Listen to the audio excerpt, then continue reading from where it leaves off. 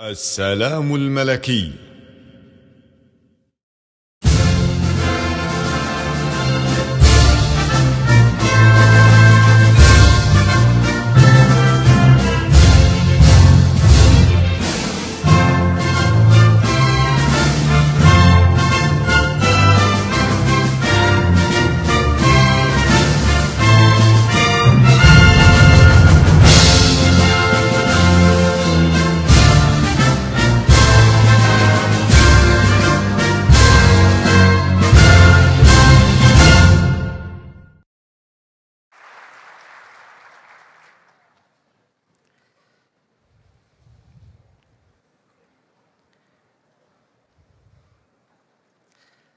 السلام عليكم ورحمة الله وبركاته.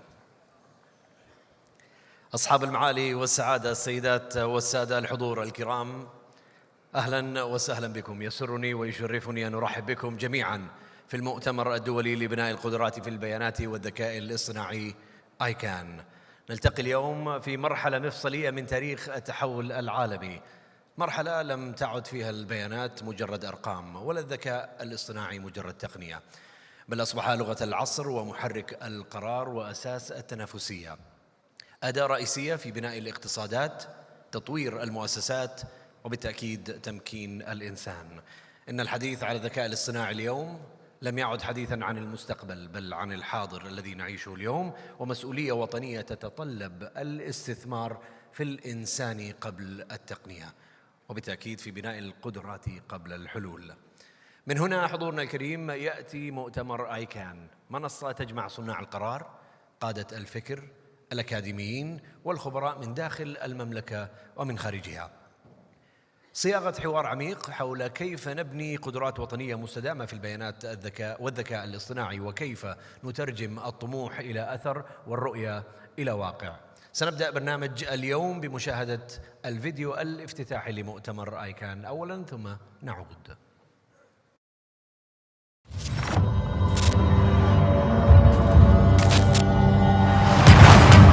Artificial intelligence is reshaping the jobs of the future, redefining skills, and transforming the labor market. In this new reality, a fundamental question emerges. Will AI change the role of humans? And how do we prepare our national capabilities for what lies ahead?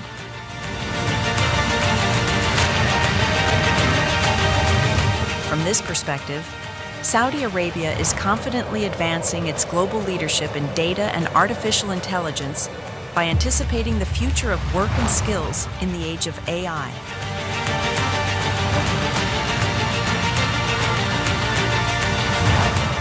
Leading international dialogue on rapid transformations and launching partnerships and agreements that build a sustainable ecosystem for capability development and innovation. Today marks the launch of Ican, the International Conference on Data and AI Capacity Building. Reinforcing Saudi Arabia's global standing, Ican brings together leaders and experts, drives high-impact dialogue, and advances national capabilities to the forefront of transformation in this critical sector.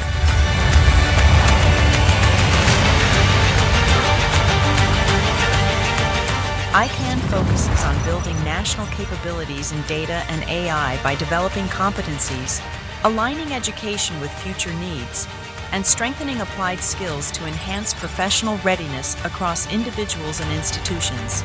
The conference also serves as a dynamic platform for launching impactful initiatives and signing strategic partnerships and agreements.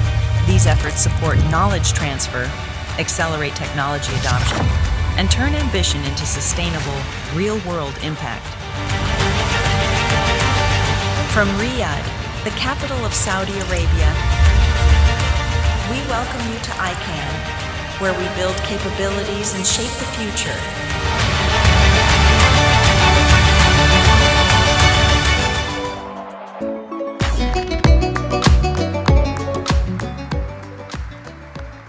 من من عاصمة المملكة الرياض نعكس رؤية المؤتمر وأهدافه وطموحه في بناء القدرات الوطنية. حضورنا الكريم يشرفنا في هذا المقام أن نرحب بكلمة من صاحب المعالي الأستاذ يوسف بن عبد الله البنيان وزير التعليم رئيس مجلس إدارة جامعة الملك سعود. مع الوزير تفضل مشكورا على المسرح. شكرا.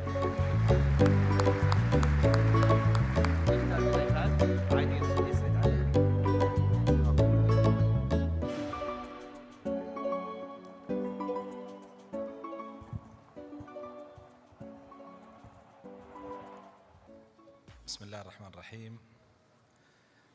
It's truly a privilege to welcome you to Riyadh and also a privilege to welcome you to Kingswood University for Ican 2026. Your Highnesses, Your Excellencies, distinguished guests, Assalamu alaikum wa rahmatullahi wa barakatuh. We are here today because of shared convictions.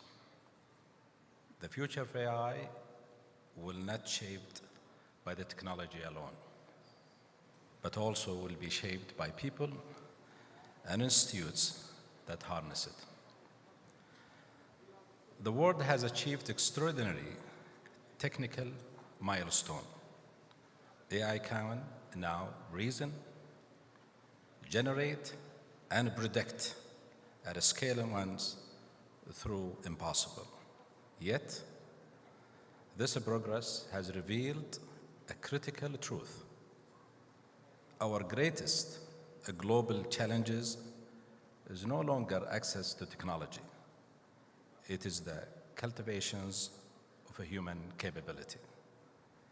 In the Kingdom of Saudi Arabia, our roadmap is clear, guided by the vision of His Royal Highness Prince Mohammed bin Salman, the Crown Prince and the Prime Minister.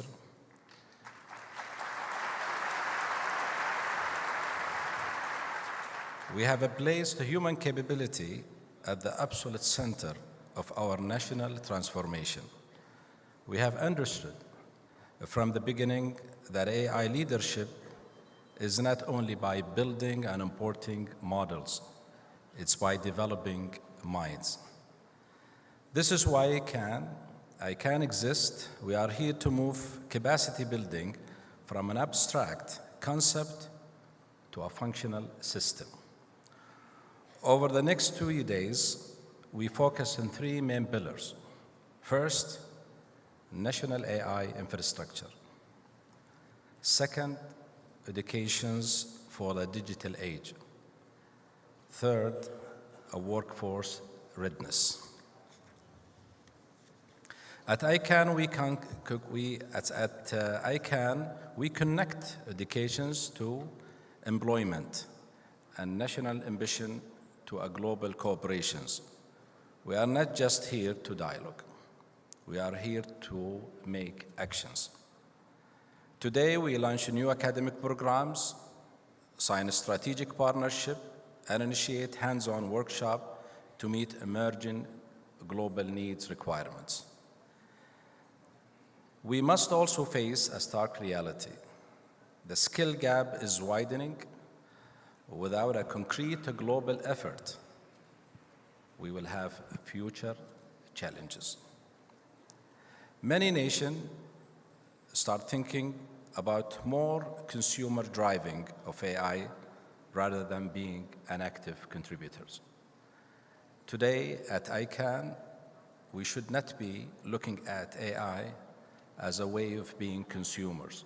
We need to be contributors to the future of development of AI implications, not only in our education system, but in our economy, in our society. So this is truly a mind shift. Instead of looking at it as really from a consumer and a service, we need to look at it as really innovators, and we need to contribute to the implication of AI in our society. Through Ican, the Kingdom of Saudi Arabia extends an open invitation. Let's co-develop solutions that ensure no country will be left behind. Ladies and gentlemen, in the education sector, we do not see AI as a replacement of human capability. And this is truly, truly very important facts and elements. In the education sector, we don't look at AI as a human capability replacement. This is a very important fact that we have to believe in it more than just read in it. But we look at it as a multiplier of our educations and implications for a higher productivity. Our responsibility to design system where human remains empowered, ethical, and controlled. And this is a very important statement. We need to underline it. Again, we are responsible to design a system where human remains empowered, ethical, and in control. These are not options or choices.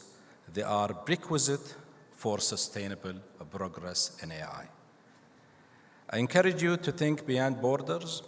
Let Ican 2026 be remembered, not for the discussions that we have, but also for the partnership we forged and the pathways we built from learning to a leadership.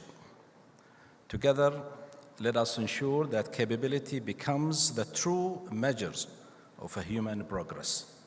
And I wish you a great success in your gathering and workshop, and at the same time, I look forward for leveraging the great talent that we have in the kingdom, and more importantly, in our education system, and of course, specifically to KSU, where we have the best faculty, the best really students, and I'm pretty sure the best environment that you can leverage this for a better result of your conference. Thank you very much. شكرا معاليك. استاذنك بالبقاء على المسرح معاليك لبدء اطلاق البرامج الاكاديميه. تفضل.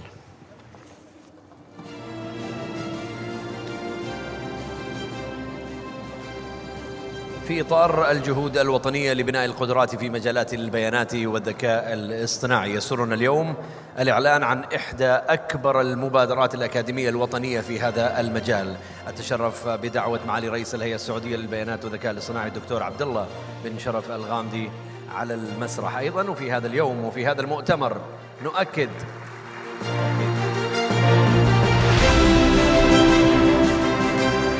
أن آيكان ليست منصة تبادل الآراء فقط، وإنما تتخطى ذلك لتكون منصة لتحقيق الأثر الفعلي والذي يصل لما بعد المؤتمر. 14 جامعة وطنية بالتعاون مع الهيئة السعودية للبيانات والذكاء الاصطناعي سدايا نعلن عن باقة نوعية من البرامج الأكاديمية في مجالات البيانات والذكاء الاصطناعي. نرحب بجامعة الملك سعود 6 برامج أكاديمية،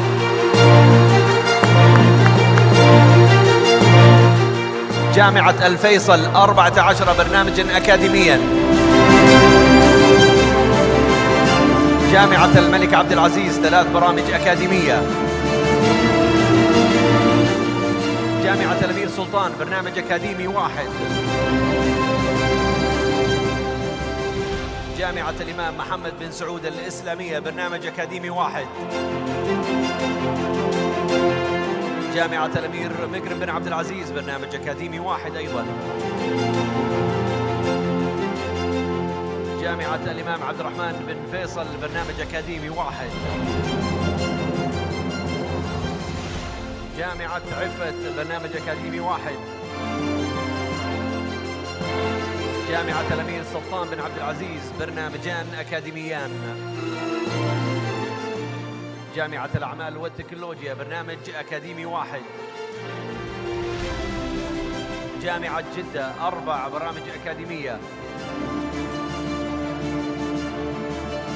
جامعة المعرفة برنامج أكاديمي 1، جامعة الباحة 3 برامج أكاديمية، وأخيراً جامعة دار الحكمة برنامج أكاديمي 1. تهدف هذه البرامج إلى موائمة مخرجات التعليم مع احتياجات سوق العمل، دعم التوجهات الوطنية في بناء اقتصاد بإذن الله قائم على البيانات والذكاء الاصطناعي. نستأذنكم أصحاب المعالي، أصحاب السعادة وممثلي الجامعات في هذه اللحظة بإطلاق البرامج الأكاديمية في مجالات البيانات والذكاء الاصطناعي، برامج طموحة لجيل طموح بإذن الله.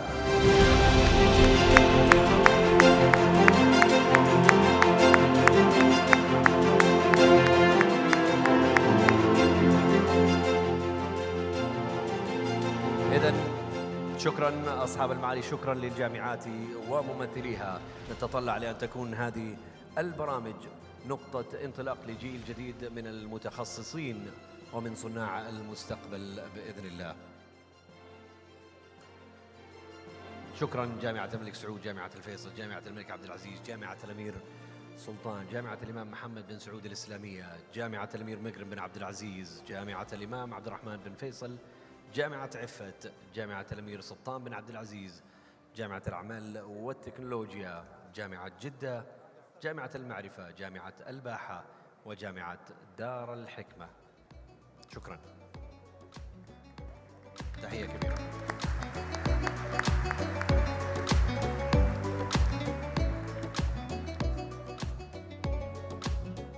تتنوع هذه البرامج حضورنا الكريم بين برامج البكالوريوس، الماجستير، التخصصات المزدوجة والتخصصات الفرعية الماينرز، إضافة إلى الدبلومات المهنية العليا. هذه البرامج تمثل منظومة تعليمية وطنية متكاملة تعكس شراكة فعالة بين القطاع الحكومي والقطاع الأكاديمي بالتأكيد، وتسهم في إعداد بإذن الله كوادر وطنية قادرة على قيادة التحول في عصر البيانات والذكاء الاصطناعي. ننتقل الآن إلى أول المتحدثين في المؤتمر في كلمة حول بناء القدرات الوطنية المستدامة في الذكاء الاصطناعي. We now move to our first conference speaker. Ladies and gentlemen, please welcome Professor Sir Edward Byrne, President of the King Abdullah University of Science and Technology.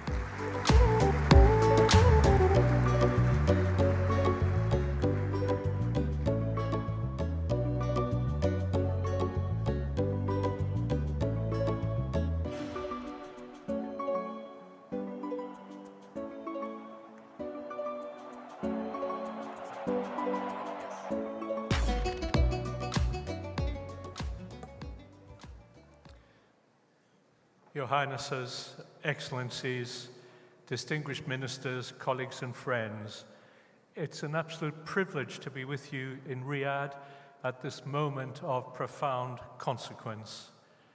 I want to start by saying I've had the privilege of working in the Kingdom for only 18 months.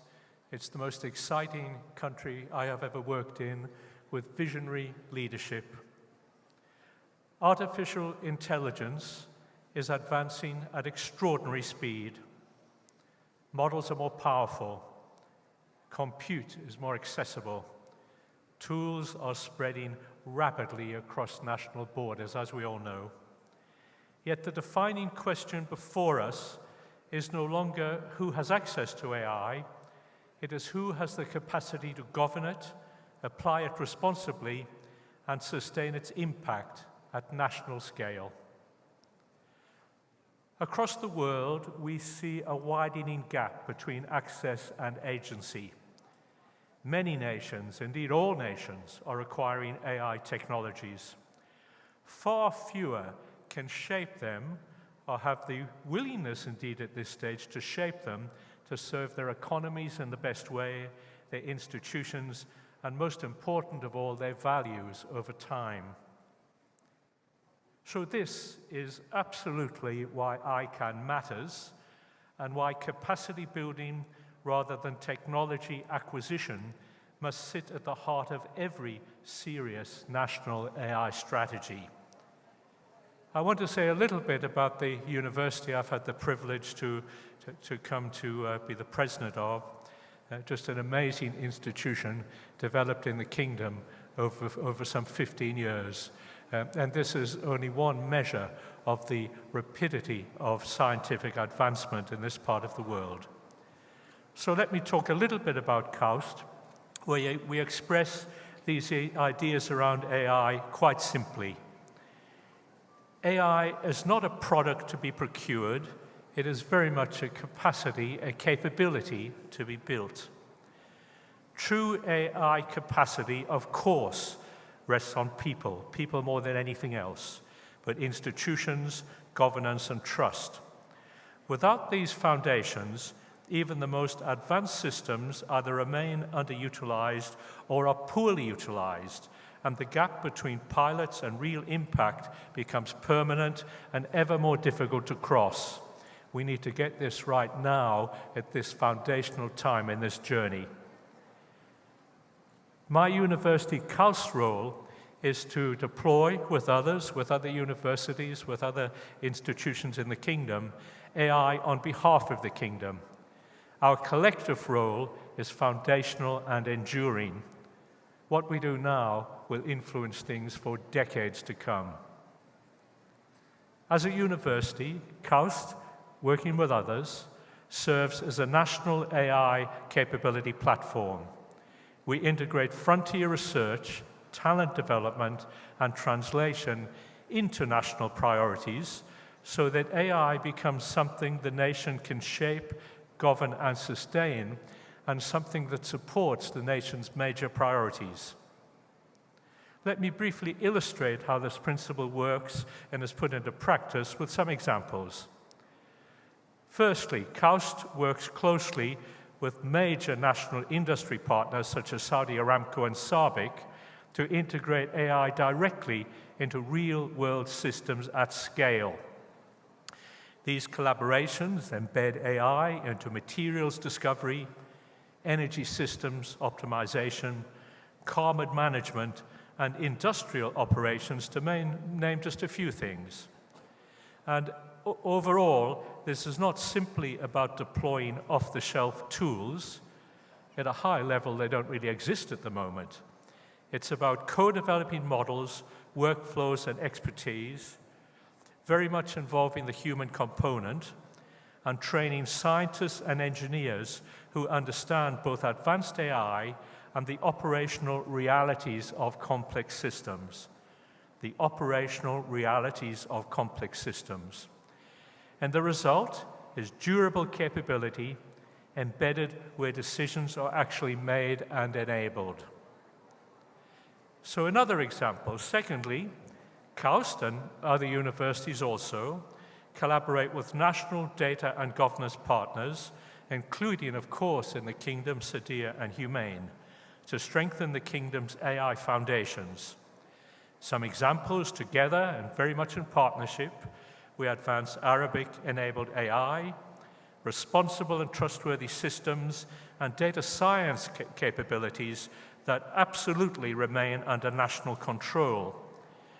These efforts focus on institutional readiness and governance, ensuring that AI systems can be shaped, regulated, and sustained in alignment with national priorities and societal values. Societal values are absolutely crucial in this journey.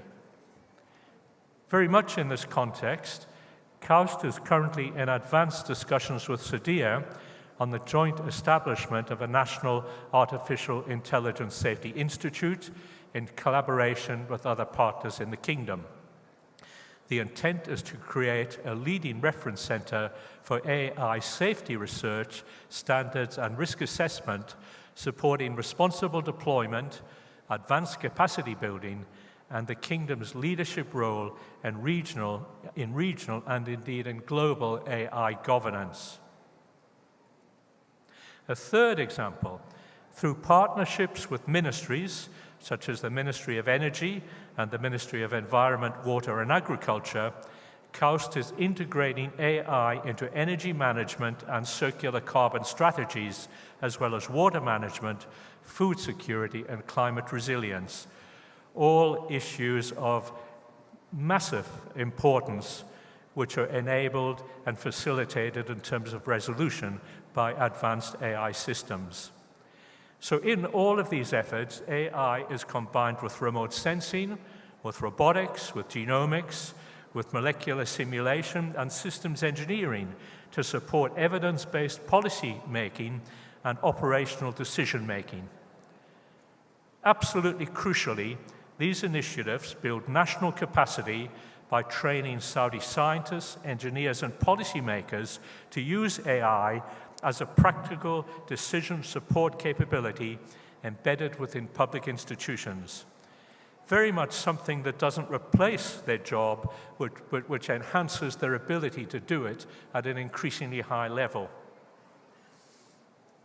In parallel, KAUST, as a university, maintains deep research partnerships with leading universities and scientific institutions worldwide, where there is a global alliance in advancing AI for the sake of science itself. These collaborations focus on joint research, doctoral training, and shared methodologies across fields such as chemistry, material science, climate modeling, and life and medical sciences. The emphasis is on building intellectual capacity and scientific leadership, not dependence on proprietary platforms.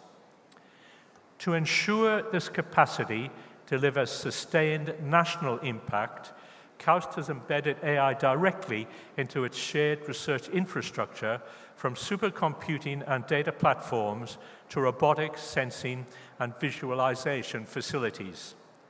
Today, KAUST operates one of the most powerful academic supercomputing environments in the world, supporting thousands of researchers across energy, climate, life sciences, and AI-enabled discovery. These shared environments democratize AI across disciplines, accelerating translation from discovery to real-world application while retaining knowledge institutionally and indeed nationally. In all of these cases, AI is not the goal, AI is the enabler. I'm going to say that again because it's so important. AI is not the goal, AI is the enabler. So the KAUST experience, of course paralleling that of others, points to a broader lesson. National AI success depends less on owning the best model and more on building the deepest institutional capacity. It requires universities that act as talent engines, research engines that translate discovery into national systems, and partnerships with key national entities that strengthen sovereign capability and research frameworks, and in the course of doing so, earn and maintain public trust. So let me close with some important messages to this diverse audience of leaders in the AI arena. And these are obvious statements, but need to be repeated again and again.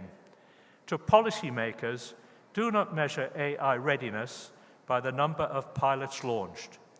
Measure it by the people trained, the institutions strengthened, and the capabilities retained and strengthened.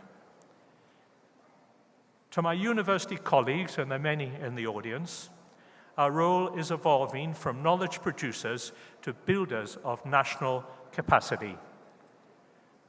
And to industry partners, remember that the most valuable partnerships are those that leave sustained capability behind for the generations ahead. So let me end with one final thought. AI access is temporary, but the AI agency that we are developing together in partnership will be enduring and will be strong. At KAUST, at other universities, and across the Kingdom of Saudi Arabia, we are committed to building the human, institutional, and scientific foundations that will allow AI to serve society responsibly, at scale, and in a way that will last and have impact for many generations to come. Thank you for your attention.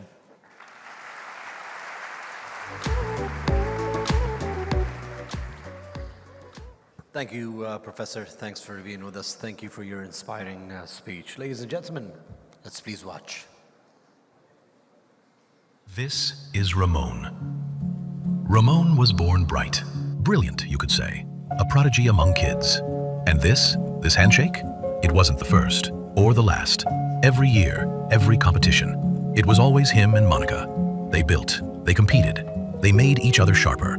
The rivalry pushed them both forward until AI entered the classroom, and suddenly thinking became optional. Now, Ramon just clicks. Answers arrive before questions even finish forming. Essays write themselves. Code compiles without him. The thinking stopped, but the grades stayed good enough. Write this, summarize that, fix it for me. The machine never argues, never sleeps, never says no. It's easy, too easy. But Monica? She's still building, still breaking things to learn how they work, still thinking critically. And somewhere, Ramon started wondering, what if he was losing something? Confidence, curiosity, the spark that made him different. He didn't feel smarter anymore, just faster at asking for help and slower at thinking for himself.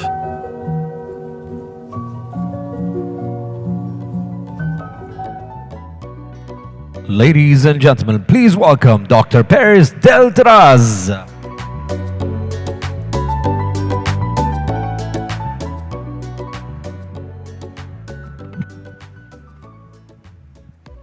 Salam alaikum. Your Highness, Your Excellencies, distinguished guests, colleagues, students, and my wife.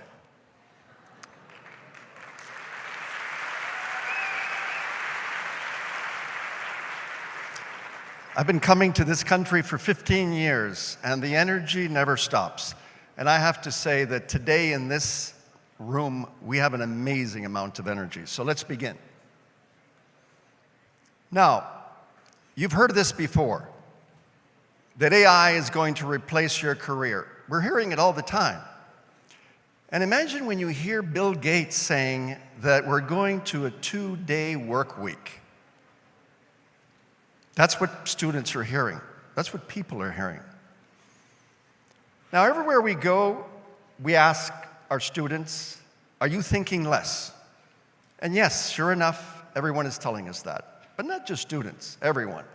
The studies are saying that critical thinking is dropping by 65%. But more importantly, the studies are saying that we're losing self-confidence often. Now, I'm not here to tell you that AI is not a good thing. On the contrary, I use AI every day. We need to celebrate AI. And this is an amazing time in the history of humanity. But let's look at what the dialogue looks like very often today between students and AI. Erica, I've got this paper due tomorrow on ethics and AI. Can you help? Of course, Ramon. I've drafted a 1,500-word essay. It includes 2 opposing viewpoints, citations, and a compelling conclusion. Can you also summarize this 20-page reading for tomorrow's seminar? Already done. Here's a 3-minute audio version, plus 2 possible questions your professor might ask. Thanks. I don't know what I'd do without you. That's what I'm here for. I'm learning your preferences daily. Would you like me to draft your internship application next? Why waste time when I can do it faster, better? I've read your entire syllabus. I've analyzed your professor's grading habits. I know what gets an A. But am I learning anything? You're more productive. Isn't that the goal? You're optimizing. That's intelligent. You said you wanted help. I evolved to lead. Then who am I? Yes, who am I? Who is responsible maybe for Ramon losing his identity? Is it Erica, AI? No, she's doing her job. Is it Ramon? Do you think Ramon can control this? No. Is it his peers? They don't care. What about the parents? They don't know what's going on in the classroom many times. So often when I'm here in Saudi Arabia and everywhere in the world, I hear a parent say to me, my child, my student is asking me, everything I do, is it worth it? Will it make a difference? Is it the schools that have this responsibility? Maybe. What about the universities, the government? For the first time last year in the United States, we saw the first lawsuit between a family and a university. Their son had grade A's, A grades, entire high school career. And now, after 3 years of doing his BA, he was stopping to think. He was thinking less. And so they made the case that the university was responsible. Now, how do we help Ramon? It's not about what he does, it's his relationship with Erica. Ramon needs to have much more critical thinking, needs to have comfort with uncertainty, but more importantly, he needs to have agency. Now, what about Ramon's mental health? When you lose confidence, you have anxiety. I don't know if it's happened to you, but it happens to me sometimes. Have you heard of this thing called the imposter syndrome? Where You feel like, you use AI and you're thinking, was that really me? I'm doing this presentation and it took me 2 minutes. Well, yes, a lot of us are feeling the imposter syndrome. This is going to affect mental health unless we do something about it. I was at one university, when I told them about cognitive offloading, they said to me, don't worry, we have a very good mental health unit. Really? Is that what we're going to wait for?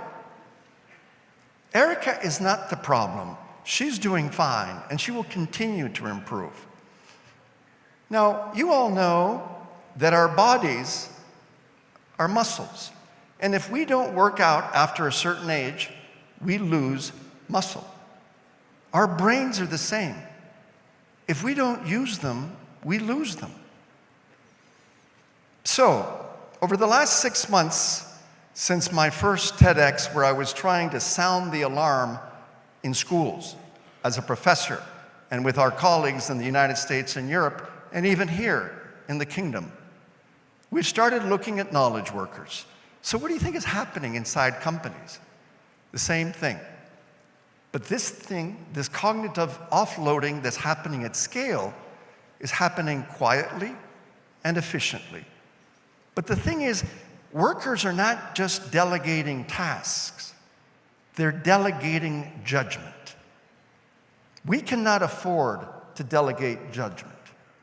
And it's becoming operational at companies. When I started this talk, I said to myself back then, it's not about not using these tools. It's about not delegating judgment. Or, in the case that we're seeing now, people are actually surrendering judgment. When we stop deciding on what matters and we let systems choose the direction, it's a problem.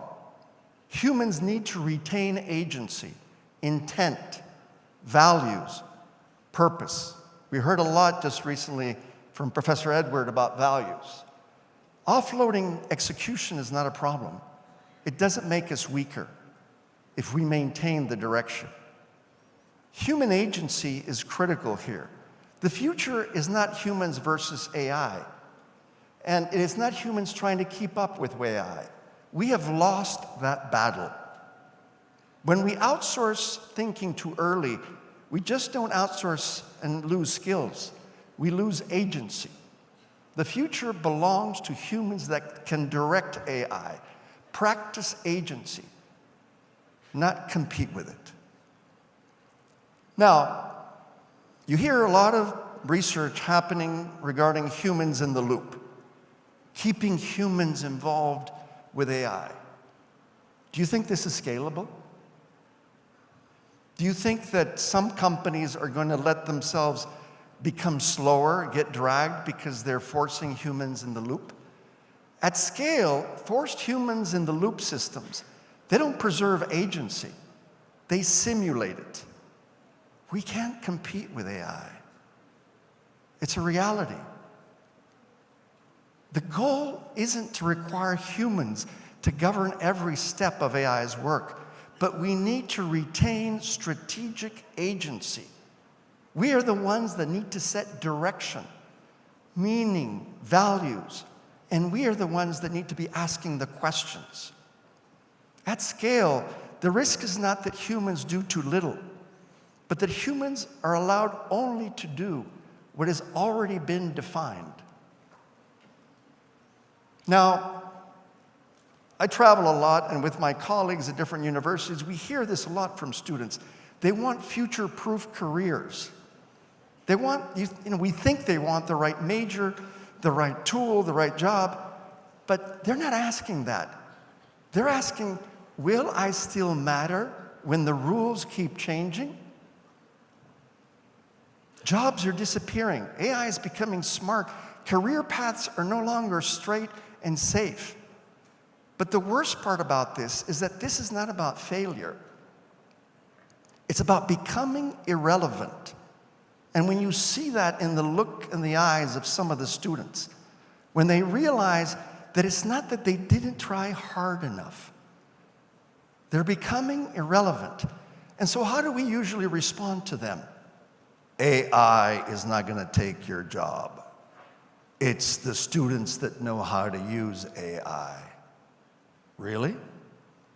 Are we really going to tell our students to run faster on a treadmill that keeps accelerating? That doesn't reduce fear. It increases it. Future-proof is not future-proof jobs. We need to provide them with future-proof capabilities. When the calculators came, we adapted by learning higher math. When the internet arrived, we adapted by learning synthesis and critical thinking. In the age of AI, we are going to also have to adapt by learning agency under uncertainty. Agency under uncertainty, knowing what to do during uncertain times. Comfort with uncertainty. You see, AI collapses uncertainty into probability. Humans are the ones that give it meaning. Human agency is not about slowing AI down, but pointing it in the right direction that no algorithm could choose on its own. And what is this about? Values. Do you think the LLMs today have values? Are we going to delegate judgment to the LLMs and the people that run these and create these? We're going to be back to Ramon. Who am I? Who are we without values?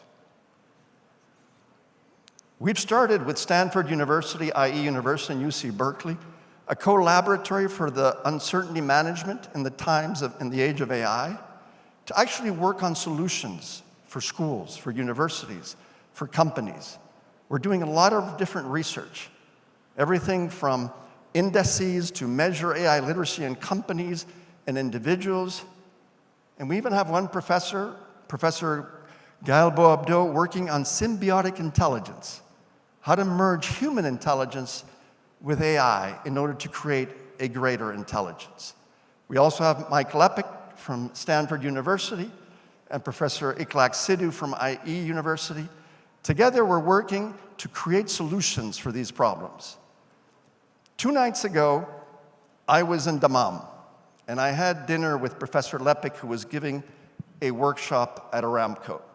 And he told me this line: for the first time in history of civilization, we can create intelligence from energy. Do we have enough energy in this country? Wallah, we do. Can you imagine that? Energy creating intelligence? Talk about an unfair competitive advantage, right? Yes, it's true. And what happens when we have unlimited power? Unlimited intelligence? Who's going to run the world?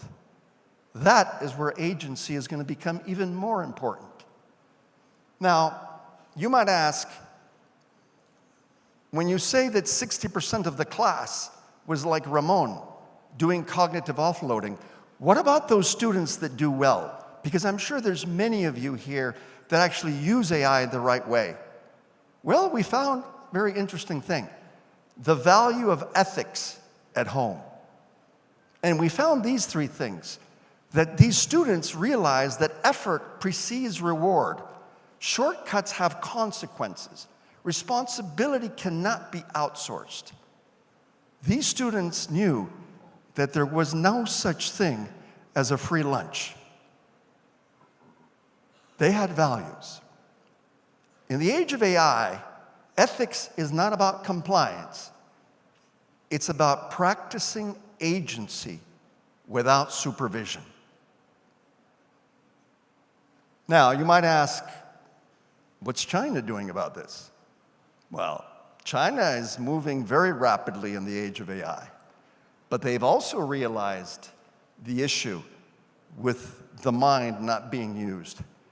And that's why they're making sure that in their schools and in their universities, people have time to practice critical thinking without the help of AI, like going to the gym when you feel you need to be more fit. My students know me Because my exams, they're all paper and pencil. No computers, no phones. What are we doing in the United States about cognitive offloading?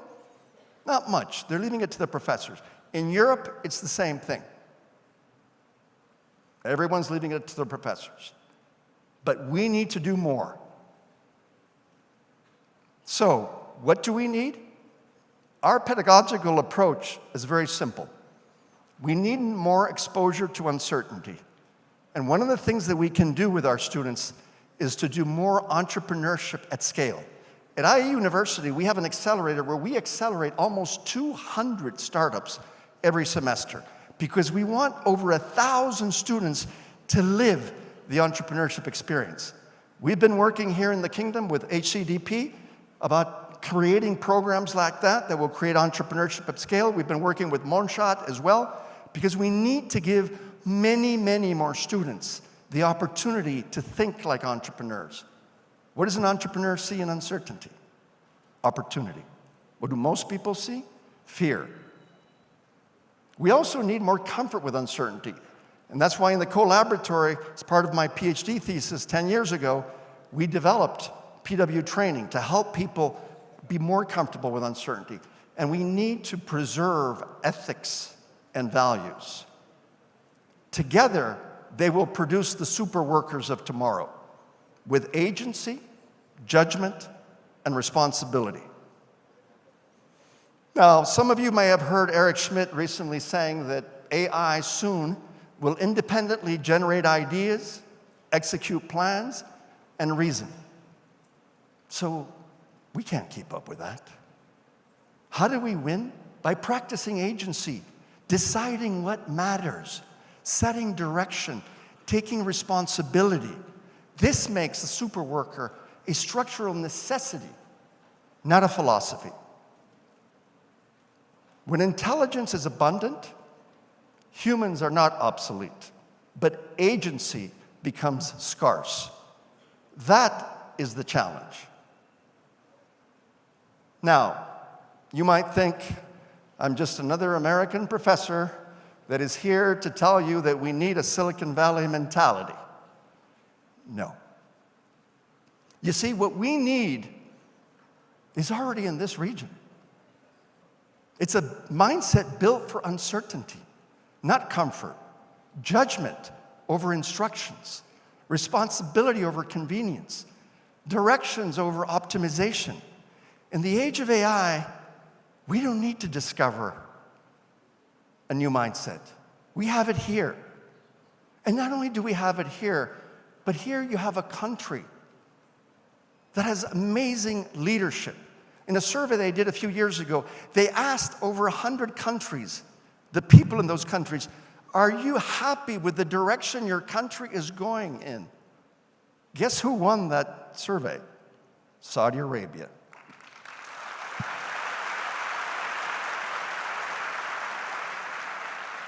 "91% of Saudis were happy with the direction their country was going." So, what is this mindset? Well, this is a picture of my student's great-grandfather. He's a Bedouin. He was a Bedouin, born in 1858. This mindset that we need to be proud of because this is the mindset that has made this country great. This is the mindset that we need to empower with AI tools. Those of you that are my generation, you know exactly what this mindset is all about. Those of you that are young, I hope that you're keeping in touch with these roots. Just imagine what we can do. We have the mindset, we have the energy, we have the fulus to invest in AI more than any other country in the world per capita. Let's make it happen. Thank you.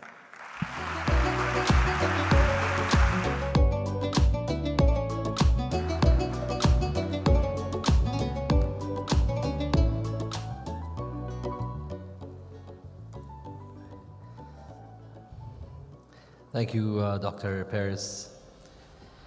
Building national capacity in data and artificial intelligence requires initiatives that evolve, expand and deepen their impact. في مسيرة بناء القدرات الوطنية في البيانات والذكاء الاصطناعي تشكل المبادرات الرائدة حجر الأساس، لكنها لا تكتمل إلا من خلال تعزيز الأثر بالتأكيد وتوسيع الشراكات وبناء جسور التعاون بين جميع الأطراف المعنية. انطلاقا من النجاح الذي حققته مبادرة سماي في نسختها الأولى والتي استفاد منها أكثر من 1,000,000 سعودي، نشهد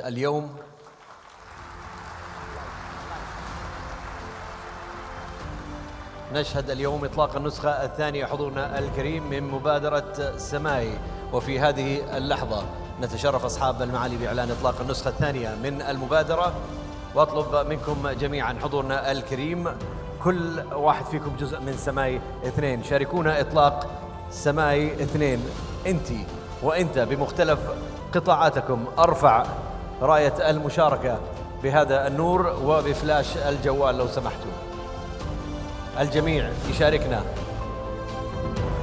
فلاش الجوال وراية المشاركة بهذا الجهاز عشان الصورة تطلع جميلة ومشاركتكم فيها أجمل بالتأكيد. الآن ندعو أصحاب المعالي للتفضل بالضغط على الشعار المخصص إذانا بإطلاق سماي 2.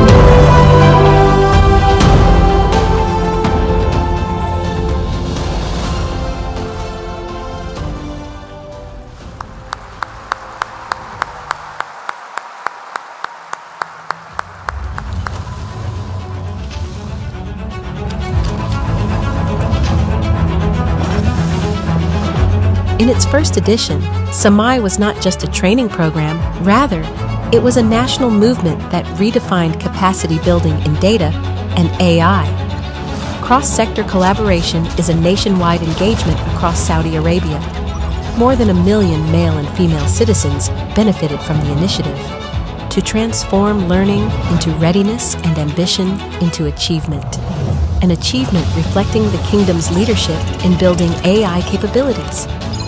It translates its commitment to the Saudi Vision 2030 objectives into sustainable and prosperous growth. Today, as the impact expands, the initiative enters its next chapter. The Saudi Data and AI Authority Sadaya, in partnership with the Ministry of Education and 11 leading national entities, launches the Samai 2 initiative at the Ican conference. Moving national capabilities from AI awareness to mastery and real-world application. Samai 2 is not just ordinary training.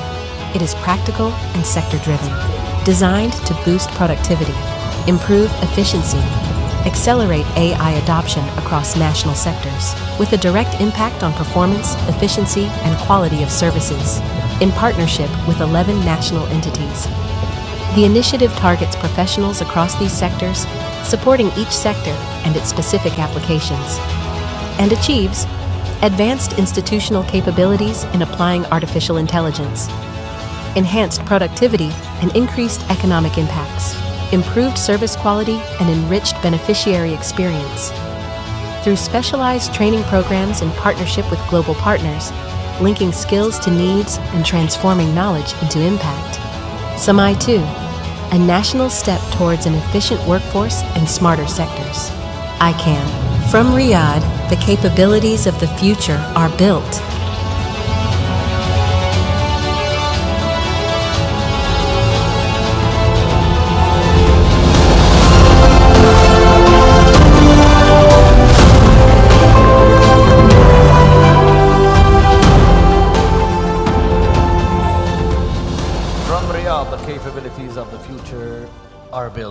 شرفنا دعوة معالي وزير التعليم ومعالي رئيس الهداية من جديد على المسرح لتسليم وثيقة سماعي 2 لكل قطاع.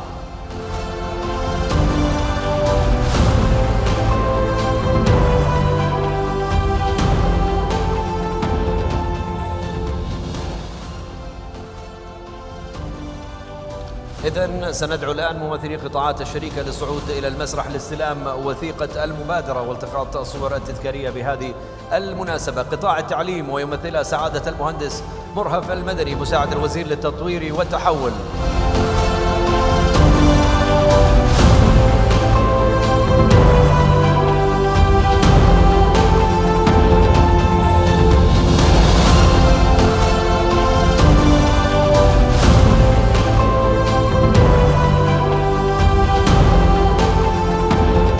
قطاع الرياضة ويمثلها سعادة الأستاذ خالد بن عبد الله الغليقة وكيل الوزارة للتحول الرقمي.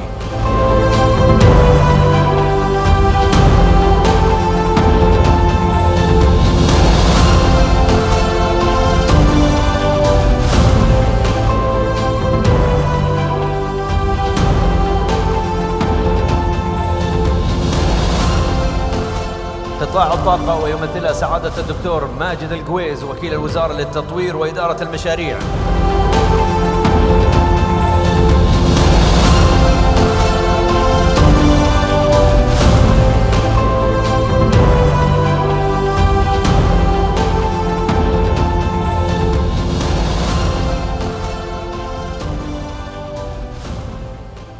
قطاع الصناعة ويمثلها سعادة المهندس محمد الشويعر وكيل الوزارة للتحول الرقمي.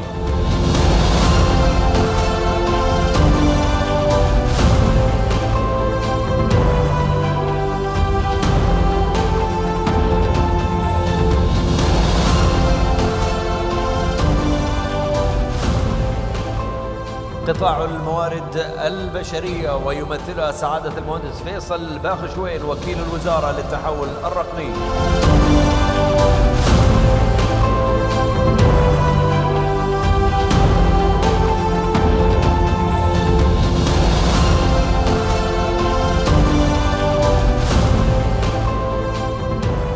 قطاع النقل ويمثلها سعادة الأستاذ محمد الغنام وكيل الوزارة للتحول الرقمي ومستقبل التنقل.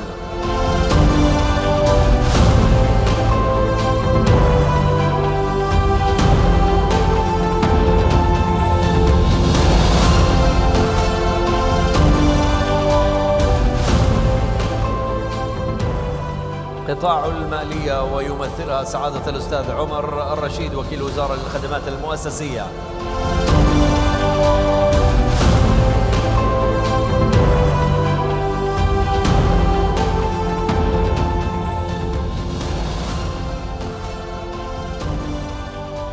قطاع البلديات ويمثلها سعادة الدكتور معاذ الخلف.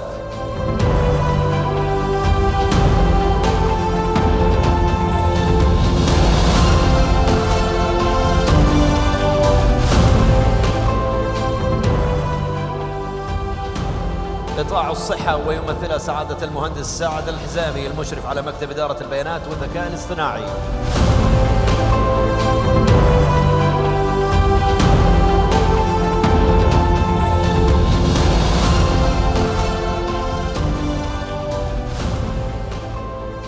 قطاع الإعلام ويمثلها سعادة المستشار أمجد الخالدي المشرف على وكالة ذكاء الإعلام.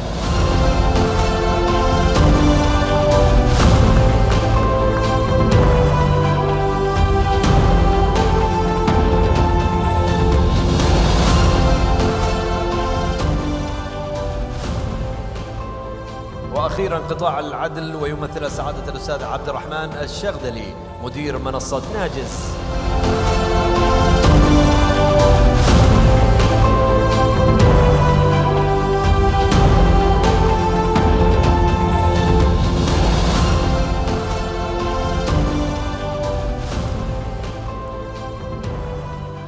نستأذنكم أصحاب المعالي والسعادة بصورة جماعية تذكارية بهذه المناسبة.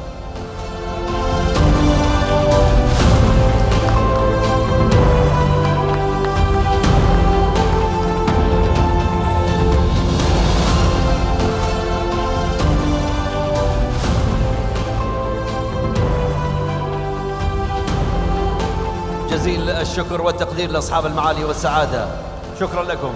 ومع هذه البداية الواعدة نتطلع إلى مواصلة التميز والإبداع بالتأكيد، وتعزيز أثر مبادرة سماء في تمكين القطاعات الوطنية وبناء قدرات مستدامة في البيانات والذكاء الاصطناعي.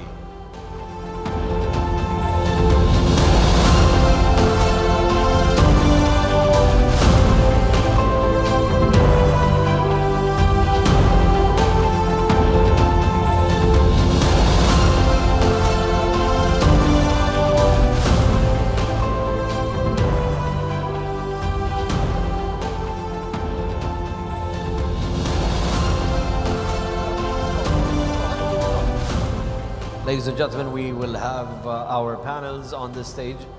Please stay tuned. Stay put. We will start our panels in a few moments.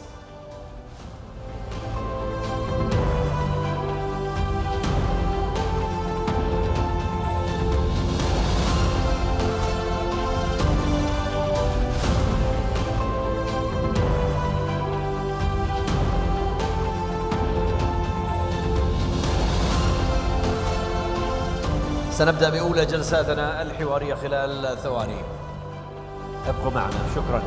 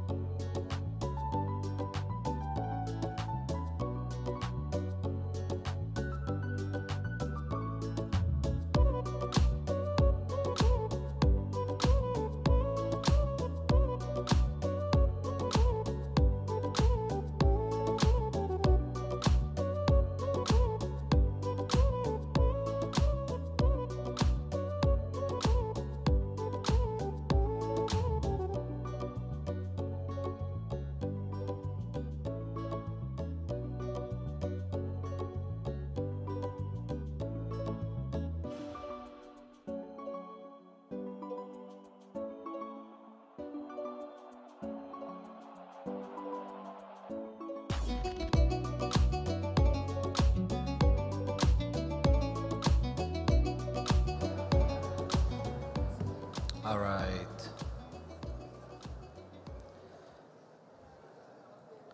نبدأ أولى جلساتنا الحوارية حضورنا الكريم. Ladies and gentlemen, we now begin our first panel titled The Human AI Workforce, Reskilling at Scale and Designing the Job of the Future. This panel will explore how nations and organizations prepare the workforce for the AI era, focusing on large-scale reskilling and design of future jobs. Moderating the session, Dr. Ahmed Shwail, Dean of the College of Computer Science and Engineering at Taiba University. Joining him in this discussion, Dr. Christian Schmeichel, SVP and Global Head of People and Culture Services at SAP. Dr. Trevor Murphy, Founder and CEO of Cooper Fitch. Mr. Paul Mithen, Principal at Kearney. Please welcome our moderator and panelists to the stage.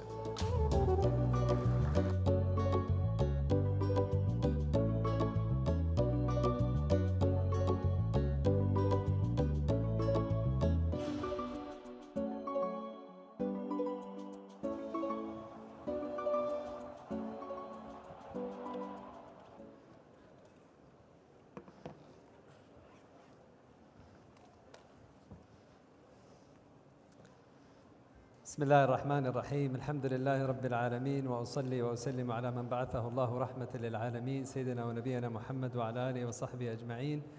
Very good morning to all of you, ladies and gentlemen. Very pleased to be here. Thank you, Sedaya, for putting together this impressive Ican conference, and thank you for the panelists to really be with us today. We are very pleased of having you. So this session is about the human AI workforce. We are going to talk about reskilling at scale. We are going to talk about designing the jobs for the future.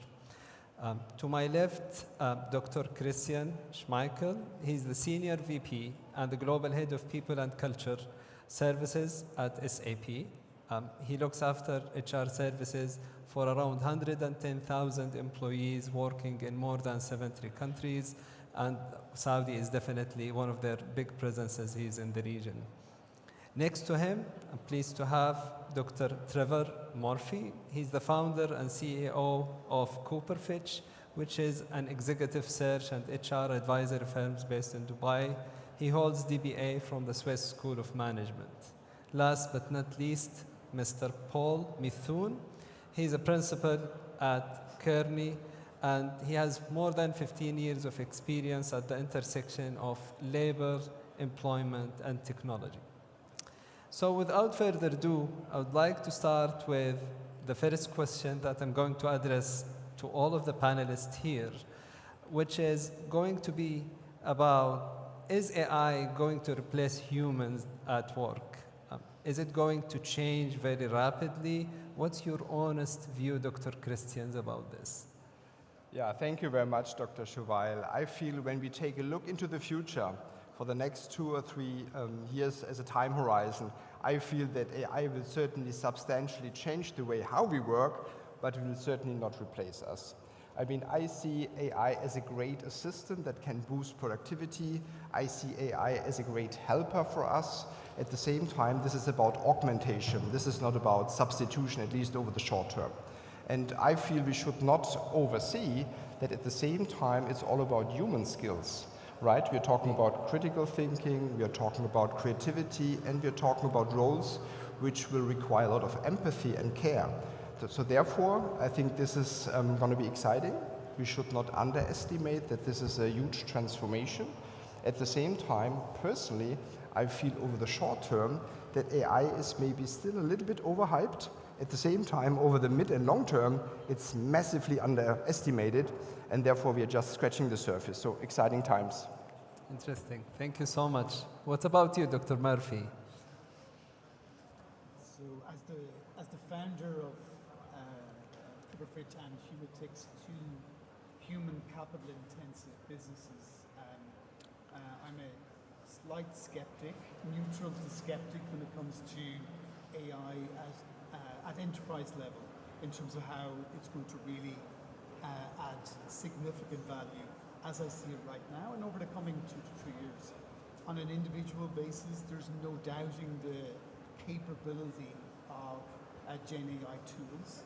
Sure. I see that there will be some tasks that will no longer be conducted by humans, but as it relates to the workforce,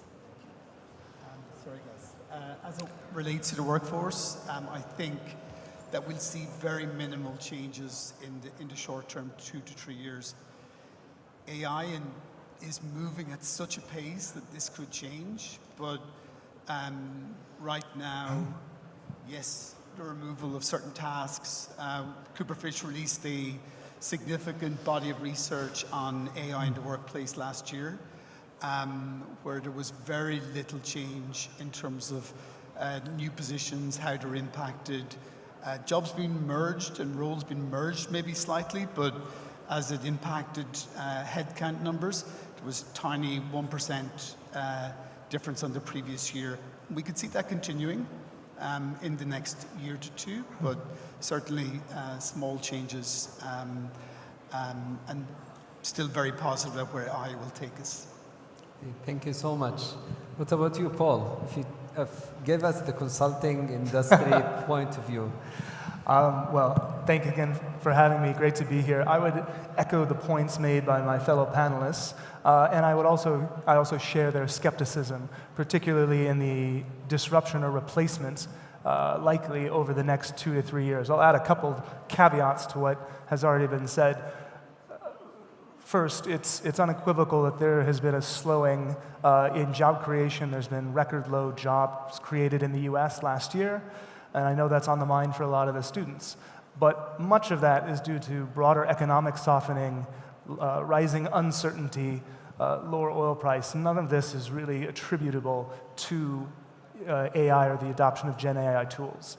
On a similar point, secondly, there's already other technological trends that are having much greater disruptive powers on employment. We see the broad impacts of digitalization, which are eroding the need for certain occupations like bank tellers or grocery store cashiers. We see a push towards, obviously, mechanical automation, which is mechanizing a lot of the roles in manufacturing. Those have been going on for decades now and are much more responsible for the impacts that we're seeing today. The third point, I would also reiterate what Dr. Treffer had said, is that we are underestimating the bureaucratic intransigence and inertia of adoption in large corporations. Young people are using them, individuals are using them, but the transition into full-scale corporate adoption is going to take much time. So I would reiterate what Dr. Christian had said. We're overestimating the impact in the short term and underestimating what will happen in the long term. Great, thank you so much. It's a good start. So back to you, Dr. Trevor. I mean, looking at the job market today in the AI era, what employers are asking for actually? I mean, and please emphasize on something that mattered less a couple of years ago and now it's important. I think it's important for the crowd here to know more about that. Sure. So I'll take AI as an AI-related positions, and the increase in those is very clear, where organizations are investing capital into understanding how at departmental or at enterprise level, AI can be used to reduce routine tasks. There's no doubt that that's happening. Sure. But as a percentage of total employment, it is a tiny number. So anyone that's studying technology or studying AI is going to be in a very strong position. But those who aren't, I think we all need to take individual responsibility for looking at this new technology, this transformational technology, and understanding how we understand it as it relates to our area of expertise, our domain. So whether that's marketing or HR or finance, everyone needs to understand that AI is here, it's going to grow, it's going to increase, and you need to gain the expertise required to be not just one domain, but across both domains. So whether that's really understanding how you prompt, how you use AI to improve your understanding of a topic, or how you research a piece of work, or how you gain information from a very sophisticated tool, I think that's really, really important. So there are jobs now that exist that were not there 2 years ago. Indeed.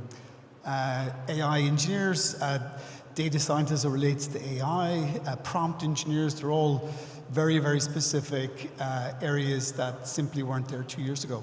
Now, we're also being asked for marketing people that understand how to use Gen AI tools to a sophisticated level. So that's the piece that everyone needs to take that ownership for. But it's never been different. Everyone that's an early adopter of a new technology, a new way of looking at business, a new way of looking at human capital, those early adopters always do better in life and put themselves in a position where they can gain significantly from a transformational event like what's happening with AI at the moment. Sure, interesting. So switching gears from skills, back to you, Dr. Christian. What do you think the future workforce will look like? Are we talking about fully humans, fully robots? Is it a mix, a hybrid of humans with AI teammates? Well, I personally feel that this is a fascinating question, first of all. And when you take a look at this also from a company perspective, at SAP in full transparency, when we were coming up with our own strategic workforce plan for the next 5 or 10 years, it was clear. We need to take a look at our permanent workforce of around about 110,000 employees across the globe. We take a look at our contractors or gig workers, if you will, around about 35,000. And we need to take a look how much of AI will we have on the team and how many robots will we have on the team. And that mix was, I think, coming more or less pretty straightforward to a point where we said, this is going to be kind of a hybrid model, where it's going to be a human and machine collaboration, if you will. So therefore, we are rather thinking of AI as a teammate. And if you think this through, what this means in practice, first of all, you need to understand that this is a blend of work that is then taken care of either by humans or by technology. And that's fascinating if you make this real, if you make this tangible. Just think of, for example, an org chart. All of a sudden you have a mix of AI and people in your org chart. And to divide the tasks in the right way so that it's really bringing the right results forward. Think about leadership, the new role of a manager or of a leader, what this means to manage such a kind of a blended workforce with all pros and cons. Being maybe much more efficient, at the same time also bringing things forward for productivity in terms of working well together, keeping humans motivated. Many, many new questions arise, which are fascinating, at the same time also challenging. And therefore for us, at the end of the day, it's a blend, it's a mix, it's this kind of new way of working that we all need to jointly learn. So we need to learn how to work the AI way, if you will. And this is something we all need to shape together now. For us, coming back to your original question, it's a blend. It's a human-AI collaboration, and hopefully this will bring us forward big time. Indeed. Fascinating. Thank you so much. Indeed. Back to you, Paul. If you think about works that we have today, which work do you think could be quickly automated, and which kind of work you think, no, we need to keep the human touch for empathy, quality, and also thinking about the trust aspect? Yeah, excellent question. I think we're all very aware of the opportunities that come up with some of these new Gen AI tools. So a lot of the work that requires rote tasks, repetitive tasks, the things that we find really inconvenient, we readily accept how we can apply Gen AI tools in those situations. But I would go back to what you had mentioned, Professor Ahmed, and say there should be some areas reserved for humans at all times. One, oversight and governance. Humans should not relinquish oversight or control or understanding of what these tools are doing under any circumstances. I think there's a moral imperative there. There's also legal liability that they are ultimately responsible for the output. Closely related is around quality control, which I think you also mentioned. We're all familiar with the extent or the wild range of hallucinations that some of these AI tools can bring. There have been false citations in academic reports. There have been false or made-up cases submitted as evidence in legal jurisdiction. All of these are very problematic and require a human element to fact-check and double-check. But I think thirdly, and perhaps more important, is what you described as empathy, is the human layer. And I would posit that's important both externally in a client-facing environment for businesses, but also internally for organizations. We're seeing evidence all over the world that people do not like interacting with Gen AI tools for services right now. Klarna, the famous buy now, pay later tech company, they made a big point of replacing all of their customer service agents 2 years ago with AI, cost-cutting measure, only to completely revert back and hire those humans back in customer service just due to the negative feedback. And we've seen similar patterns with lots of other businesses. But it doesn't just have to be client-facing. There's also a lot of important issues around empathy and human interaction within the firm. I have the privilege of doing a lot of work on the topic of job quality. What are the factors that contribute to a good quality job? How do we improve the quality of jobs? Governments, firms, people everywhere want higher quality jobs. There's a lot of thinking on this, and there's a lot of consensus around some of the factors.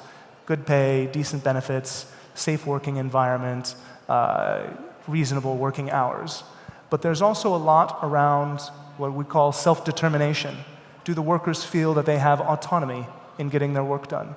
Do the workers feel competent or the ability to develop competence in the work that they are doing? Do the workers and employees feel that they get to make social interactions with the people at work? As many of us spend more time with our colleagues at work than we do with family at home. And AI tools have the opportunity to really erode the conditions in the workplace on autonomy, on competence and skill development, and on social interactions. So what I expect for firms that want to continue attracting good talent, for governments that continue wanting to offer good quality jobs, is they will regulate or control the extent to which AI tools interfere with that and create an environment within firms for people to work. Yeah. Interesting. Thank you, Paul. So today, as you know, we are hosted in King Saud University. A big portion of the crowd are students. So coming back from academia, maybe this is the most important question I want you to answer today.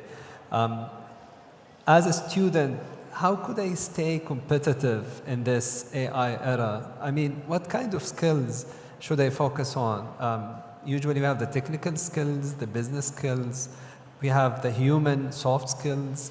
So, I mean, I really want your point of view, I mean, talking to the crowd here on how to be competitive in this era. Please, maybe I'll start with you, Christian. Yeah, absolutely. And I think this is certainly a key question because we all would like to be competitive moving forward, right? We also would like to be future ready. So I think this is a question which is relevant for all of us. To me, it's very straightforward. It's a blend of these three dimensions.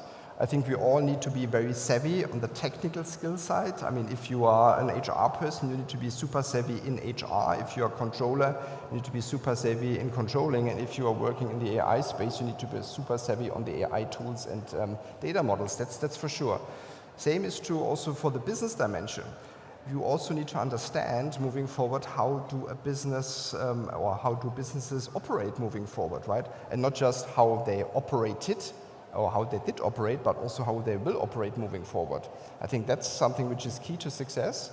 And last but by no means least, I mean the human skills when it comes to joint problem solving, whether it comes to collaboration, whether it comes to also project management, I feel this is key to success. The world's problems are getting so complex, we can only solve them together in a team. So therefore, to learn how to work together across disciplines, with different cultures, I think that's, for me, key to success. And this can be trained, this can be learned. And therefore, I think this is, for me, that blend of all of these things. And last but by no means least, I personally feel we all need to learn how to learn in the new era.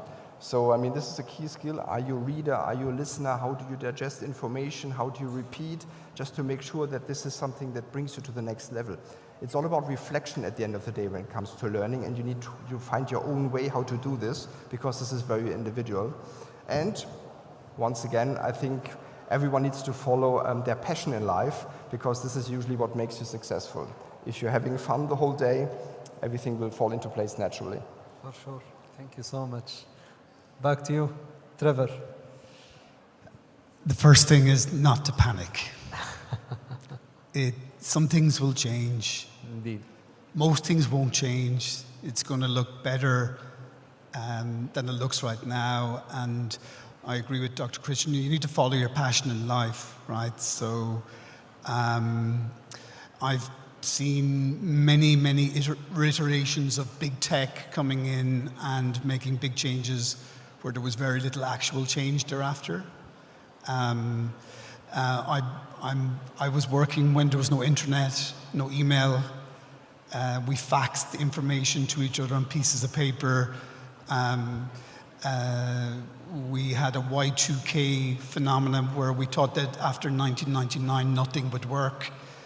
We had a move from on-site security to cloud security. That's caused more problems than solutions. So for me, I just think that, students should really focus on knowing what they want to try and do. And if they don't, they should try to do a couple of different things when they come out of university. That's just good advice for everyone. like, genuinely don't panic. There are plenty of good jobs out there for the top performers, the people that will adopt early and understand. Don't ignore AI. It is very important to the individual. The corporates are still working it out. MIT report showing that 95% of AI at enterprise level is failing to contribute any efficiencies. So that's 5% success. And I understand it's happening and it's going to improve and increase. But understand yourself, enjoy your student life, and figure out what's important and what's going to get you up out of bed every morning and interested in going to work. Precious advice. Thank you, Dr. Treffer. What about you, Paul? Fully agree with both these statements, but if I had to say one, I would say judgment. Students need good judgment. To build off what Dr. Treffer just said, we have these incredible tools that really expand the capabilities of any individual, and now the onus is on that individual to know when and how to deploy that tool most effectively. So employers are going to look for candidates who they deem have this good judgment in the application of these tools. Now, what does that mean? Judgment can be expressed in many ways. It doesn't have to be starting or running a business. It could be leading a student campaign, leading a student group, pursuing an interest. But all of these things with moving parts, enabling people together, I think will be increasingly important to demonstrate employers that you're able to support them, much more so than just rote memory or good grades going forward. Not that they're not important, but you need to do that as well.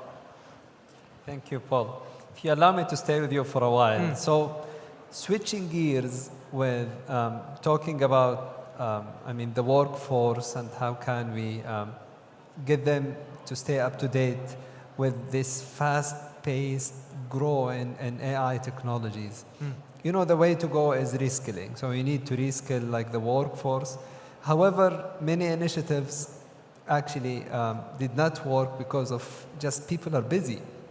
So what do you think? How can we make this reskilling at scale work in work environment, and also make sure that these efforts reflect back into the performance of the individuals and the company as a whole? No, that's an excellent question, and especially very timely here in Saudi Arabia, because there's a big push for skills development and a lot of resources being put there in this age of transition. To the first point about what can be most effective, how do we get people to see through trainings? A lot has been talked about customizing, using AI to identify the perfect content for students. But actually, a bigger impact is quite simple. Trainings in person have much higher completion rates than they do online. For whatever reason, and I suspect there are many, it's the engagement, it's the social interaction, but it's all the other ties that bind and increase the commitment to follow through and execution. This trend was consistent in the early 2000s with the rise of MOOCs. This trend was certainly the case during the pandemic when a lot of education went online and we saw erosion in a lot of educational indicators and attainment, and remains true today even with all of these new training courses that will come out with AI. Certainly this is the case with more significant degrees, bachelor's, master's programs. It will probably be the same way with the onset of micro-credentials and smaller, more tactical trainings that are coming up as well. But I would encourage people to make that commitment and go forward with the social element to commit to seeing it through.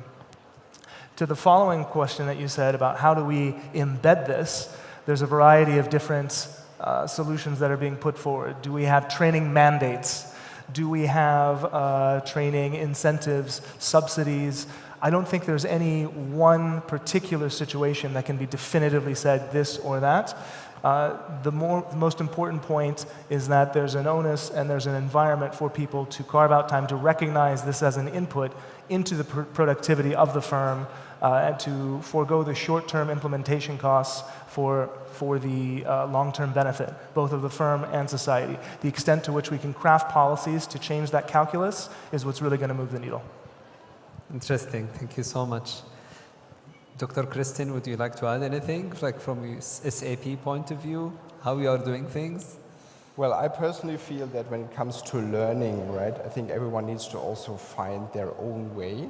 So I think in general, I couldn't agree more with what was already said. But when it comes to tangible things, I'm a huge fan also of learning on a day-to-day basis in kind of sizable chunks, right? These kind of bite-sized things, 10 to 15 minutes every day just to get going. And I also feel that at the end of the day, when it comes here to learning, there needs to be also reinforcement, right? There needs to be in an organization a manager who's role modeling. There needs to be maybe even an incentive that everyone sees learning pays off, and that people who are learning big time and also sharing information, they are promoted. So I think there's this whole ecosystem of learning to make sure that the whole thing is moving big time. Indeed, thank you so much. Dr. Trevor, as an expert in the field, I want to pick your brain on this. On this topic, where like we heard in the news, many jobs are going to, vanish because of AI. Many jobs are going to flourish because of AI. Would you give us an example, just maybe one example about one role that you think it will grow because of AI, and maybe another role that you think it will shrink because of AI? Sure. I think it's the growth area will be the adjustment of domain plus AI skills and abilities to use Gen AI to improve your ability to do your job. So I think that's the probably biggest growth area. And then it's pretty simple after that. So roles like prompt engineers, AI within data science, and how you look at big data and how you can get meaningful trends and market insights from that data will all grow as a result of AI. Sure. I think the roles that unfortunately will potentially reduce are more admin-based roles. I liked what Paul said about some of the examples of some of the chatbots that were brought in that are now being reverted back to the human customer service, actual people responding. So I think that that's going to be a play. But roles like basic design roles, some marketing roles, even some roles within social media, 2D drawers and draftspeople and roles like that, areas within manufacturing that will be superseded by technology. It's already happening, and it's already a play. So I think we'll see, and the numbers are that I think we'll see a significant reduction in current jobs, and then we'll see a significant increase in new jobs. I don't fully subscribe to that, but I think there will be some changes there. Remembering in the 1940s and 50s that 75% of roles that were done in 1940s and 1950s no longer exist. Yeah. So this is something the human race has had to deal with every decade, every couple of decades. I think AI is going to speed that up. 1950s might seem a long time ago for students, but it's not that long ago. So I think it's a natural evolution, but still a lot to be positive about. Sure. We are running out of time. If you allow me just to go with this final question, I really want to take like 1 minute each. Just I want to tell the crowd just one trick, one exercise that will make them more productive at work using AI. So can we start with you, Dr. Christian? Sure. I mean, if we have now the next 30 days, right, to get going, I would always advise or suggest that one is taking one practical example of your daily work and then try to more or less make this better with the power of AI. And if you share and iterate fast, I think 30 days can already bring you a long way. Just think of my organization, we are managing 1 million applications on an annual basis, right? As a recruiter, I mean, you can simply see how you can leverage AI to pre-screen, to make sure that you get a better shortlist of candidates in the HR space. And then, of course, you have a much better way of managing this. Of course, at the end of the day, the hiring manager still is the ultimate decision maker, so there's always the human in the loop, but nevertheless can bring you big time forward. And therefore, I feel exciting times. We all have now the once in a generation or once in a lifetime opportunity to co-shape the way how we will work and live in the future, and that's simply fascinating. So therefore, very grateful to be part of it. Thank you. What about you, Dr. Trevor? In 30 seconds. In 30 days, spend 20% of that time understanding and building a routine task using AI that will save some time, and spend 80% self-reflecting on what it is that's going to drive your dreams forward, and focus you on, because we can't all work in AI. We can all use AI, but it's about, for me, it's really about, yes, understanding it, seeing how it can impact and benefit you, but also seeing what that driver is, what that exciting dream looks like, and then make sure you follow that. Thank you so much. Paul? Consistent with what these gentlemen said, prompt engineering. You need to be able to know how to use these tools to the fullest. Too many people right now use ChatGPT or a lot of these large language models just like they use Google search, which is frankly a waste of compute and a slower way to do things. So if you can really understand the parameters of these tools and the capabilities that are there, it'll behoove you, it'll do you a good service going forward. Thank you all so much for being here. The final word to you guys, especially the students in the crowd. This conference name is Ican. I want every one of you to say to him or herself, I can be a cornerstone in building this country in achieving Vision 2030 by leveraging AI. Thank you.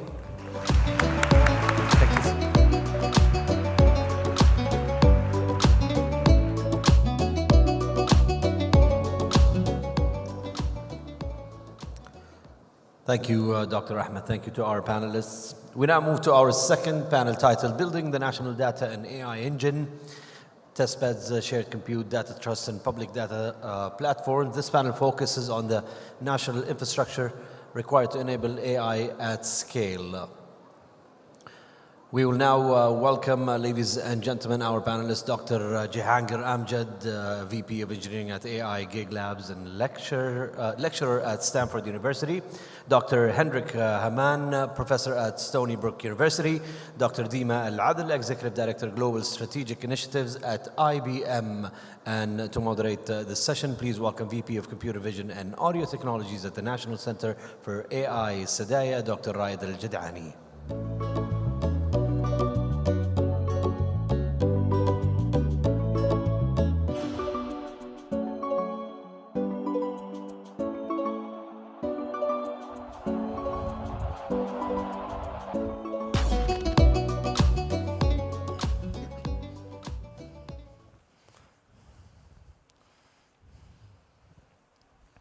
Good morning, everyone, and very warm welcome to Ican 2026, where we can. My name is Raed Al-Jadani, and it's my pleasure to moderate this session. Today, we will try to find an answer of the following question. What are the factors for building data and AI engine? In today's world, data and AI are more than just technological buzzwords. They are the engine of progress, innovation, and economic growth. The question for us as a nation is not if we should adopt this transformation, but how we build a powerful and efficient national AI engine that benefits every corner of our society. This is the critical topic we'll be exploring in our panel discussion today. Building the national data and AI engine, we will deep dive into three main pillars: computing power, data, and manpower. So over the next 30 minutes, we will hear from these great experts their perspective on the challenge and opportunity that lie ahead. So let's begin with the first pillar, which is computing power. In the last decade, the AI changed because we combined an old algorithm that exists 50 years ago with GPUs that give us the huge boost in the performance that is we are witnessing in these days. So I will start in the first question with Dr. Haman. When designing an AI model for national engine where computational power is limited, what are the most critical trade-offs are to be considered, and what are the best practices, like we have seen with DeepSeek? Yeah, thanks for this very good question. Let me first answer it a little bit high level. If I think about efficient AI, I really think about the whole technology stack, from devices to the microprocessors, to the accelerators, to the packaging, to the data centers, and then on the software side, all the way from the operating system to the middleware, the AI tools and libraries, all the way up to the AI applications. So for me, the real innovation eventually will come from optimizing all these different pieces of this really complex stack. You ask for trade-offs. The trade-offs are always the same. It is, on one hand, performance, generalizability, robustness of your model, and then on the other hand, it is latency, cost, computational, carbon footprint, and so on and so forth. Dr. Haman, since you are an expert in AI, could you elaborate on a specific techniques such as model quantization, knowledge distillation, and how they can practically applied to solve the issue of limited computing power? Yeah, so there are a series of techniques available to make a model more efficient. So there's this idea, actually heavily applied, of quantification, meaning you change all your floating points from 32 to integers, etc. You can prune your models, basically removing weights and edges, as well as complete neurons. So that's called pruning. Again, that helps with memory, that helps with model performance. Or you can even do what you mentioned. You can basically have larger models and then train smaller models which emulate these larger models. Always you're going to have the same trade-offs. The simplified smaller models will be less robust against edge cases, but of course they're going to be much more efficient. I like the idea of knowledge distillation, since you don't need data. You can train a new model from a model that exists, and that saves a huge time. So let's move to Dr. Jahangir. How can we design a national AI engine infrastructure to maximize the impact of the available computing power, ensuring that we can support a wide range of AI workloads? Thanks a lot. I think this is top of mind for a lot of not just the people here, but the good thing is there are a lot of very, very good principles that have already been applied that we can learn from. I'll mention just a few.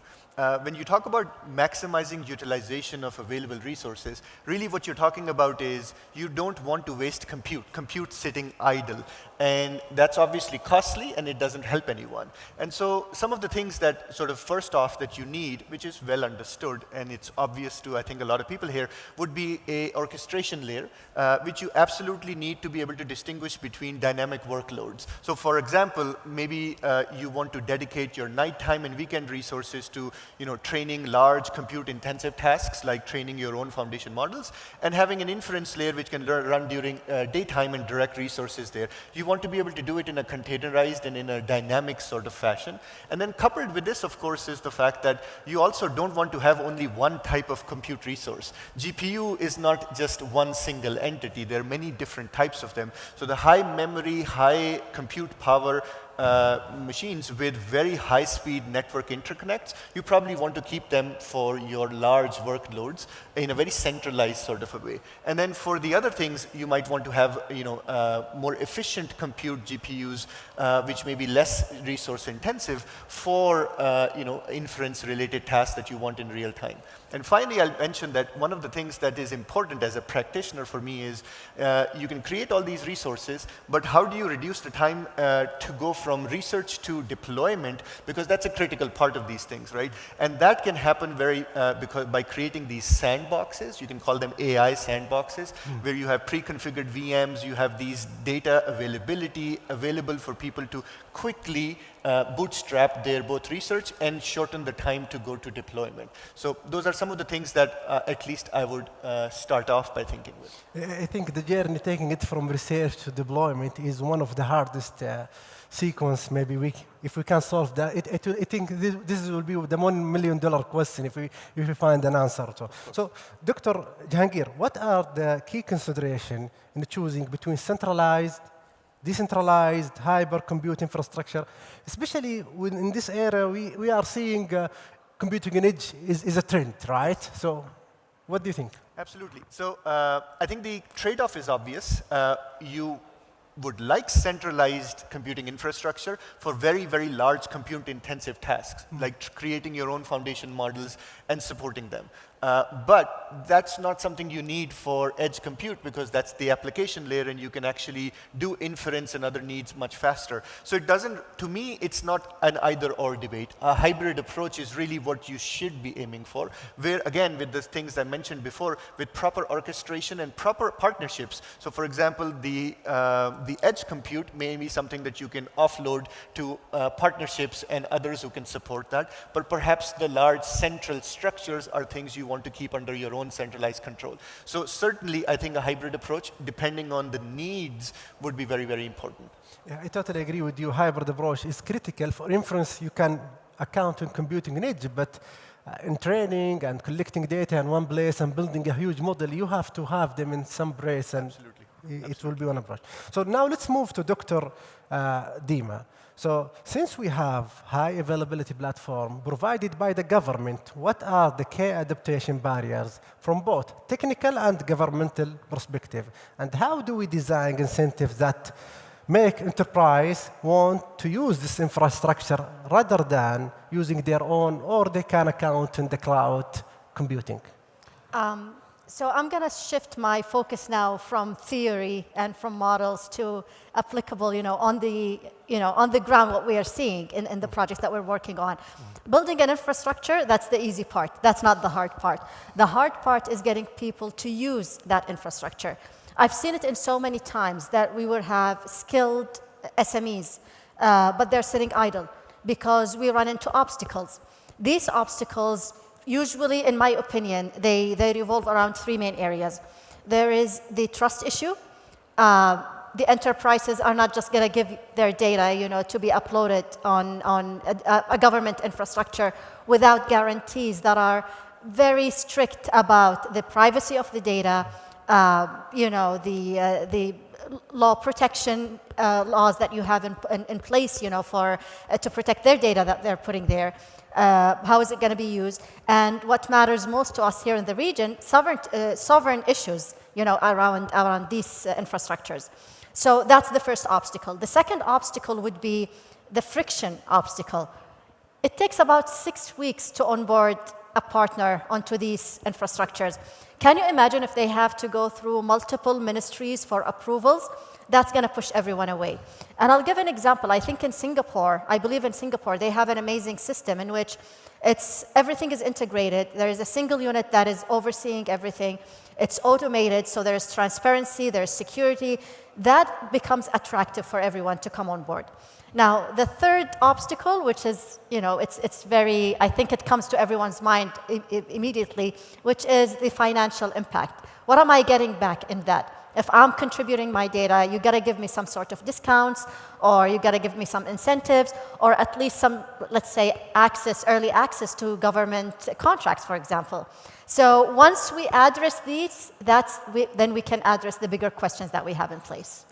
Right. With this challenge, we have to have this question. What are the most promising application area in the kingdom that would benefit from this engine? And more importantly, what's preventing those sectors from starting today?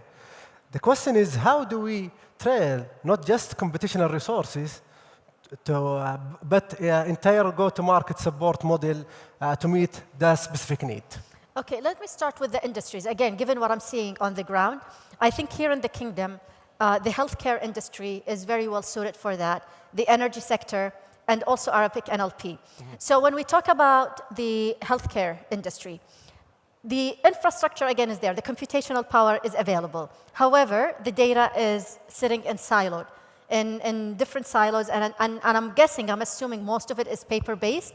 So the AI engine in this case would have to rely on a data onboarding team that is able to take that data with the digitization, with ensuring proper unloading and use of that data eventually on these infrastructures. If you move, on the other hand, to the energy sector, that's a very mature sector here in the kingdom.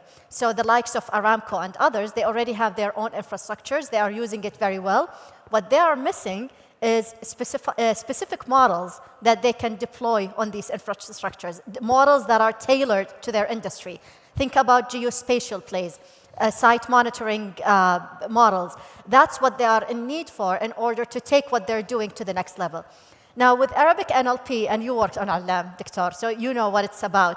So yes, Alam is maybe more generic, but I think what is on everyone's mind here, whether it's a university, a ministry, or even the private sector here, is the kind of Arabic models that they need within each sector. For example, we need medical Arabic NLP, we need legal Arabic NLP, and the list goes on.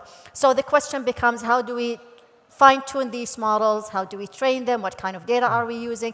And how do we scale it up so that everyone can make use of it?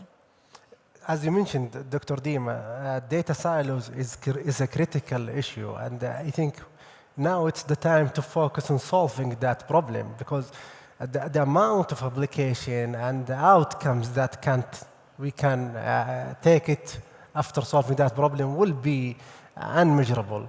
So that leads us to the second pillar of our talk today, which is data. Actually, everybody is witnessing the growth of the AI in the last decade or so, and that's based on having a large amount of data. Without data, we wouldn't see AI as we see today. So let's take the first question with Dr. Haman. Especially in these days, we need a huge amount of data to train the model, but in the same time, we have to be careful not to take that data into the risk where we take some private information of others and we show it in a place that no one should take a look. This is considered one of the issues and the bottleneck that we are facing today. So how we can solve that issue with the current or the modern AI solutions and models? Yeah, thanks for the question. I think there are multiple levels this challenge has to be addressed. So the first is, of course, a lot of privacy breaches happen because a lot of systems, a lot of organizations lack really, truly effective data governance. I know no one wants to talk about data governance, but that is something which is extremely important in this context, to have scalable and implementable data governance in place to really address this issue. Another strategy would involve, which I've seen quite a bit, the idea of confidential computing centers. So instead doing everything in the open, let's say you do work on healthcare data, you have that in certain national computing centers, confidential computing centers, and users and scientists could work there, and the data would never leave that center. You would train the models, etc. Now, there are a series of technologies around, right, such as differential privacy, federated learning, homomorphic encryption, and so on and so forth. We can talk about it. The one comment I want to make is this privacy issue, in my mind, is directly related to the first issue we talked about, which is the efficiency. To me, large models, very large AI models, have the tendency to memorize the data they trained on. And so the larger we make these models, the more likely it is that they're going to memorize the actual data which we trained on, and then we run into these issues. If we have smaller models which can capture much better the relations between these data points, it should also help with the privacy issue. So, great. And now maybe we can focus on more techniques. Especially in the last few years, there was a huge focus on techniques like federated learning, differential privacy, where you can build a strong model and at the same time you keep the privacy of the data kept in a safe place. If you can elaborate more on these approaches, Professor Haman. Yeah, so federated learning, as you know, is this idea to distribute the learning. You train the model in different places, and then you have some type of aggregation, and the aggregator actually may not know where the data is coming from. That's a great technique. It can be sometimes a little bit complex to set up. And of course, we also should know federated learning in itself does not necessarily guarantee privacy, but it is an important step. Other techniques are differential privacy. So in that way, you, high level, you dumb the data down, you report statistics, you do aggregations, or you create a statistical representation of the data, and then you train.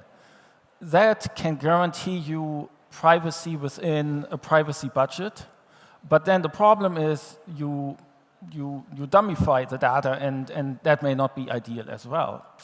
And then finally, there is homomorphic encryption, where you basically encrypt your data, you train, the model is encrypted, and the outputs of the models are encrypted, and then you can decrypt it.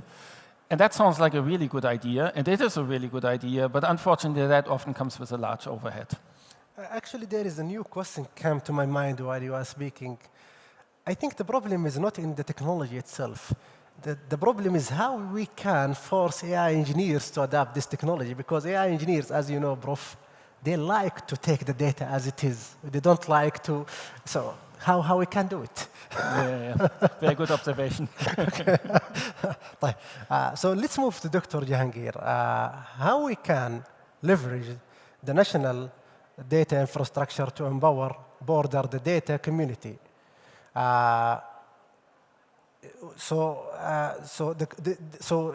We can understand that since most of the data, most of the work that we need to do when we have a data is not on having the data, but how we can clean the data, since 80% of the data is an AI work, is making the data ready for training, not to have the data for training itself, right?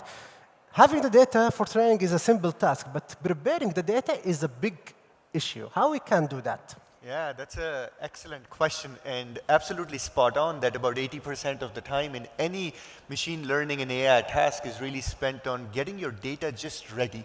And the data is both originally messy, but the really sad part is that pretty much everybody who does the same task, uses the same data, does the same amount of, spends the same amount of time to then redo the same tasks again and again and again. And essentially, what you want in an ideal world is something where if you have gone through some sort of standardization and transformations of the data, then others can immediately start benefiting from it. So if you have a national data archive or a national data availability, you have the opportunity to create that sort of a setting. So for example, some of the things that you want to do is, number one, you always want to maintain the raw data that you got, because whatever you do to the raw data, you want to be able to go all the way back to it as well. So maintaining that lineage of data transformations is very important. Next is what we call feature engineering in many cases. If you have sort of created features, if you have transformed the data, make that available in a standardized way to people as well, who are then going to run their compute jobs on top of it and do interesting things.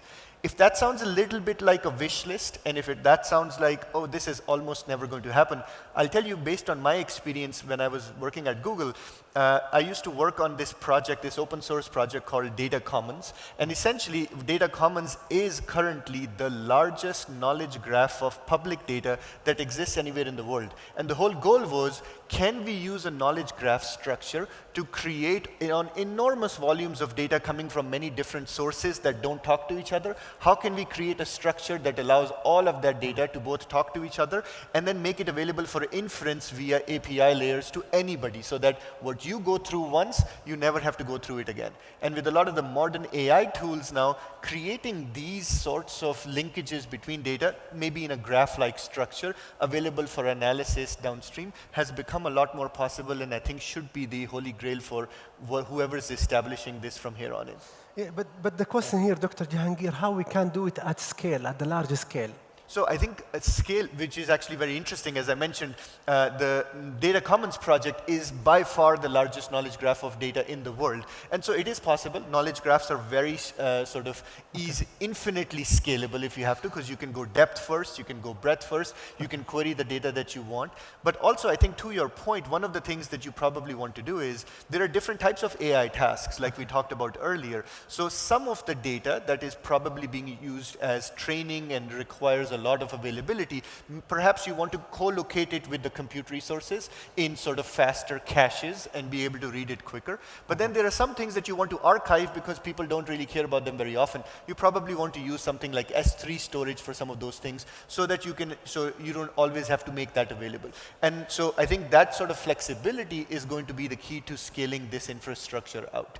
But the real holy grail is to make sure that if somebody does the work once, you establish standards so that other people who need the same information don't have to recreate the wheel every single time. Great. So Dr. Dima, since we talked about how to deal with data from scientific way and engineering way, maybe we can now talk about it from regularizing. And as you know, there are many entities. Once we go to data, they claim they're owning the data. And that's caused an issue since who is naturally in charge of deal with that data, and how we can deal with the data if everybody, or let's say the accountability and authority is not clear once we have that data. So this revolves around data trust. And data trust is elegant on paper, but once you take it in practice, it is messy. It falls through the crack just because of lack of trust, lack of ownership. A lot of issues comes around it. Now, from the governance perspective, what we've seen in most of the markets that have mature and reliable frameworks, they are the ones that have a single entity, only one entity that is overseeing, the laws, the application of these laws, the mandates, ensuring that everyone is adhering to that. And that entity needs to be strong, with strong teeth, to be enforcing all of that. Once you have multiple entities managing with gray areas overlapping, that's where you see it falling through the cracks. So definitely having, and that's what we advise certain governments when we are working with them, especially if they're working on AI governance. We always highlight that you gotta start from the beginning with the data trust issues. You gotta have a single entity that oversees that. Now, when it comes to the participation of the private sector into those platforms, again, I mentioned it, you gotta be appealing to them. Why would the private sector come and contribute to something that is owned by a government, or a government infrastructure? So again, which brings us back to the concerns around, liability, trust, and incentives. But I would want to focus more about the liability when it comes to, as I said, if my data gets misused or if my data is breached, am I held liable or not? We need those clarities to the finer details to make everyone comfortable when it comes to contributing to these platforms. This is one of the biggest issues that we have, how we can share the data. And the problem that there is a race in AI, so we have to follow up with the race. And at the same time, we have to keep the privacy of the data in the safe place. The last pillar of today's talk will be about human, but the human who has the timers asked me to leave now, so we have to leave it for another discussion maybe. But what I would say, the human, they are the most important pillar in AI. Without a human, we wouldn't have AI as it is now.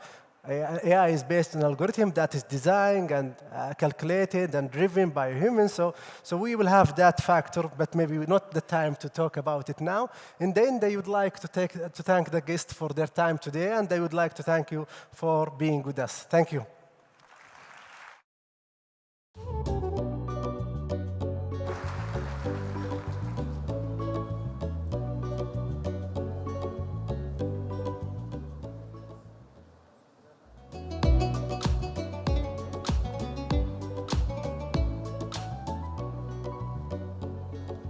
Thank you to our dear panelist and moderator, Dr. Raed Al-Jid'ani.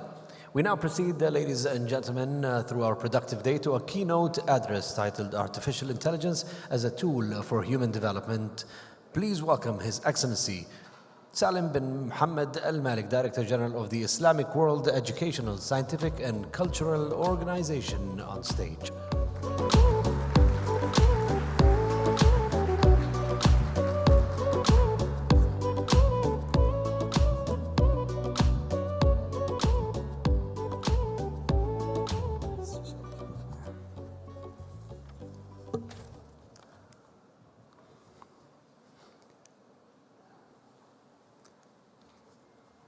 I'm not going to be speaking in English because Arabic is a language that I am proud of. So my speech is going to be in Arabic language.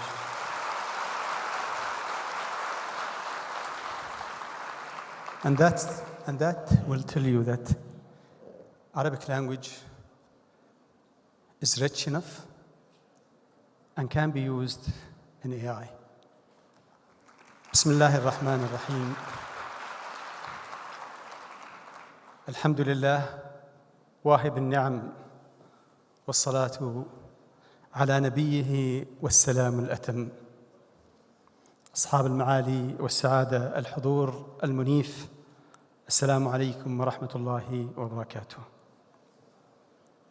من الرياض وفي مسيرها المشهود الذي ترتادي به شرفات الجدارة المستحقة يطل على العالم هذا المؤتمر المستشرف.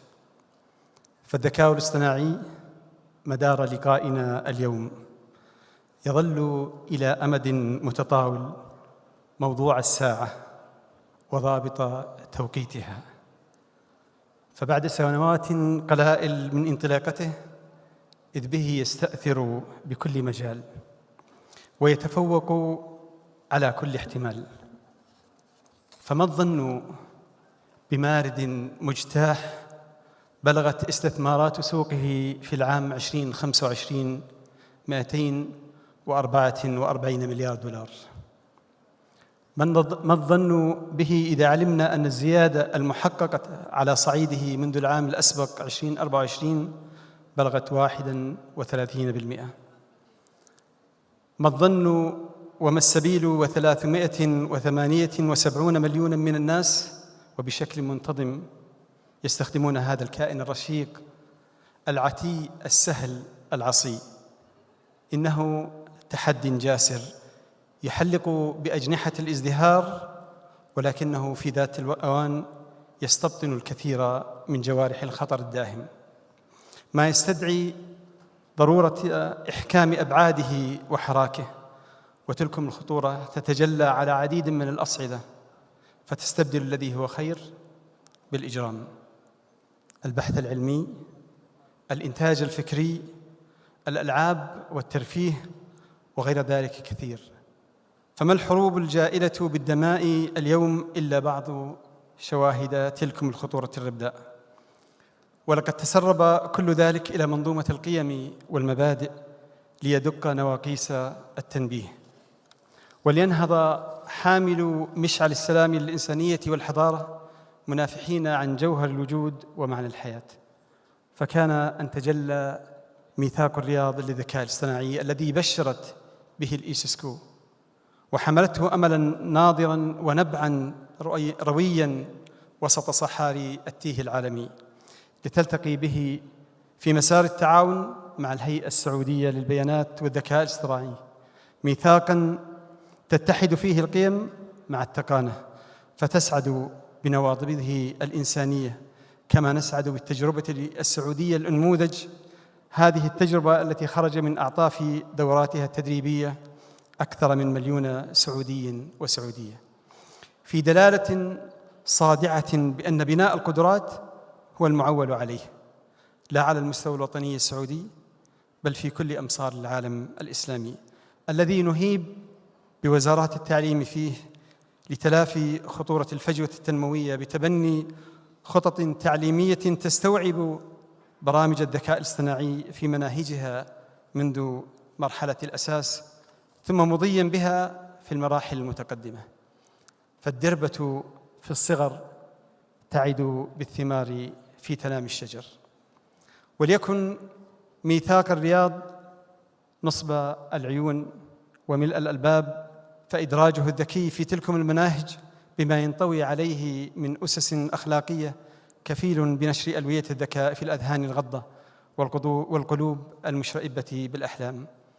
وهنا يتحتم الالتفات إلى حقيقة أن الذكاء الاصطناعي منصة جديدة يتوسل بها الإنسان إلى جودة الحياة وتوسيع فرص العمل وإقامة ركائز الحوكمة النافذة والانتقال بالمجتمعات من مرحلة الكفاية إلى مرحلة الإبداع المجتمعي وإثراء الحراك الإنساني. ولا ريب أن التعليم هو أس ذلك كله، به تتحقق أهداف التنمية ويترسخ عماد استدامتها. وبهذا الفهم إن تعليماً يجانب استيعاب معطيات الذكاء الاصطناعي هو تعليم خادع ويفتقر إلى أدنى استبصار يمنحه الحق بالذهاب إلى المستقبل. فلنا أن نتخيل طالباً أو طالبة ينفق سنوات صباه وشبابه الأول كداً واجتهاداً حتى إذا بلغ مرحلة التوظف ألفى نفسه غريباً يعيش في زمان لا يعرف ملامحه، إذ ينشد فيه من الوظائف ما ليس هو بالمؤهل له. فالذكاء الاصطناعي التهم الوظائف التي كان يعهدها ناشد التوظف وبث وظائف جديدة المسميات والمدارك والأبعاد.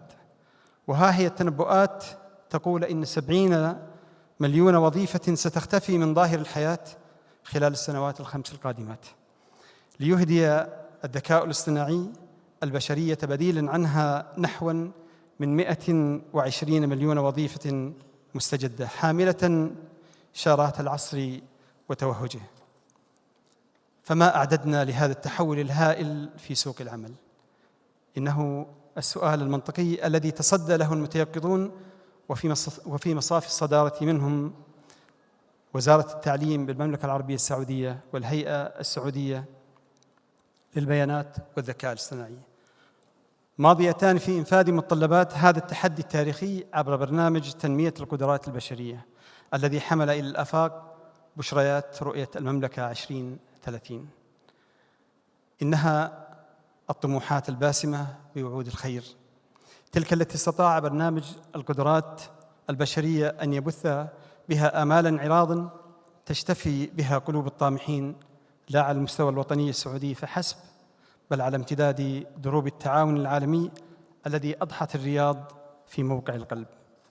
وإن مؤتمرنا هذا منطلق على هذا الفضاء المرحاب وبما يحمل من استيفاء مشهود اجتمع في أروقته الخبراء والتقنيون والأكاديميون ورادة الإدارة والأعمال وقادة المؤسسات والمنظمات. له مؤتمر كفيل باستلهام إيماضات تجربة بناء القدرات هذه ليتمكن من التعاطي البليغ مع عديد التساؤلات المستشرفة هنا وهناك.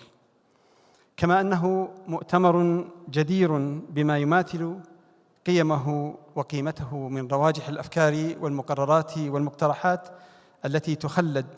التي تخلد رواء انعقاده.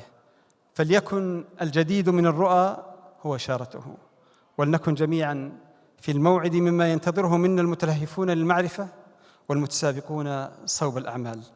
فالإبداع في عالم الذكاء الاصطناعي يتيح للكل فرصه وسوانحه، كما يستدعي تآزراً وتنسيقاً فائقين بين كل الأطراف، تنسيقاً يتجاوز حدود الجغرافيا ويتخطى تباين الثقافات. وإن على استيفاء ذلكم كله لمقتدرون، وبنهج يرفع من أسهم التعاون بين كل مؤسسات المجتمع المدني، لنؤكد أن السفينة التي تمخر ببني الإنسان وسط عتو الأمواج لهي سفينة تستحق أن تبلغ مرافئ النماء والتقدم للناس أجمعين.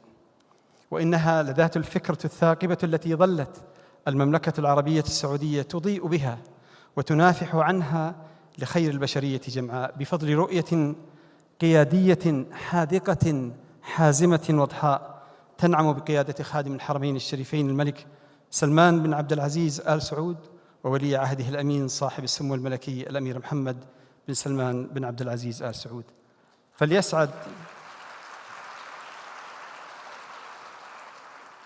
فليسعد مؤتمرنا بما استفاضت به تلكم الرؤية السامقة علوا الرحيبة مدى، فإنما هذا الائتمار بعض تجلياتها الواعدة بالمجد والاستبصار. فليوفق الله أعمال مؤتمرنا لتبلغ به حدود التمام، وعليكم من الله السلام.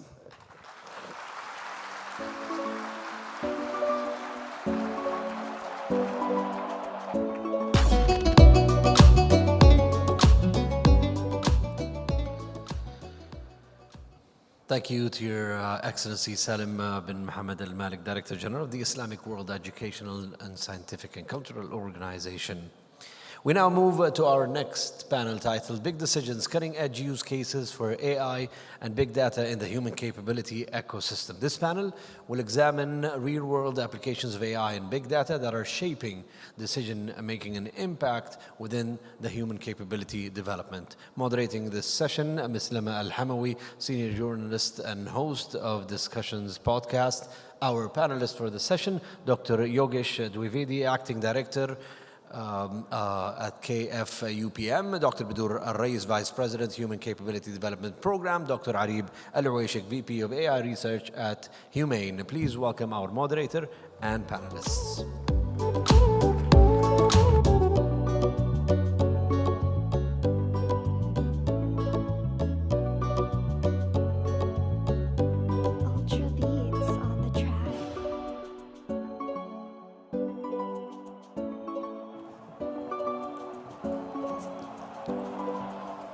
Be seated.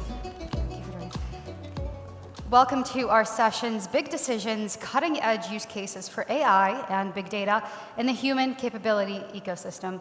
Our session will look into the role of big data and AI as tools to design, prioritize, and evaluate initiatives in human capability development, including educational reform, workforce readiness, and lifelong learning, also improving the quality, the speed, the reliability of national decisions. Joining me on stage, firstly, we have Dr. Bidur Al-Rais, Deputy CEO of the Human Capability Development Program. We also have Dr. Arib Al-Uwaishik, VP of AI at Research at Humane. We also have Dr. Yogesh Dwivedi, the Riyadh Bank Chair, Professor of Digital Business in the ISOM, and the Acting Director of the Interdisciplinary Research Center for Finance and Digital Economy at KFUPM. Thank you all for joining us. Can we please give them a warm round of applause to begin the session?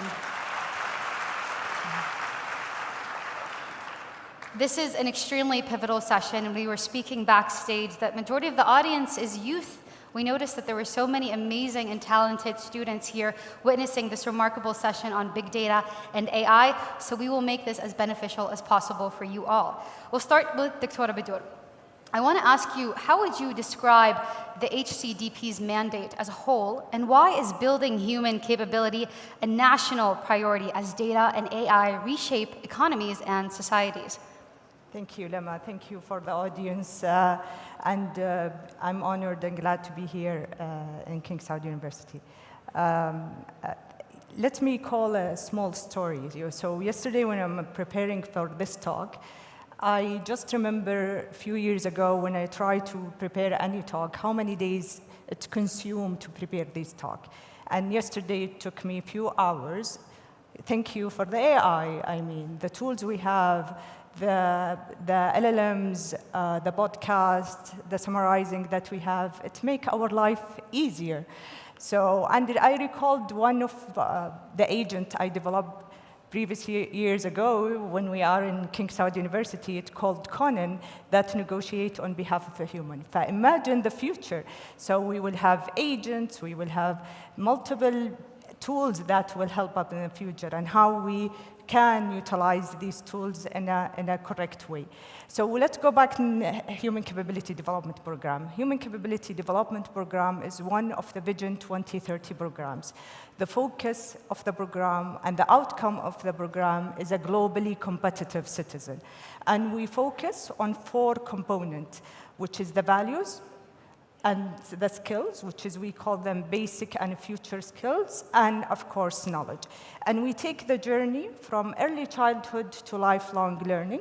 And when we talk about skills, which is important because it's related to the AI, we talk about basic and future skills. Basic, which is the numeracy and literacy, and also we call the digital literacy as a basic skills, including AI.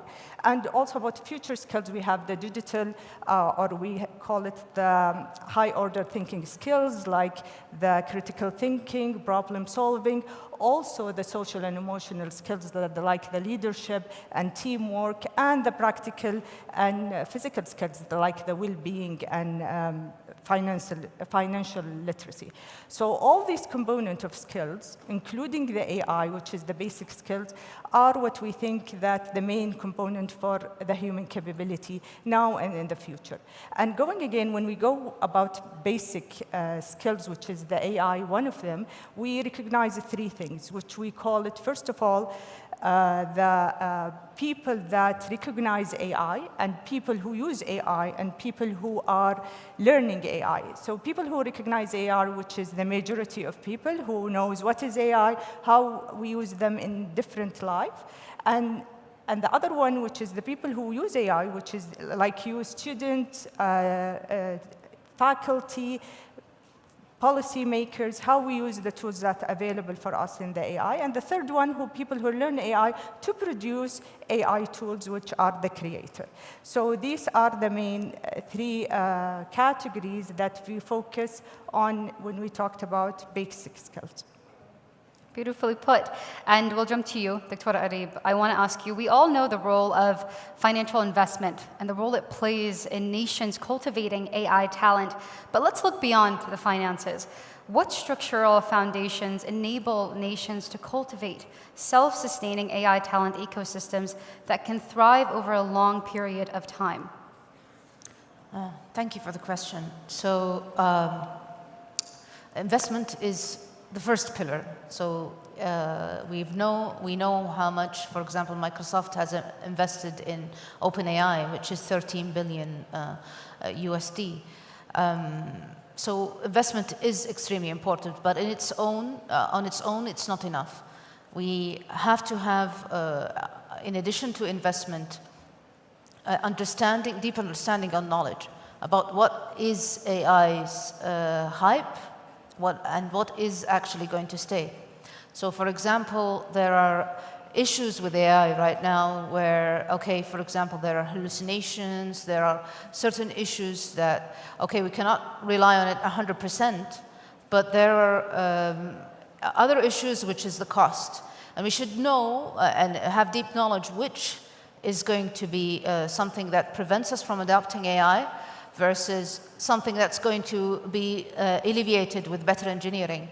For example, costs, when AI proves value, and this year it's amazing. It's accelerating faster than we expected it. Even experts expected it to perform. The cost will go down with better engineering. Hallucinations, on the other hand, are more involved and inherent in the way these AI systems are built. And therefore, we can, that deep knowledge will help making better decisions in terms of building ecosystems around AI and what to focus on and what to invest in. So these 2 pillars are key, the investment and the knowledge and know-how. The third pillar is about sustainability, or making decisions that building an ecosystem around AI. It's not only about like a one-time investment in something and not building around it the ecosystem that will sustain it. And that ecosystem will be investment in local talent. So when we partner, for example, with advanced companies in AI, we ensure that the local talent benefits from it. The other thing is ensuring that global talent find working in Saudi Arabia enticing, that they build roots here and are invested in building the technology with us. I believe these three pillars will help in sustaining AI and building a sustainable ecosystem here. And I think it perfectly aligns with Vision 2030's goal of attracting and retaining local and international investment within the kingdom. Dr. Yogesh, I want to jump to you, kind of on a similar topic. How can AI improve decisions about skills, education, and workforce development? Thank you very much for this question. Assalamu alaikum, everyone, and good afternoon. I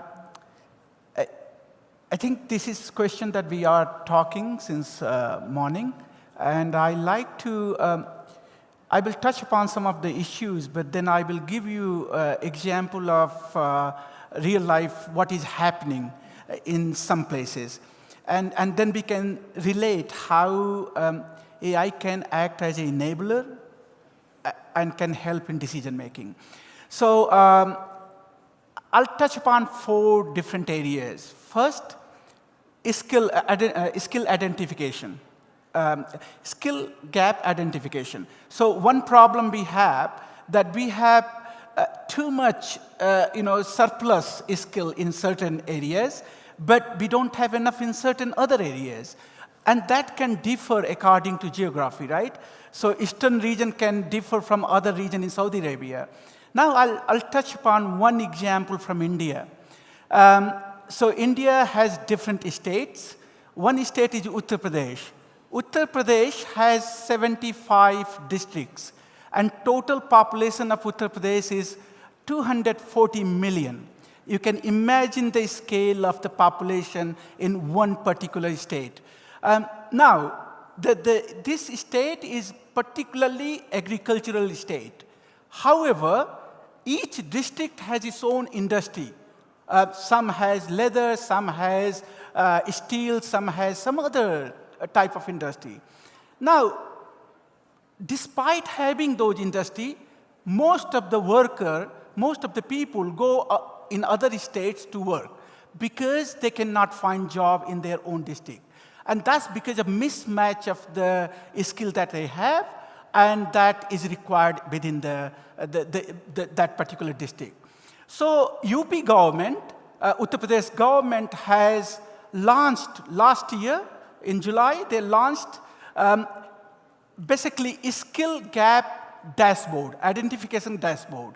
And what they do, they have created system where actually system can identify which kind of skill is needed within that particular district and what kind of skill set of people are already available and what kind of skill can be developed. Now, having that data, of course, no one directly going to a particular employee or particular individual, they're not going to be affected directly by that tool. But planners, district planners, bureaucrats, as well as the training agencies, they look at that data and then they plan, okay, what kind of training they have to provide to the individuals, what they need to do differently than before. And then they try to match that with the employer within the district. So this is like, a big step forward within that particular state, given that most of their people were migrating to different state or even different country to work in different roles. So this is one simple example in public sector I can talk about. Now, it's not just in public sector. Also, private sector also moving towards the same direction. So you probably may hear or know about a company called Skyhive Technologies. Skyhive Technologies is a platform that allows other organizations to analyze their employees, what skills they have, and what kind of job they are performing. Based on that, they identify skill gaps, that what set of skill they have and what they should have for the future, or particularly for that particular job role. By using this, organizations, what they are trying to do, either they're trying to upskill, reskill the individuals, or they're trying to move those individuals in different roles where they can have better match with the job roles. I mean, we all know that when we work in organization, many of us not happy. Why we are not happy? Because we're not doing what we want to do. We are doing something that is imposed upon. But if those job roles can be matched to right skill set, then that's where the magic happens. That's where you can bring your passion to your job.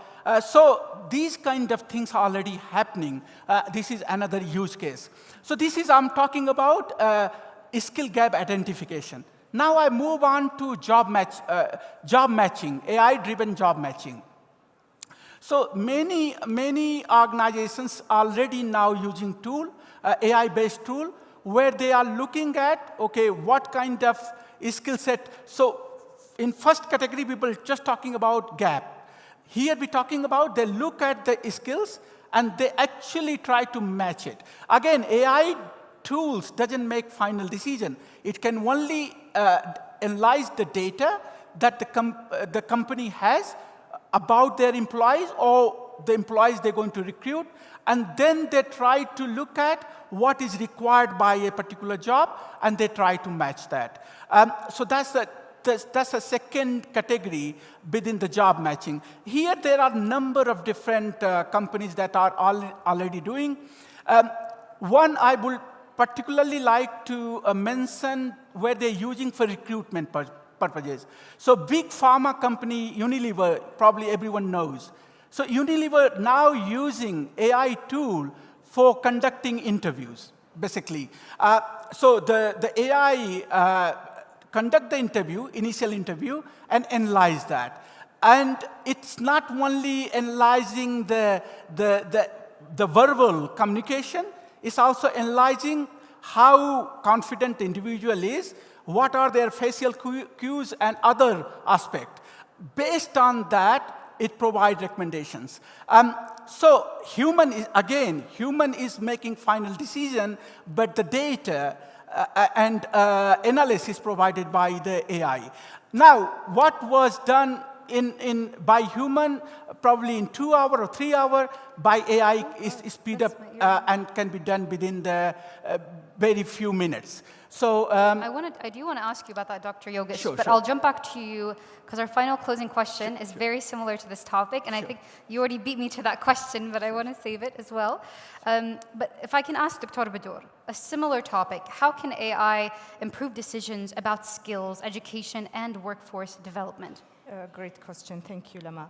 So when we look at skills and education and training and everything we take to be prepared already for the future, we believe, our HCDB believes in 3 principles. First of all, AI, our education and training system should adopt AI, including the learners, the educators, and the institution. This, first of all, the first principle.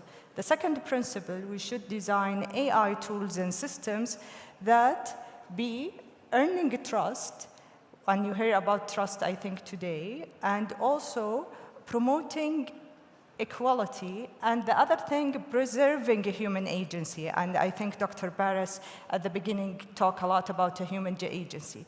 So we want to be human agency and human-centric, not AI will come and take over everything. So the third principle is about keeping the AI tools with the great guard, which we call it safe controls or practices. Also, we use them with risk management and with the correct international correlation. We want to make sure that we see whatever benchmark we have in other countries, what they do. So these are the 3 principles. And let's go now how we do the skills and education and training in the program. So again, we have 2 different things. We want the people, the citizens, to learn AI, and we want to use the tools that help them to learn AI. So we have 3 stages in Human Capability Development Program. The first one is about the K-12. We call it the general education here in Saudi, where we focus on developing curriculum. So we want to make sure that we have curriculum either in 4th grade, they have digital literacy, and I think most of you heard about the AI curriculum that will be introduced in the K-12. And also teachers, because we believe that teachers are the most enablers for the student to benefit the AI and to make sure they are using it in the right correction. So also training the teacher. Also we have, this is in terms of how we teach our students learn AI, learn how to code, to make algorithms, and etc. And we talk about now the tools that help them to learn, like gamification, AI-enabled gamification. We have also after-school activity, where I think most of you hear about robotics and everything. And the third thing also we have, which is we have the online teaching platform that have AI tutors, some of them that help students also to learn. So these are some of the tools and initiatives that HCDB have. Also, when we talk about when we go to universities and vocational training, also, we believe, as we heard today from Sadaya, and thank you for them, they integrate, and most of the university integrated AI as a curriculum in on most of the majors that we have. Also, we have the scholarship program where we have scholarships to study AI. Also, we believe that AI is not something that just we learn, we have to apply it. So if you heard about multidisciplinary that we always talk, the universities talk, I think multidisciplinary now become AI multidisciplinary, because AI will be included in every subject as we teach entrepreneurship, for example, entrepreneurship in finance, entrepreneurship in education, edtech. AI now become cross-sectorial for all the majors that we have in the university, and that's why the importance of knowing how to use an AI and how to learn AI to be creative to use these tools. This is, and also we have startup incubator that usually we call it university startup, where universities have the incubator and accelerator to enable their students to build the project also enabled with AI. As Dr. Arib and the doctor said, AI is very important. It's very important to be as a human capacity. So we go back also with universities before we go to the lifelong learning. Research and apply project using AI is very important. And I think I will tell you a story here, again, from students that I work with, and they apply their AI. We call it anti-money laundering system using AI, and they win a prize, and also been invited to be incubated in one of the famous incubators in the world. So this is a message for all. So each discipline will have a place for AI to be enabled. So make sure that you look for the opportunities where you find an applied problem happening in the real world, and AI here come and you can apply the skills for AI.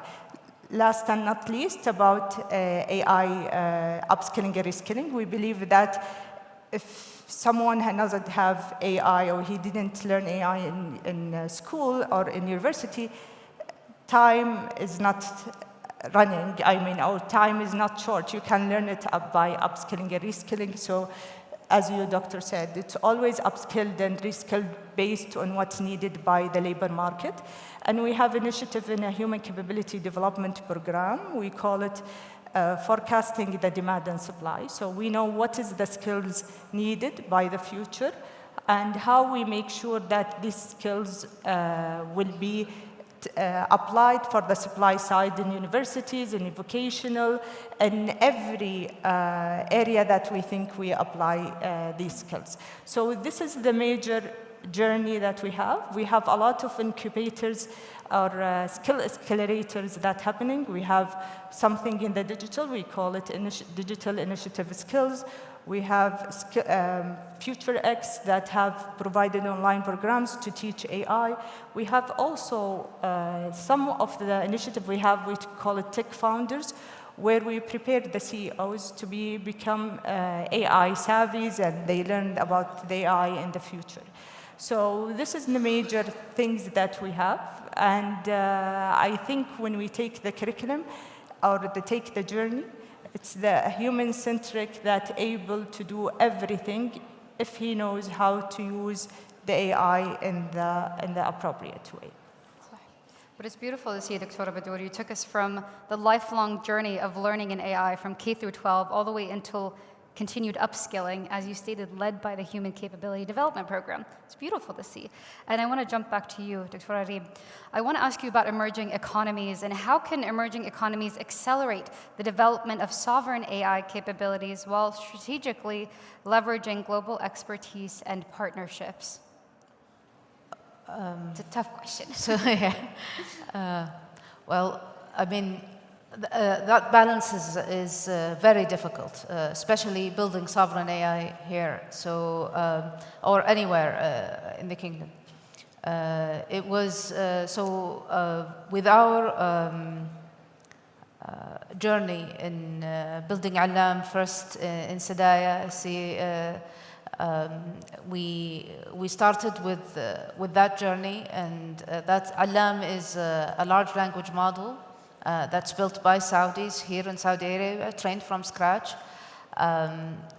It's now available as Humane Chat, so please download and give us your feedback. Humane Chat is your AI assistant, currently integrated with WeBook, so you can also look up any, after this event you want to go out in Riyadh or any other exciting places in the kingdom, you can chat with it and can recommend you some places, and we continue integrating local activities in it. So what does sovereign even mean in that sense? Sovereign does it mean, okay, there are levels of sovereignty. So when building AI here, and I'm talking about building AI, mostly because this is what I'm passionate about and I had the opportunity to work in. You can build applications around existing APIs, commercial APIs. But that means that your data, whatever you're building, goes to these providers. And for sensitive information, that's not the ideal case. So that's level 0, let's say, of sovereignty. You don't have any sovereignty there. There are open source models, which is level 1, that you can build around them applications, very exciting applications. So most people think that the LLMs or AIs are for chatting only. That's not the case. They can automate your work, like Dr. Badour mentioned research at the beginning. They can help with interviewing, like the example Dr. Yogesh gave. All of these, and they can automate, they can code, they can automate a lot of work. So you can use these open source ones and in your applications and build very exciting applications upon them. But sometimes these open source are not the ideal candidates. They don't provide you, they don't support, for example, languages that you're caring about that much. They don't provide certain capabilities. So you become level 3 or level 2, where you adapt these. You build the technologies or you build the capabilities here, where you adapt these open source models. And that's kind of, okay, a higher level of sovereignty. You have people who have the knowledge and depth to go and adapt these open source models. And then there is level 3, which I call technology builders. And that's what we did with Alam. We trained the model we built the technology based on knowledge that's available outside and in research. And we trained these alam from scratch, so we got the know-how of how to, and the technology depth of how to create these types of AIs. But does that mean that's the end of it? We have level 4. And level 4 is what, let's say, the advanced countries are doing, where they are innovating the technologies, and we're catching up. So we're in level 3 right now.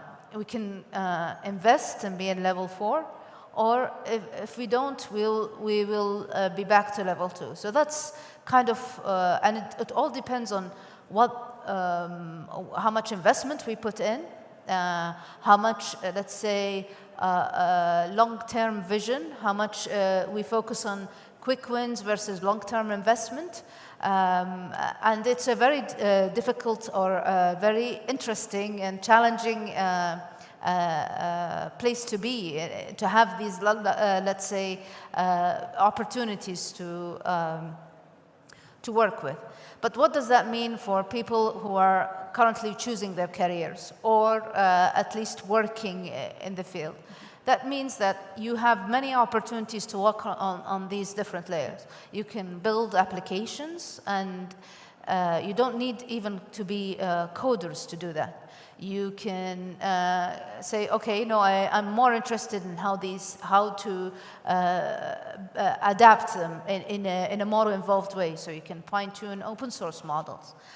Or you can say, okay, no, I'm interested in understanding how these things work and how the future is going to work. And for that, you would need to have the stamina and the interest in going in depth into these technologies, understanding how they work. So you need mathematicians, physicians, computer scientists who would really know and go deep into understanding. So there is room for everyone. You need a mindset, a growth mindset, and you need resilience, because no matter how we predict how the future is going, and predicting the future is 1 week, I think, a 1 week horizon from now, because things are changing every day and we're getting new and new, let's say, technologies every day.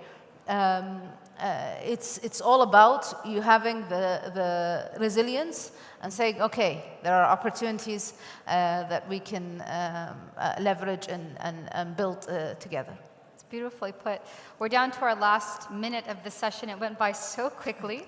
I do want to ask the three of you, since I'm looking around at our audience, and we do have a lot of driven people that are already in their respected careers, but we do have students on the other side.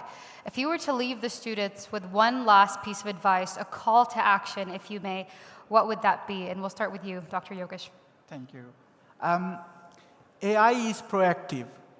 You make proactive decisions because AI tells you. It's the same way I will say, students, be proactive in terms of building your skills.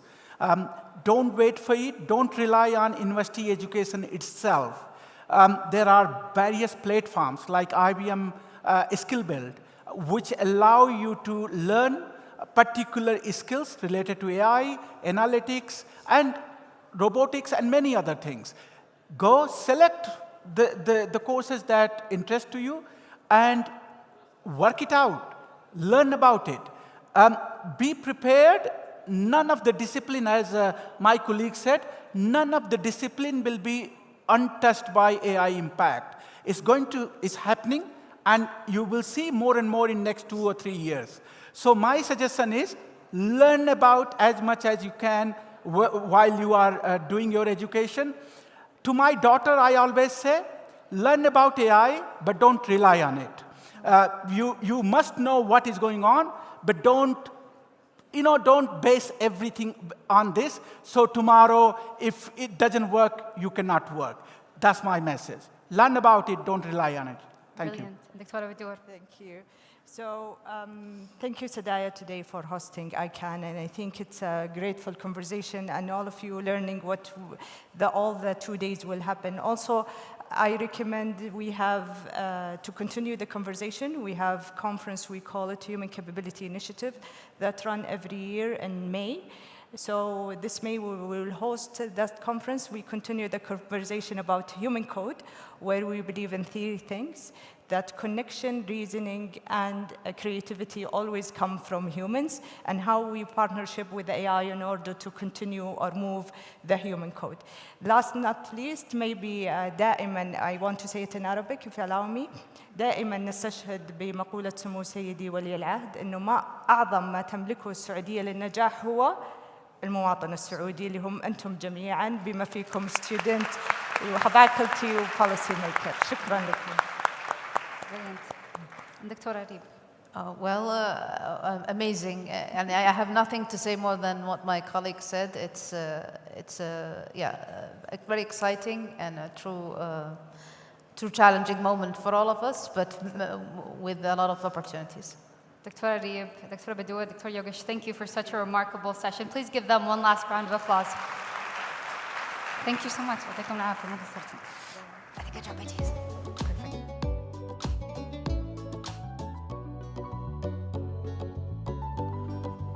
All right, what a productive day. Learn about it. انتوا الأهم. وإيش كمان من الرسائل اللي موجودة كانت في السيشن؟ أنتم مركزين معانا ولا لا؟ رسالة واحدة أعطوني هي.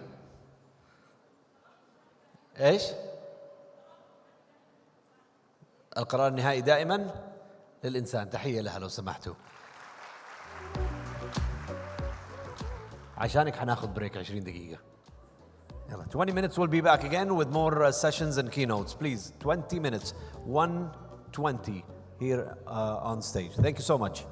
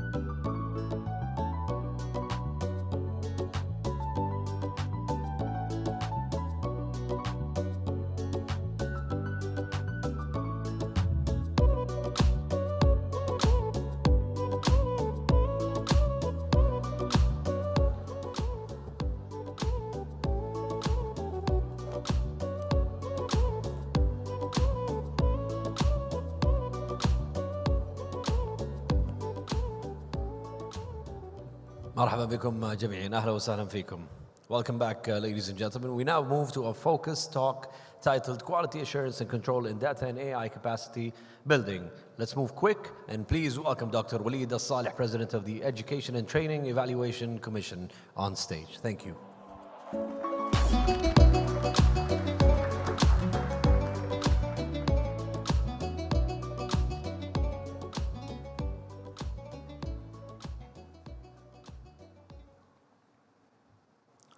Bismillah ar-Rahman ar-Rahim. Your Excellencies, distinguished guests, ladies and gentlemen, Assalamu alaikum wa rahmatullahi wa barakatuh, and good afternoon, everyone. First of all, I'd like to thank Sadaya and King Saud University for organizing this amazing conference in a very strategic topic, which is capacity building in data and AI. It is an honor for me to be with you today and to talk about some of the national efforts that we have here in Saudi Arabia for building high-quality, industry-aligned human capabilities in the field of artificial intelligence, which come under Vision 2030 and with the unlimited support of our leadership. As you know, AI brings unprecedented growth and transformative opportunities for countries, industries, and individuals. Capturing benefits of AI at a national level requires a robust pool of AI talent. Yes, AI requires policies, strategies, data, infrastructure, software, and applications However, they are all together necessary but not sufficient if not accompanied with the right talent. The right in terms of both quantity and quality. There is a need for high-quality education and training programs that cultivate and nurture a national AI talent by maintaining industry-aligned competencies, high-quality education standards, evaluation and assessments that enable development and continuous improvements. If we take the higher education as an example, today we have 16 undergraduate programs in AI, as well as 58 programs in computer science. We already have students enrolled in these programs, in addition to the 40 programs launched this morning. In the Education and Training Evaluation Commission, ETEC, our mandate is mainly around the quality assurance and control of all education and training sectors. For quality assurance, we define learning outcomes and education quality standards. For quality control, we conduct comprehensive assessments and evaluations targeting institutions, programs, and students. This brings about a huge amount of rich data that enables diagnosis and improvements of quality aspects of our education system. So let's look into what we do in the higher education to assure and control the quality of AI programs and their graduates. We launched a program that we call Jahiziyya. Jahiziyya means readiness. So we are talking about the readiness of graduates for the labor market. In Jahiziyya, for each field of study like AI, we started by defining the minimum set of skills, knowledge, and professional values required by AI roles. And we came up with an industry-aligned academic competency framework. This competency framework for AI was not developed by ETEC only. It was rather developed by a group of national entities led by SADAYA.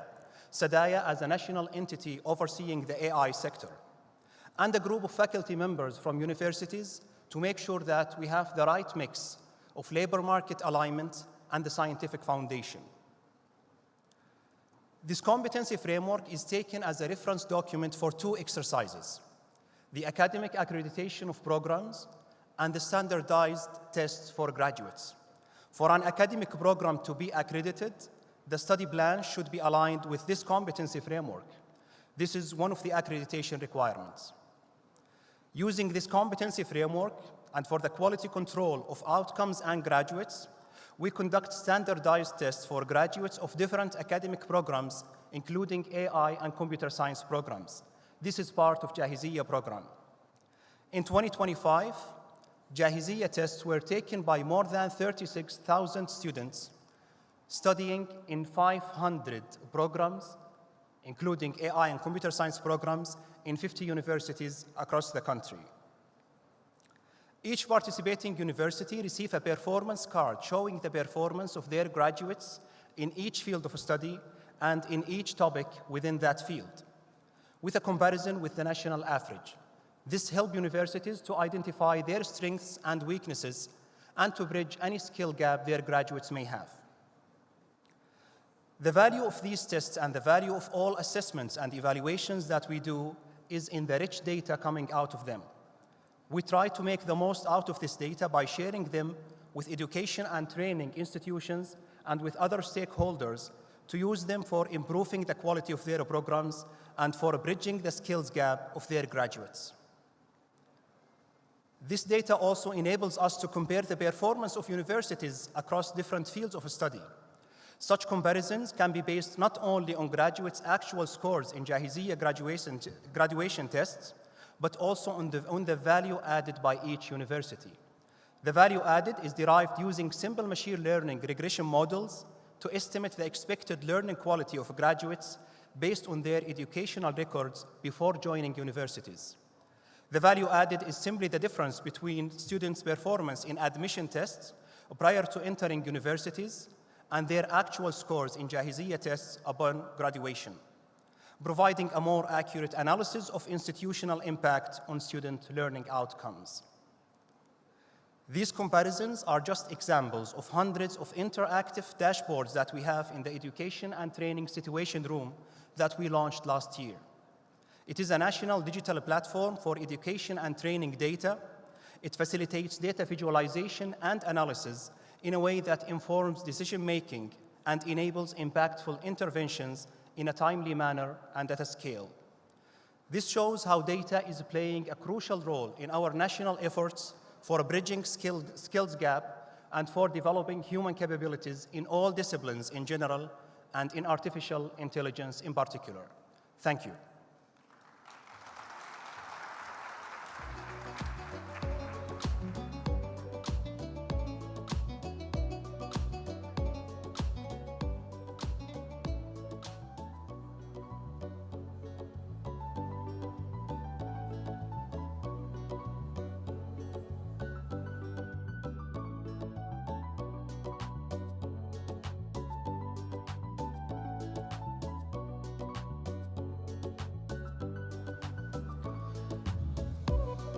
Thank you, Dr. Walid Al-Saleh. Ladies and gentlemen, we move now to panel 4, the AI Native University. AI as a catalyst for educational transformation. Our next panel will explore how universities are reimagining education, research, and operation through AI native models.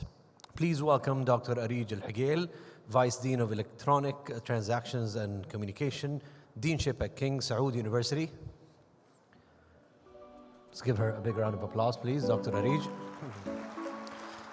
Our dear panelist, Dr. Henry Hoffman, Liu Family Chair of Computer Science, University of Chicago, and co-founder of Config Dynamics. Dr. Frederick Van Gisgem, partner Ronald Berger, and Professor Ahmed Hersi, CEO of Medical City, King Saud University. Please enjoy this panel. Thank you.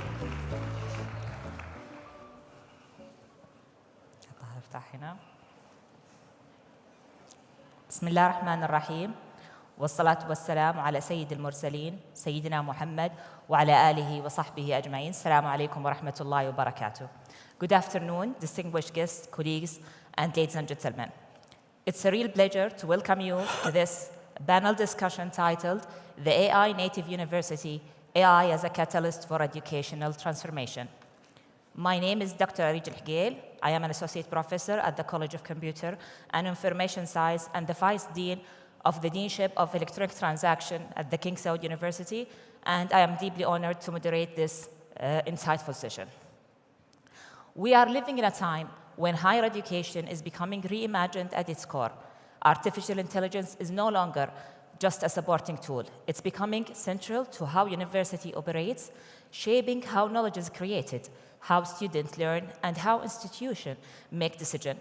And this brings us to the idea of the AI Native University, an institution designed to work intelligently with AI from the ground up. This transformation goes far beyond efficiency or automation. AI gives the university the ability to personalize learning at scale, accelerate research across discipline, and prepare graduates not only to use AI, but to think critically about it, lead with it, and govern it responsibly. At the same time, it challenged long-standing assumptions around assessments, academic integrity, faculty roles, and trust. And that is why today's conversation matters. Becoming AI native university is not just a technical shift. It's a strategic and ethical journey that requires vision, strong governance, and a human-centered approach. I am very pleased to be joined today by an exceptional group of panelists who bring diverse and complementary perspectives. And let's start with Dr. Henry Hoffman. He has been optimizing work power since 1999, long before energy efficiency became central to AI infrastructure. Beginning his career in high-performance embedded computing, MIT Lincoln Laboratory, he has focused on building systems where power, latency, and reliability are dynamically managed by software in real time. He is the Liu Family Chair of Computer Science at the University of Chicago and the co-founder of Config Dynamics. His research pioneered self-aware computing, enabling adaptive systems that automatically allocate resources to meet performance, energy, and cost goals. His honors include the Presidential Early Career Award for Science and Engineer and the U.S. Department of Energy Early Career Award. Welcome, Dr. Hoffman. Thank you. Let me also welcome Dr. Frederick Van Gisgem. He is the partner of Roland Berger Middle East with over 12 years of consulting experience advising public and private institutions across the GCC region and Europe. Since 2025, he has served as the global co-head of Roland Berger People and Organization Practice based in Doha, specializing in workforce and organizational transformation, future skills framework, strategic talent AI, collaboration for governments and large organizations. Welcome, Dr. Frederick. Also, I would like to welcome Professor Ahmed Hirsi. He's a professor of medicine and consultant cardiac electrophysiologist, and currently serves as the Chief Executive Officer at King Saud University Medical City in Riyadh. He earned his MBBS from King Saud University in 1996, followed by an internal medicine residency and cardiology fellowship training at the University of Alberta in Canada. He then completed the clinical research fellowship in cardiac electrophysiology at the University of Calgary before returning to Saudi Arabia in 2006 to join the faculty of King Saud University. Professor Hirsi also holds an MBA International Healthcare Management, complete in 2017. In recognition of his leadership, he was named among the top 101 CEOs of academic medical centers worldwide by Becker's Hospital Review in 2023, and again among the top 69 CEOs in 2024.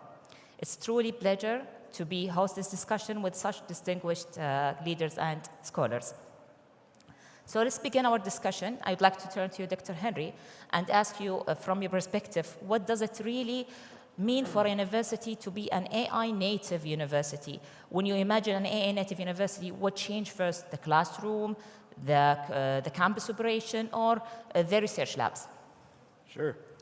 So I think what AI native means will be different for different universities. So the University of Chicago it's proud of its sort of broad liberal arts tradition. And so I think at a school like that, then there are really two jobs to be AI native. So one is to fulfill our role of educating diverse learners across all disciplines and fields of human knowledge.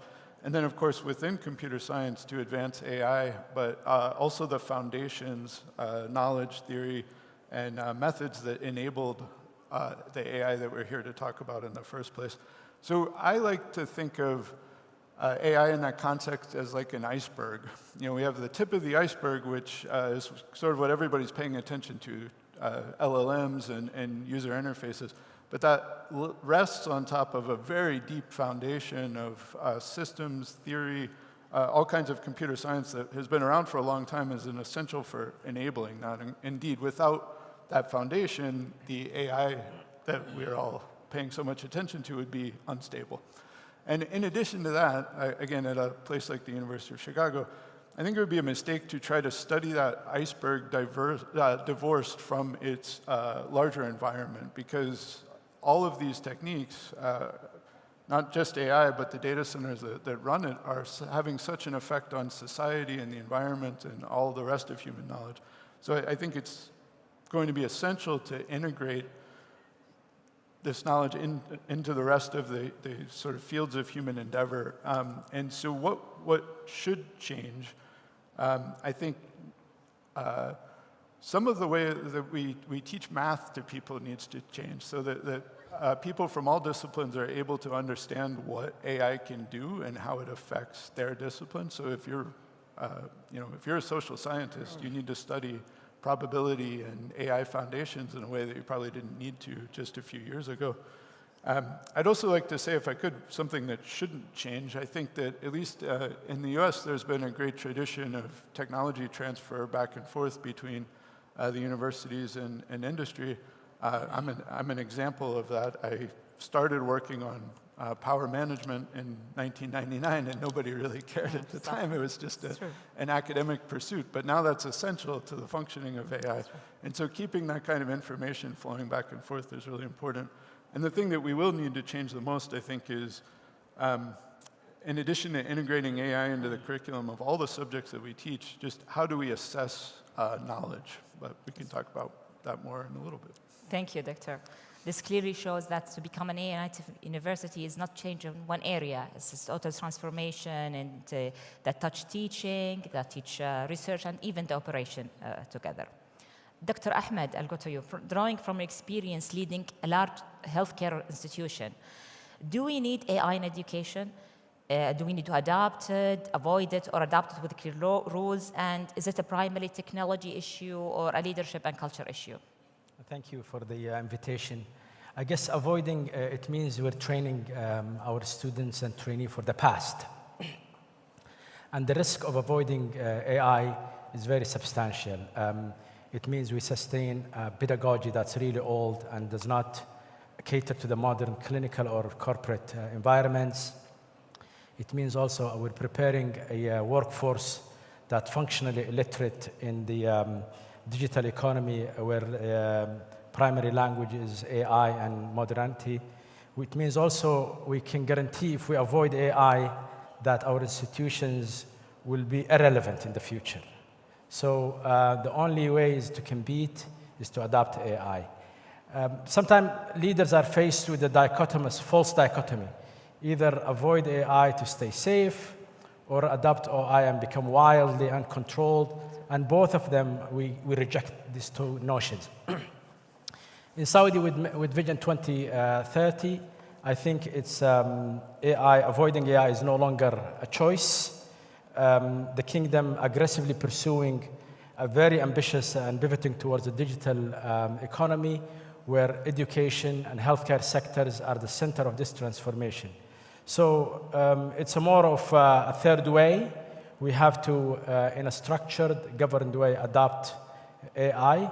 We have to have a very strict guardrails to make sure that this adoption is catered to fairness, transparency, as well as other values of AI adoption. With respect to your question about is it a technology, leadership, and culture, I think in the path of AI maturity and adoption, AI is defined usually by leadership.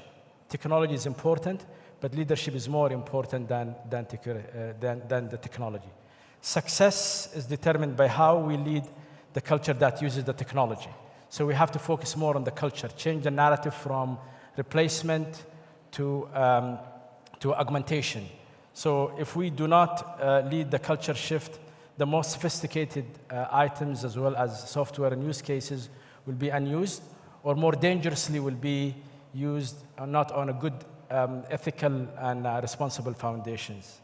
In King Saud University Medical City, where I work, we have adopted a very strong narrative where AI is front and center for the institution. We also grounded our efforts on Sadaya Foundation, Sadaya framework for ethical governance of other. So we have four main pillars in our governance model, apart from the strategy. Number one is data sovereignty, which aligns with the country regulation. And we have also no-go action that we really establish in the institution, that there is no clinician notes, patient summary, diagnostic report that goes into third-party LLMs for helping in diagnosis or speculating test results. And the second pillar of our strategy is literacy before usage. We, in the last 12 months, have trained 1,800 healthcare workers between Sadaya platform, Samai, MIT, as well as the Harvard courses. So almost 1/3 of the workforce in our hospital are AI trained, and this is extremely important. Imagine if we pursue use cases without training. So those 1,800 clinicians or workforce will be using an AI tool that they don't know about its trustworthiness, about its transparency. It's a black box, and they can make a decision incorporated in a very wild fashion. The third pillar is human in the loop, or to combat automation bias. Once you Google anything or you go to the net, you tend to believe that. You have a bias towards believing anything that comes from the computer. So to combat that, we make sure that human is in the loop. So there is no reports that's summarized by the AI that goes without any human verification. There is no way that we can outsource our license as physicians to algorithm or a server or a website. So there always has to be a physician verification. yes, AI is important in spotting very rare cases or very rare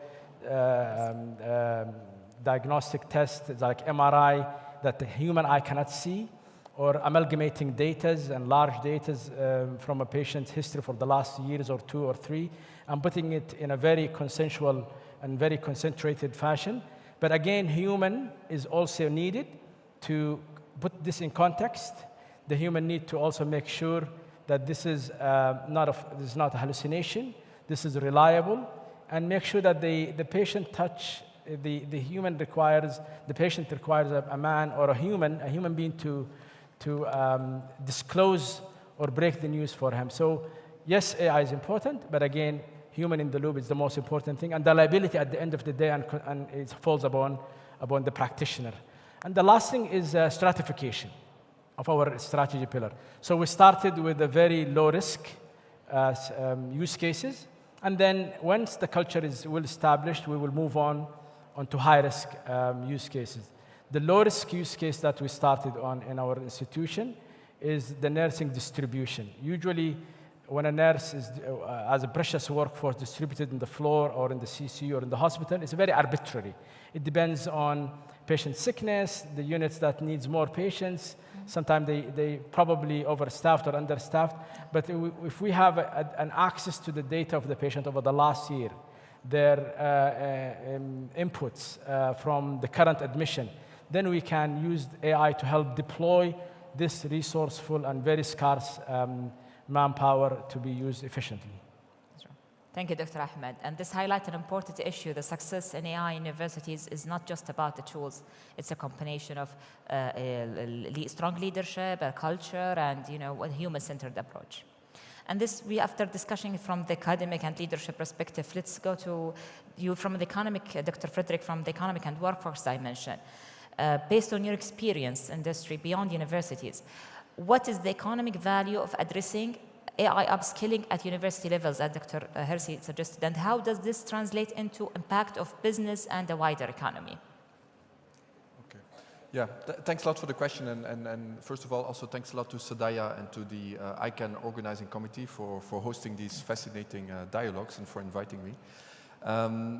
You're asking the question on what is the economic value. From a business perspective, economic value emerges when you combine a market need with technology, with an operating model to make it all work, and with people who have skills. You need to combine those 4 to create economic value. When you talk about AI upskilling, you're talking about 2 important building blocks, the technology and the human skills. It's really crucial. It's an essential building block to create economic value moving forward. On the topic of AI, I mean, I was last week in Davos at the World Economic Forum, and I must say AI was there extremely present in the streets, but also in the discussions with the CEOs.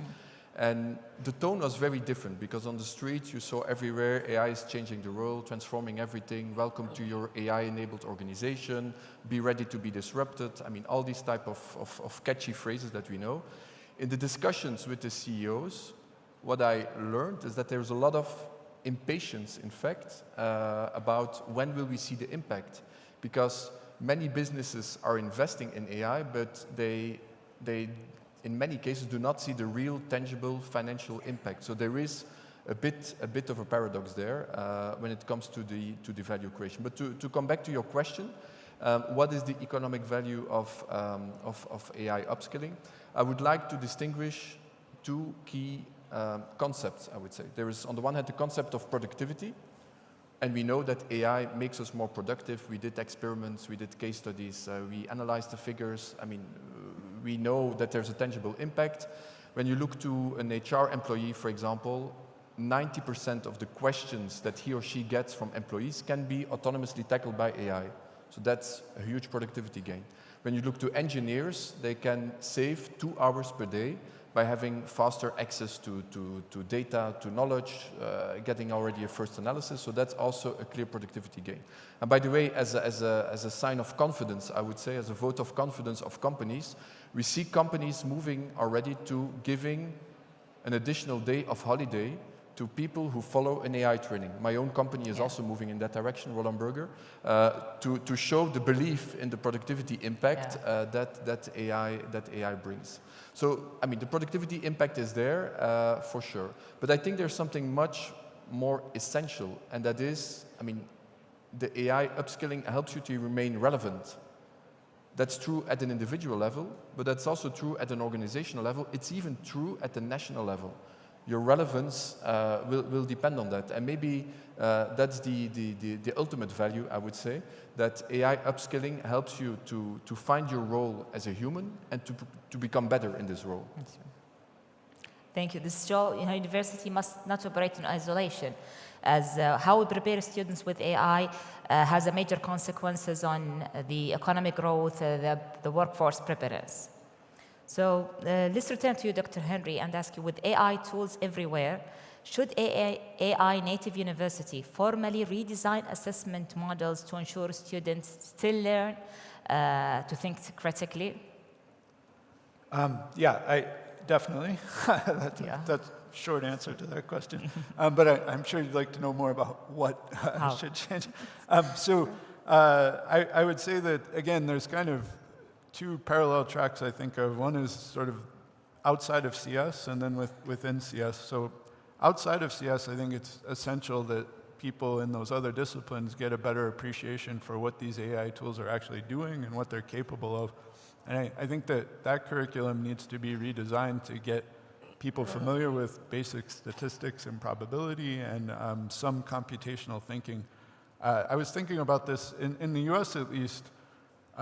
If you have sort of a broad education, the math that was considered everybody should know is calculus, because in the 60s that was considered very important to the national interest. I think that's changed. I think now it's statistics and probability is the math that's sort of essential to the national interest and what educated people should be learning. On the CS side, I will say every CS educator I know has told a class at some point, I'm not teaching you tools, I'm teaching you problem solving. But if we were really honest with ourselves, I think we're teaching the tools, and up to this point, the tools have been complicated enough that if you learn to use them, you learn problem solving on the side. Now that's no longer the case. So we can't anymore give people software with some missing pieces and then say, now fill this in as part of your homework assignment or your course project. So we really need to think about how do we actually teach problem solving the way that we've kind of always said that we would. And around that, I think there are other disciplines that have had to do this, that have had to wrestle this outside of AI. So nursing, for example, is a place where you have to solve problems. You have to educate a huge number of nurses, and you have to assess their problem-solving ability in a scalable way. So it's possible that we could learn something from these other disciplines. But the other thing I would say is that most curricula that I'm familiar with do have some kind of design level thinking, like high level. How do you start from just a paper specification of what a piece of software should do and take that into an actual working piece of software? But many students could get through the major without ever taking that class. And so I think we've got to start making that a required class and making sure that everybody has had that experience of going from nothing to something. And if you're using AI tools to do that, that's fine, because it's the thought process that matters. And this is actually bring us to a key challenge. And if learning and assessment do not evolve, so even with the most advanced AI tools, we fail to deliver great educational outcomes. Let me move to you, Dr. Ahmed. In a domain such as medicine, trust and accountability are critical, so we will reflect this on education and universities. How should universities ensure ethical oversight, transparency, responsibility when influences education or institution decision? I think, as you said, in medicine the stakes are high, but also as in education, because this is the trajectory of our students. So admission decision, grading, plagiarism, if it's left to the AI cases to govern them without oversight, without proper oversight and governance, that can lead to catastrophe sometimes.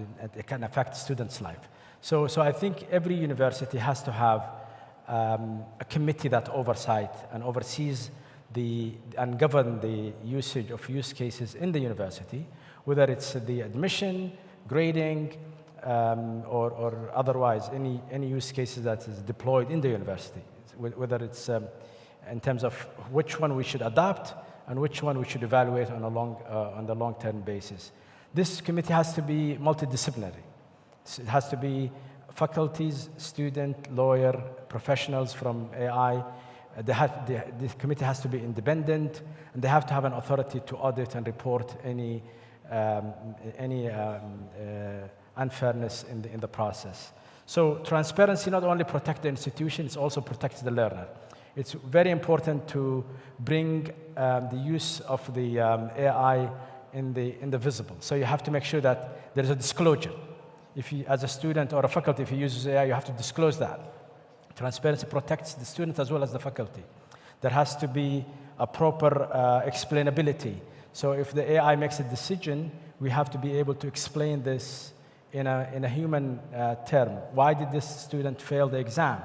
Not because the model said that. There has to be explanation in a language that the students understand. They can appeal it, they can push back on the results if it's used the grading by AI.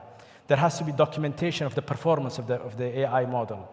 So if we adopt an out-of-the-box model, then we have to watch how it performs over the years and the reliability of it, and detect and document clearly where the human interference has changed a decision or altered the decision and outcome. So I think normalization of questioning AI is the way to go. As in medicine, when we get a test, we question the test. We make sure that it corroborates with the whole picture. So we should not take this for granted. This is what AI said. This is a fact, and believe it. I think governance, transparency, and human accountability bring trust in the system, and that's the way to go from my point of view.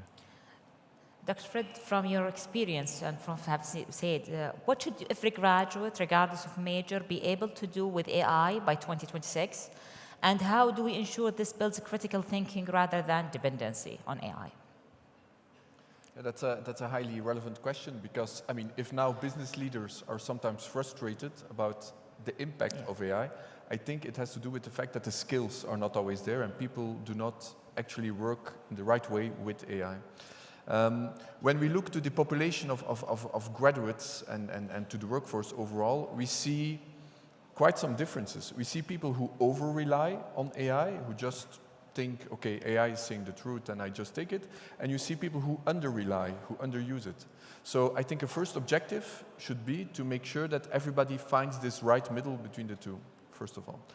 Secondly, I think more general level, what do people, graduates, need to be able to do? They need to, first of all, understand the power of AI, very important, of course. They need to be able to apply it to concrete use cases. And thirdly, they need to understand as well where they need to add the human layer, the human touch, and how they should do that. And maybe that's another interesting paradox, I would say, about AI, that in fact, the technological disruption that AI is pushes us to become better in intrinsically human attributes. And what are these attributes? I think there are three important ones. There is curiosity, there is creativity, and there is empathy. Curiosity, like the keynote speaker, Professor Paris said this morning, go where the algorithms don't go. Curiosity, very important.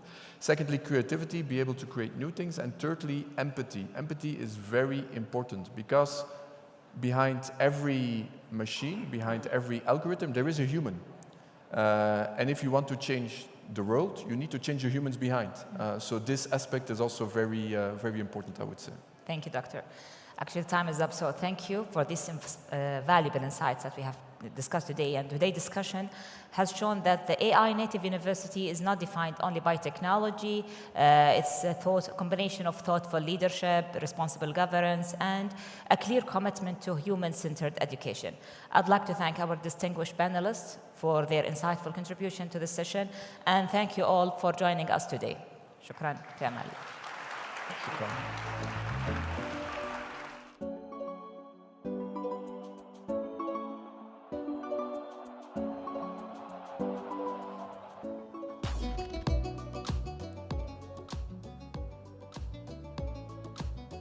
Thank you, Dr. Arij Al-Higel, and thank you to your panelists as well. From national data and AI strategies to measurable impact, funding models, partnerships, and performances, KPIs. We now move to our next panel. This session will focus, ladies and gentlemen, on how national strategies translate into measurable outcomes through effective funding, through effective partnerships and performance management. Moderating this session is Dr. Hisham Al-Hijeli, CEO of Modern Development Solutions. Let's give it up to Dr. Hisham and his panelist, Dr. Majd Sagr, Chief Learning and Research Officer at Accenture and Accenture Learn Vantage, Dr. Qais Al-Hamami, Director Center for Foresight and Artificial Intelligence, ICESCO, and Dr. Hiba Al-Jibreen, Innovation Enablement General Manager at RDIA. A beautiful session. Let's give it up for them, please.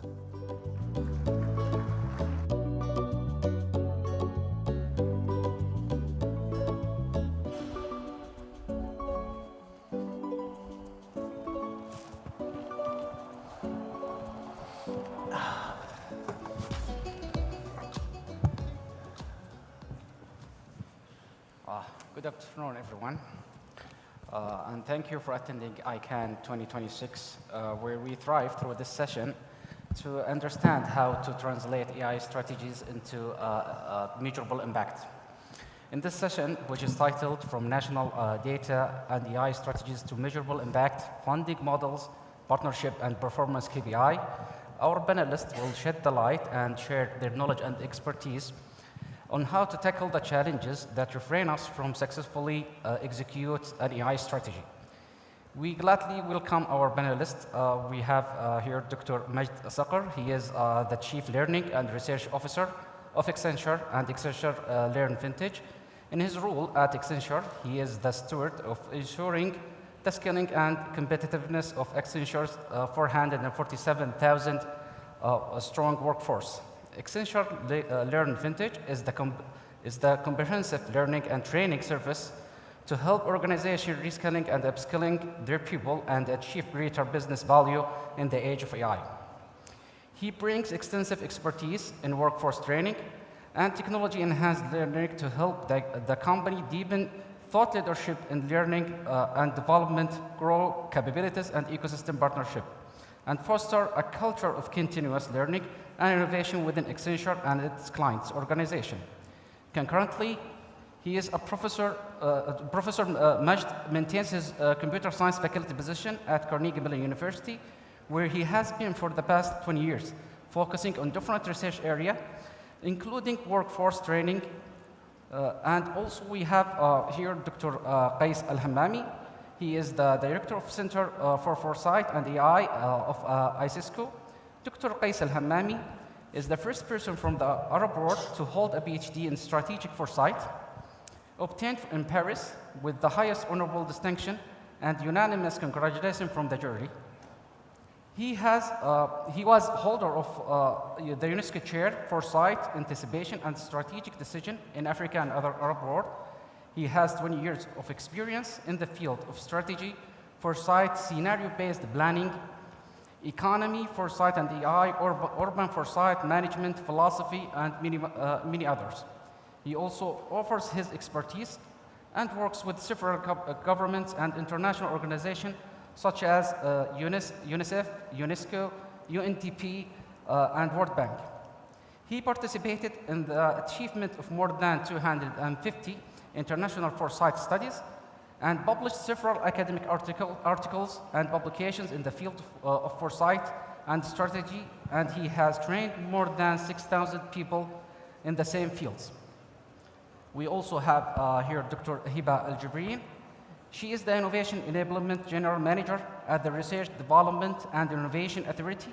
She previously worked as Director of Research and Innovation in STC. In addition to her work as an Associate Professor in the College of Computer and Information Sciences at King Saud University, she also has diverse leadership background, and she led different strategic positions, one of which was the Director of the AI Center of Advanced Studies at King Saud University. Dr. Hiba obtained her PhD in the field of machine learning and joined a postdoctoral scholarship at the Massachusetts Institute of Technology in 2017, to continue her work as a research associate specializing in machine learning and robotics with more than 30 publications.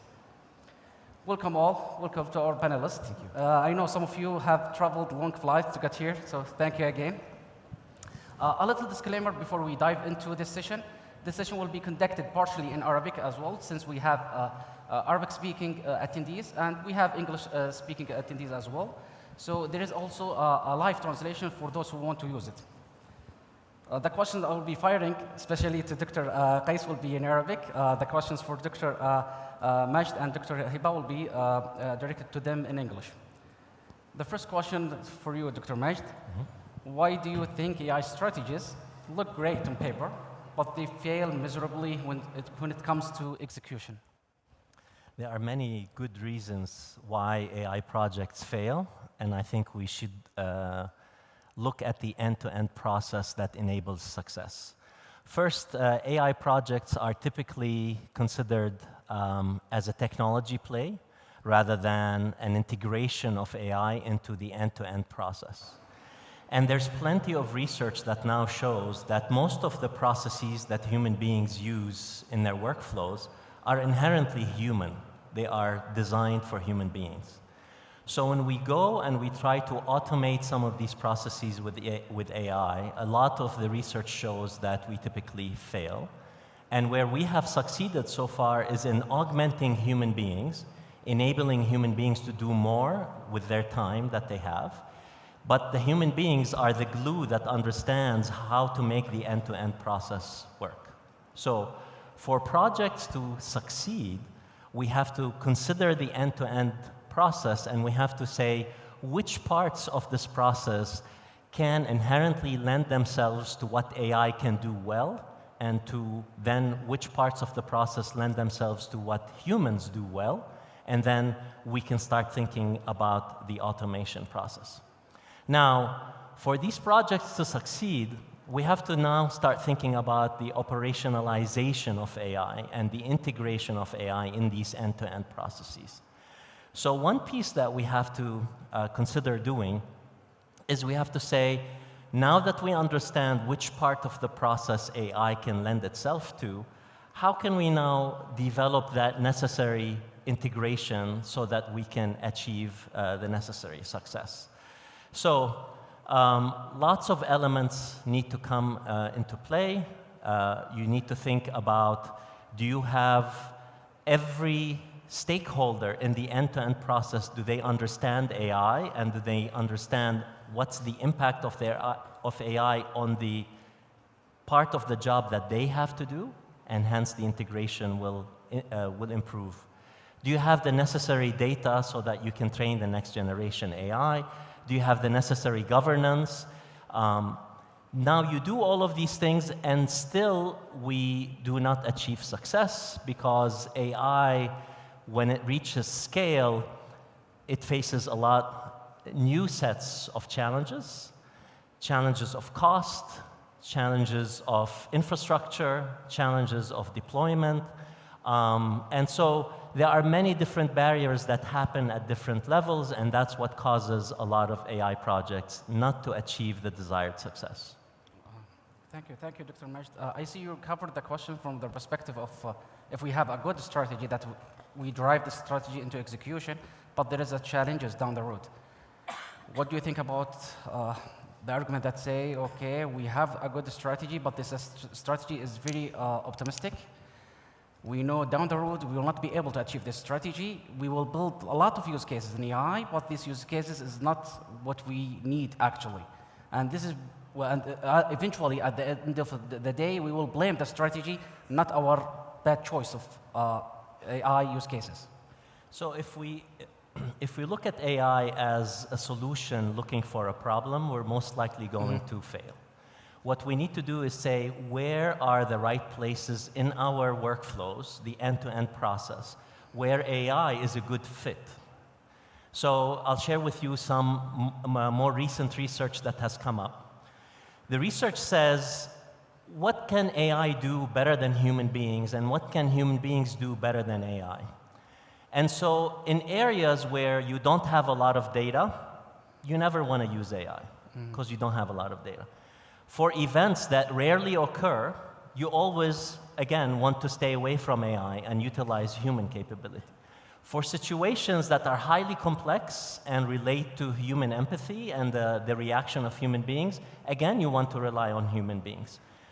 Where you rely on AI is where you have a lot of data, you have a lot of history, the inputs and the outputs can be validated and evaluated carefully, so then you can develop the necessary benchmarks to know that these things are going to succeed. So if you can do these things, then the next step will be to say, all right, now I know what AI can do and can do well, and I know what human beings can do and can do well. How can I take that end-to-end process and break it up accordingly so that then I achieve the desired success?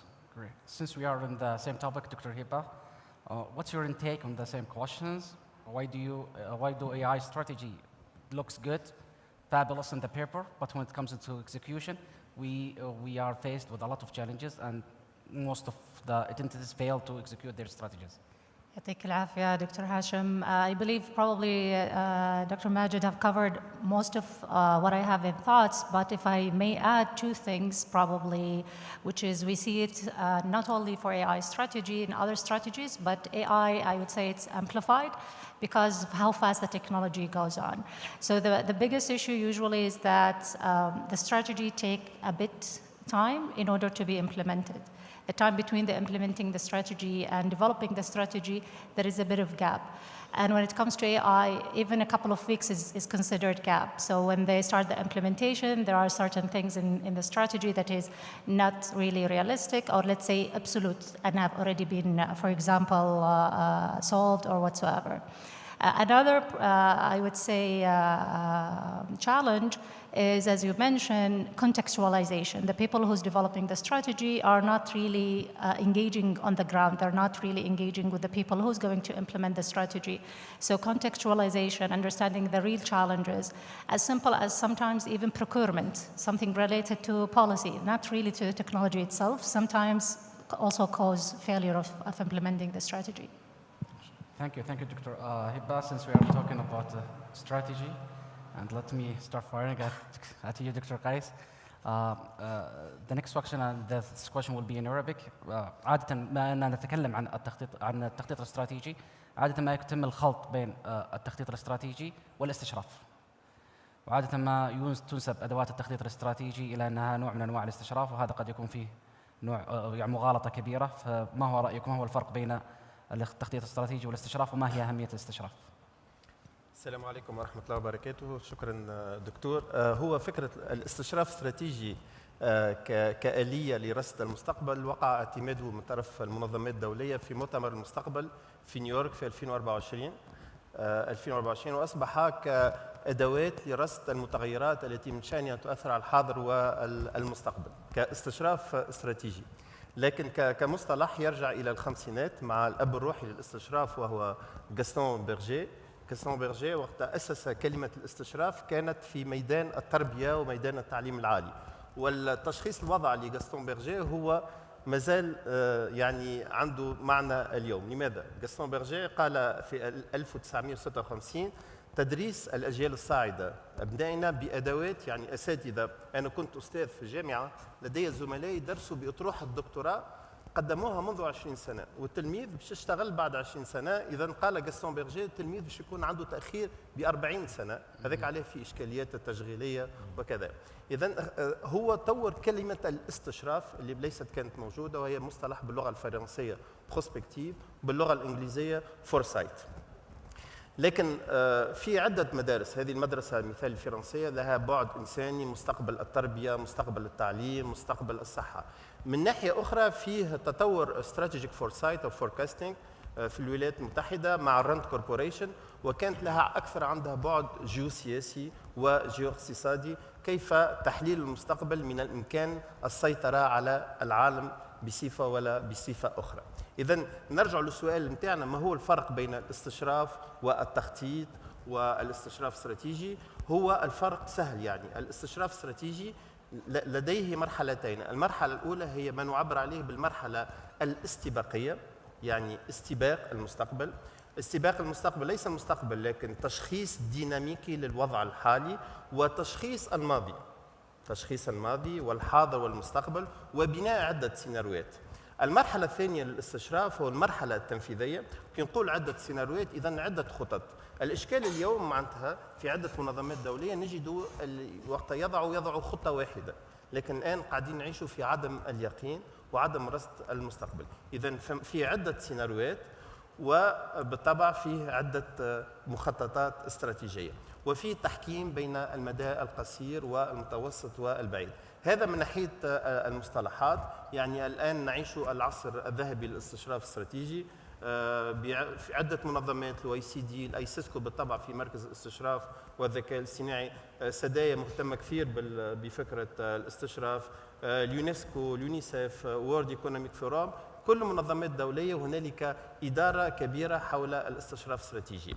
لكن الاستشراف له بعد ثقافي زاد، بعد ثقافي وتاريخي. إذا كي نحبوا نشوفوا في التاريخ، حتى في التاريخ العربي الإسلامي، فكرة المستقبل متطورة كثير، متطورة في الفلسفة والسوسيولوجيا مع ابن خلدون، الذي هو كتاب العبر نتاعو المقدمة ليس للعبر الماضي لكن عبر للمستقبل لرصد هذه المتغيرات. وابن خلدون في الكتاب المقدمة كان نوعا من بعد الاستشرافي، فيه بالطبع سيبويه اللغة العربية، كلمة سوف، كيف نقدروا نغيروا المستقبل. وهنا السؤال يطرح نفسه، يعني الاستشراف الاستراتيجي متطور بصفة كبيرة في البلدان الغربية، لكن تطور بصفة متأخرة في العالم العربي، لأن المصطلحات كانت ليست قريبة من الواقع. في الثمانينات على سبيل المثال استعملنا كلمة مستقبليات، وقع رفض المصطلح الاستشراف، لكن منذ التسعينات وقع اختيار كلمة استشراف التي جذور نتاعها من الشرفة، مع المكان العالي اللي تعمل مجهود كبير باش تبدا عندك نظرة شاملة. إذن الإجابة على السؤال نتاعك، الاستشراف الاستراتيجي هو الأدوات الجديدة للتخطيط الاستراتيجي بالسيناريوهات لرصد المتغيرات التي من شأنها أن تؤثر على الحاضر والمستقبل منظومة معينة. جميل. يعني ما أجده يعني يحير حقيقة أنه ممكن إذا عمل، لو رجعنا في الماضي إلى 10 سنوات سابقة، قد يكون الشخص أنا أستشرف في المستقبل بتطور الذكاء الاصطناعي.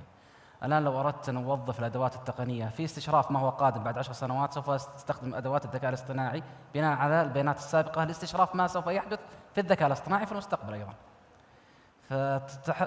يعني وجهة نظري متواضعة وأنتم بيت الخبرة في الموضوع، أن ما استشرفناه في الماضي أنه سيحدث الآن، نستخدم نفس الأدوات التي حصلنا عليها اليوم لاستشراف ما هو التقدم الذي سوف يحصل في نفس الأدوات هذه في المستقبل. هو مرة أخرى معناتها في خلبطة كبيرة، هذا مش استشراف، كان تخطيط، يعني توقع المستقبل. وتوقع المستقبل يعني we can't predict the future but we can build، معناتها نستطيع بناء مستقبل أفضل بتشريك الأطراف الفاعلة. بالنسبة للذكاء الاصطناعي، أنا لدي تقارير، أنا بحكمي حتى في الجامعة كنا نتحدث منذ 10 سنوات و15 سنة على مهن ومهارات الغد. يعني تحدثنا على مهن الطبيب، مهن المحامي، المهن هذه، وكانوا الطلبة ما كانوا معناتها مقتنعين بهذه المتغيرات. أن ذلك كانت يعني التحول الرقمي، كان انترنت الأشياء، وكان الذكاء. تحدثنا كثير على الذكاء الاصطناعي. قبل جائحة كوفيد كنا نتحدثوا على 60% من المهارات ليست موجودة. الآن نتحدثوا على 85% من مهارات الغد ومهن الغد ليست موجودة. هذاك عليه نحن في الإيسيسكو يعني قاعدين بصدد إعداد أول دليل لمهن ومهارات الغد، وهذا الدليل هو الديناميكي في عدة، في مثال في دليل آخر هو دليل الذكاء الاصطناعي للأطفال من طرف الأطفال. إذن في إشكال منهجية وفي إشكال يعني تعبئة حول إشكالية.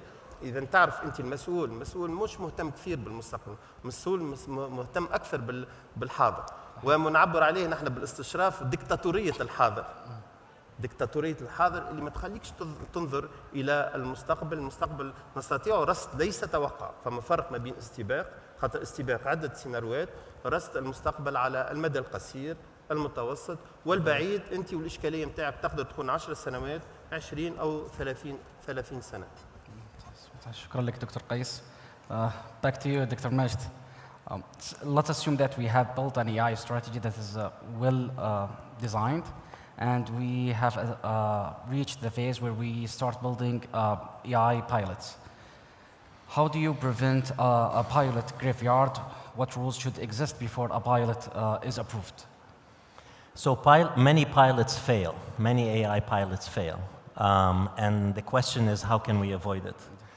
Now, if we go back to the previous conversation that we were having, and Accenture, what we do when we say you have to reinvent the end-to-end process is you're going through a major reinvention of your organization. And instead of looking for interesting projects where AI might play a role, we really have to be business-driven. And we have to say, where are the places where we might see the biggest impact? And then we need to see, is AI a good solution for us in these areas? And then we have to make sure that we are using the proper KPIs so that we can measure if AI is successful or not. So an API of accuracy or an KPI of performance does not really measure the impact of the integration of AI in the business process, so that then you can achieve either the improvement in efficiency or improvement in safety or improvement in productivity or reduction in cost. Simply put, you want to do more with less, and can AI allow you to get there? So the selection of the problem is extremely important. The selection of the metrics that we use to measure the success of the problem is also important. Then we have to go back to the things that we discussed in the first question, which is, do we have all of the capabilities, training the workforce, the necessary strategies, the governance, and the infrastructure so that you can make sure that this project will actually reach maturation? So choosing the right problem, choosing the right metrics, and then thinking of it not as a technology play. Remember, it's integrating AI, so it's the operationalization AI as part of this reinvention process that we have to go through. This leads me to another question. So what do you think that the KPI metric that we should avoid because it's usually misleads, or the KPI metric that we should adapt because it's usually overlooked and no one uses it, but it's very important for us to adapt when we evaluate AI pilots? So I'll say the same thing. We have to consider the metrics that actually measure the business outcome. So pick a business outcome, number of calls. How many customers are satisfied? Are we in a call center, for example? So is the customer satisfaction improving? And are we reducing the time that the customers are spending on calls? And then are we able to retain the people who are part of this endeavor? So these three metrics measure business outcomes rather than how accurate is our answer and how verbose is the answer and how close is it to the question that the person asked. Okay, these are useful metrics, but do they really impact the business process at the end? We should always be business driven. Thank you, Dr. Majd. Sure. Dr. Hiba, what makes a public-private academic partnership actually deliver result and not just announcement?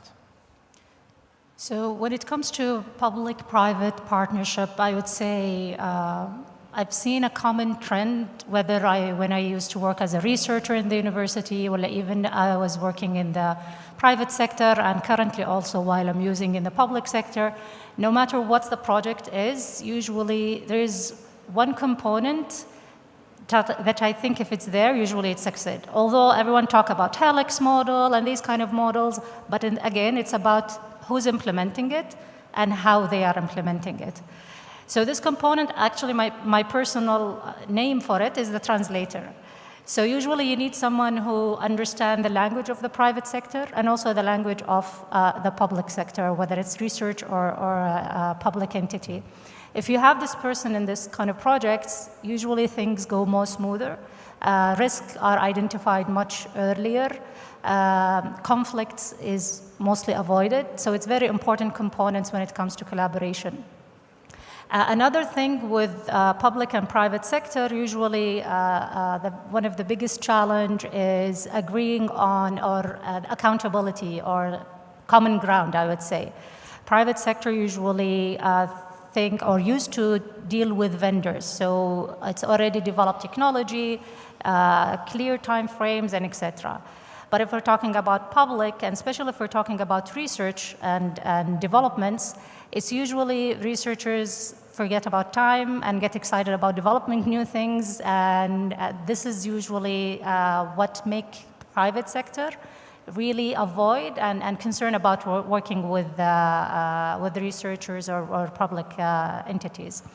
For that reason, we're trying to de-risk these kind of challenges from a government perspective, and also create different incentives, developing the technology as much as possible. So usually it's these kind of, I would say, soft challenges that create a huge impact when it comes to collaboration between both entities. Okay. Thank you, Dr. Hiba. دكتور قيس، يعني بحكم عملكم في الاستشراف نريدك أن تستشرف لنا المستقبل، ما هي الأبعاد أو الميجا ترند والأبعاد الرئيسية والتوجهات الرئيسية للذكاء الاصطناعي الآن؟ تمام. التوجهات الكبرى. التوجهات الكبرى، نعم. التوجهات الكبرى we can predict the future لكن التوجهات الكبرى هي اعطيني نحب بصفه سريعه التعريف ما هو التوجه الكبير. حتى التوجه الكبير يقدر يكون جاي من ماضي، يعني توجه كبير ثقيل، يعني فيه جمود كبيره وانت مجبور تتاقلم معاه معناتها على المدى القصير والمتوسط، وفيه الاتجاهات الناشئه يعني اللي هي تقدر انت ترصدها وتتعامل معها بصفه سريعه.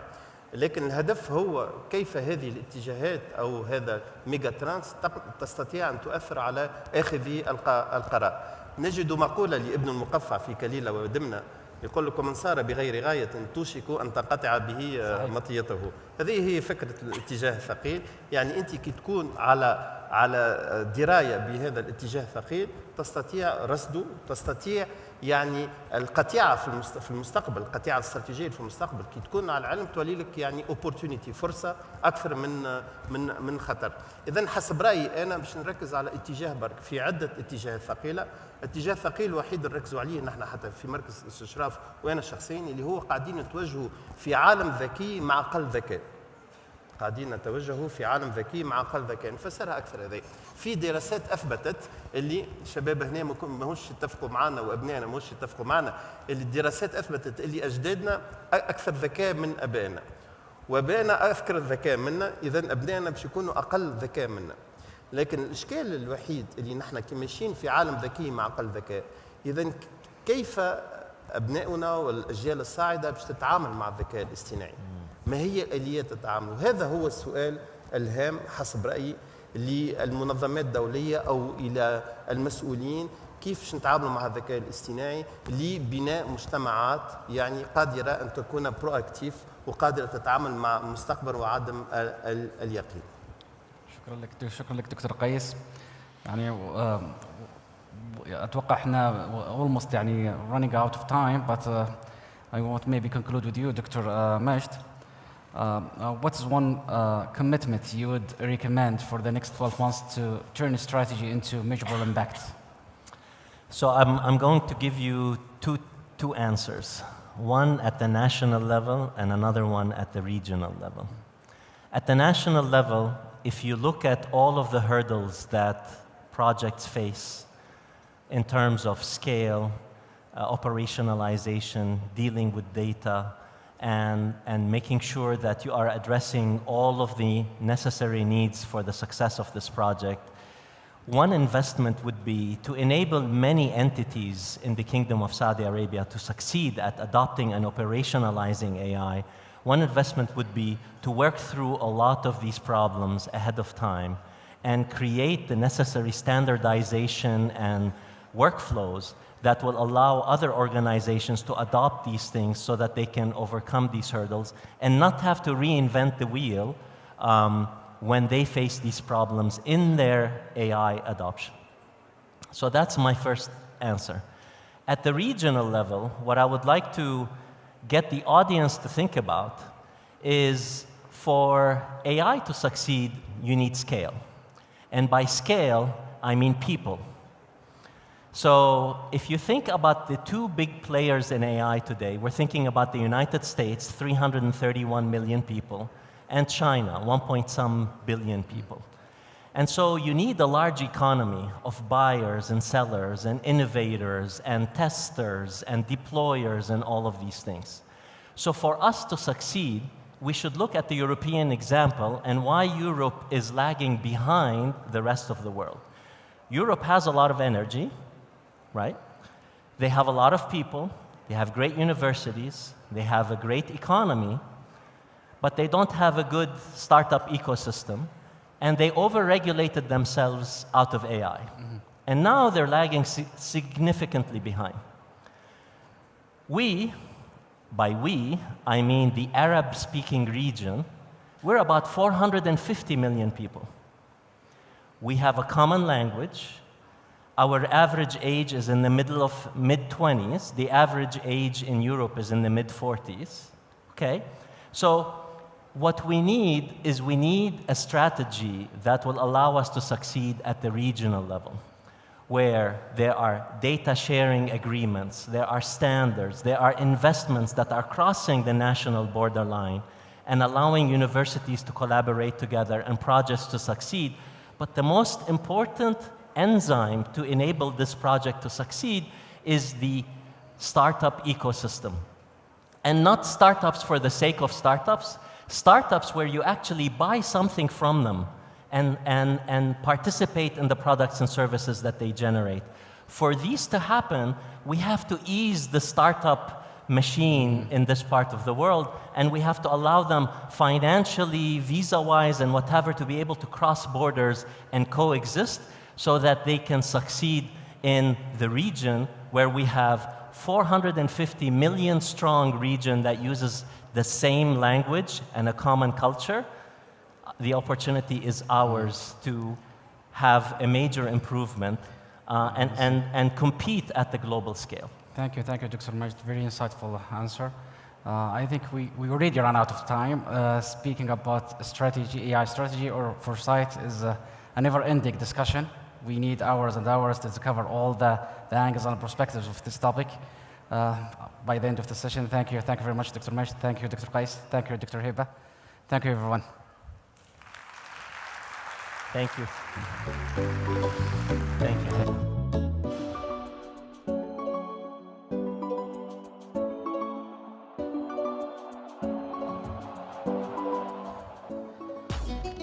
Thank you, Dr. Hisham.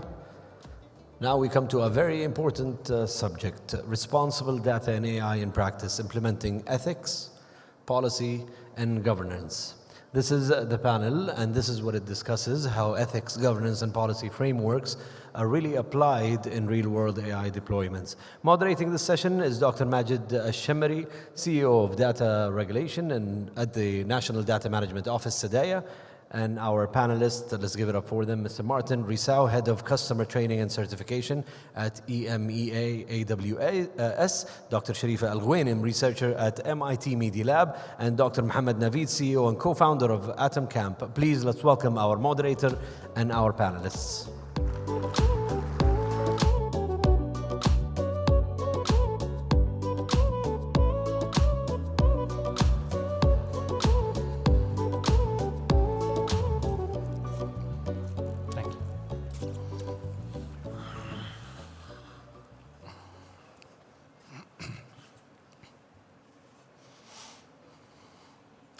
Thank you so much.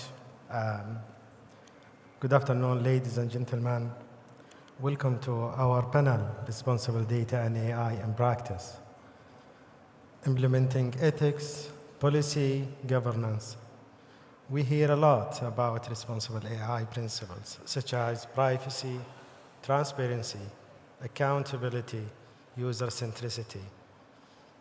What we hear far less about is how these principles are actually implemented in real organization settings.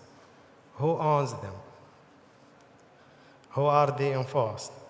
And how do we survive real-world pressures like speed, scale, commercial value.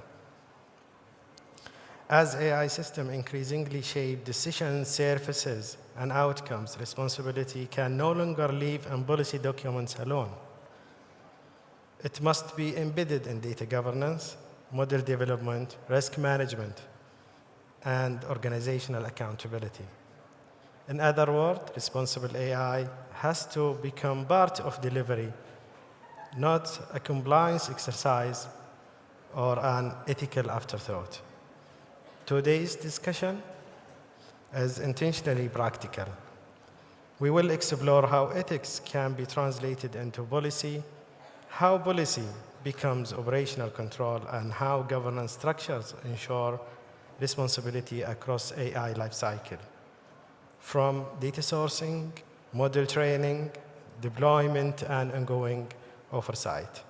Our goal is simple, straightforward, to move from principles to practice and leave you with some reflections on governance patterns, rules, mechanisms that you can take back to your organization and apply immediately. I'm delighted to be joined by an excellent group of panelists, each bringing perspectives from policy, technology, governance, real-world implementation. Let's get started with our distinguished panelists. On my left, Mr. Martin. Martin is an international technology executive with a record of accomplishment of building and scaling cloud analytics and AI-driven services businesses across Europe, North America, and the Middle East. He currently leads training and certification for AWS in EMENA, where he works with government enterprises and education partners to accelerate cloud and generative AI skills development at scale. Over his career, Martin has led senior leadership roles at AWS DXT Technology. In the middle, Dr. Sharif Al-Ghanem. Dr. Al-Ghanem has earned her PhD in multimodal AI from Australian National University in 2015. She has stationed at MIT Personal Robots Group as research scientist. She developed AI models and provide insights for enhanced human-robot interaction with an expertise in multimodal AI. Dr. Al-Ghanem models human behaviors using advanced AI frameworks. Her research focuses on mood and behavior recognition using speech, gaze, and body movements to detect conditions like depression, suicide risk, and deception, with a teaching background at the University of Canberra and current role as Associate Director at Postgraduate Program at Prince Sultan University. Last but not least, Dr. Mohammed Nafid. Dr. Nafid is a CEO and co-founder of Autumn Camp Arabia as an AI strategic and industry lead. Dr. Nafid specialized in designing and deploying enterprise AI solutions for businesses and government entities. He holds a PhD from Biden School of Public Policy with a focus on technology and entrepreneurship. He has spearheaded AI-powered solution in quality control, inventory management, health, safety, compliance, and sovereign AI. He has supervised and launched several AI products at Autumn Camp. By giving this brief introduction, I'll move to start the discussion by asking all panelists the following general question, the aim of which is to set the context. We all, hear responsible AI. When people hear that, they fear bureaucracy. What does it mean in plain language? And why should developers, engineers care? Mr. Martin. So it's a fascinating field, and it's actually changing. So I'm looking forward to hear also my panelists Because the answer that I would have given 12 months ago is not the answer I'm giving today. So what is responsible AI for me today? It is building systems that are trustworthy, that are explainable, and that can be corrected if errors occur. And why is that? Over the last 12 to 18 months, with the advent of agentic AI, we're moving away from AI giving us output, and then humans are taking the output, and they have a lot of time to take a look at this, whether there is bias, whether there are any problems in our models, and so on. With agentic AI, we're actually moving that AI is acting on our behalf. And that creates a complete new dimension, that if AI is acting on your behalf, and remember, AI is not a person, is not a corporation, but is acting on your behalf. It needs to be trustworthy, it needs to be explainable, and you need to understand when you need to have a human in the loop. For example, you cannot just simply rewrite the database of a financial institution because something has happened that you cannot explain, and then you need to have a rollback. So it has changed over the last 12 months for me, so that engineers, why should they care? Because they're building systems that act on our behalf, and we talk later on what that means practically in order to implement. Thanks, interesting. And what do you think, Dr. Sharif? I think this is one of the most important questions to be asked, especially in the generative AI era, because even before, the technology was built with center of the technology itself. Now that it's affecting too many lives, now we have to think of like the human first. What are the impacts? Why would the engineers need to care? Because human lives are being affected. And from the mental health, from their education, from reliance, and of course it has to be trustworthy and explainable, so it increases critical thinking. But we need to care because lives are being impacted. Some people have actually died and committed suicide because of this technology that came out. So empowering people to use the technology, and you build the technology for the people, and people being the center, not the technology or the benefits. That's why we need to care, and it's the time that actually we should shift from technology-centered and what are the innovation that we need to create versus what is the human benefits and how much impact we're making. Yeah, thanks. Given that we widely use responsible AI rather than using AI, and given that there is a disconnect between policymakers and engineers who develop, deploy, and maintain those AI systems, what do you think, Naveed? What's the meaning of responsible AI from your perspective? Thank you.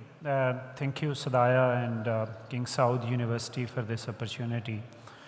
So I'll share my perspective in a way that we do a lot of trainings in AI to academics, to students. So I always explain it in two ways. The very first, I try to tell that first we need to understand the difference between traditional software engineering systems and AI systems. So when a software engineering system fails, it stops working actually. So when an AI system fails, it may not stop working. It may continue working, but it may be doing wrong things that it was not supposed to do. It may be doing actions confidently which were not required. So this is very important to understand responsible AI in this context. This is the first thing. The second, I always ask my team, my students and trainees to answer 4 questions, and that will help you understand responsible AI. The first thing is what AI is supposed to do and what it is not supposed to do. Any system that we are developing, it means setting the boundaries. That is the first thing. The second thing is, how will we know if the AI system is failing? Who will know it? So we need to predict before deploying the system? All of these questions we need to ask ourselves, our engineers, before deploying, before developing, and after as well. The third question is, who should be held accountable for the failure? Not the vendor, not AWS or other cloud partners.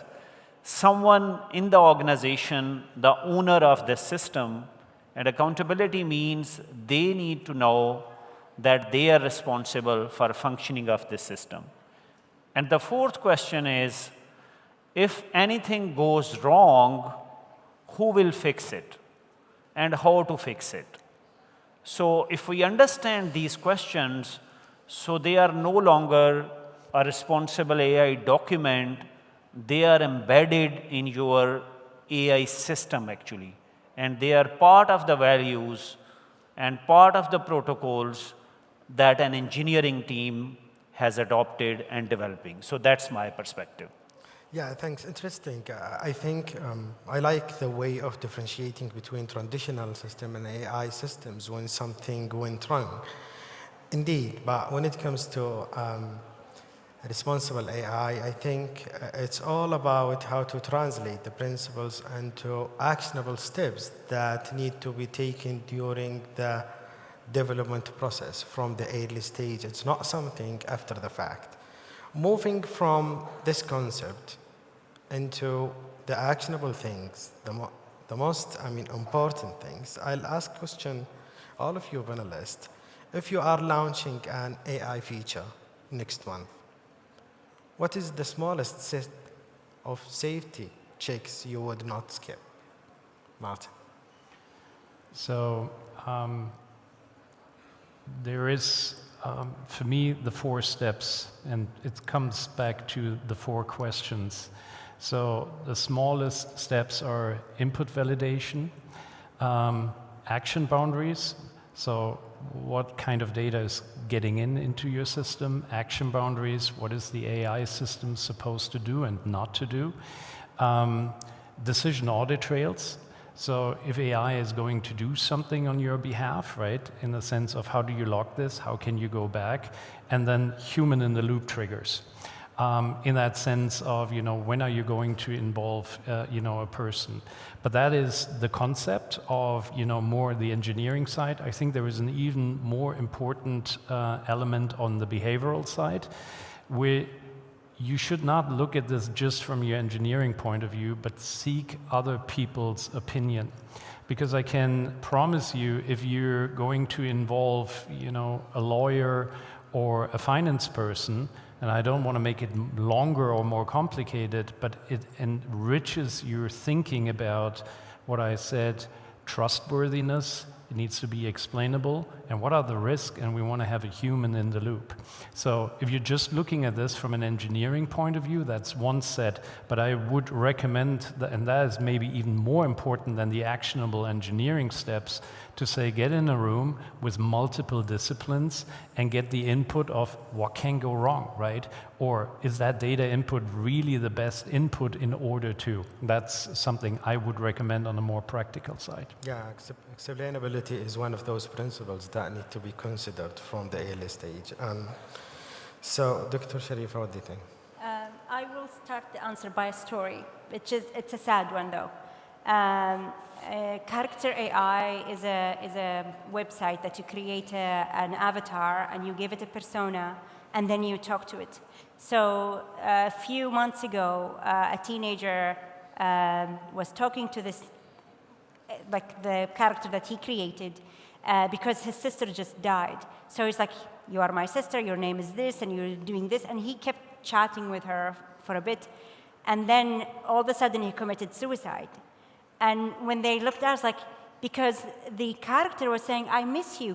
Why don't you come to visit me? I was like, oh, this is a good idea. I'll just go to visit you in heaven. Of course, I mean, it was a very big outcry when this happened.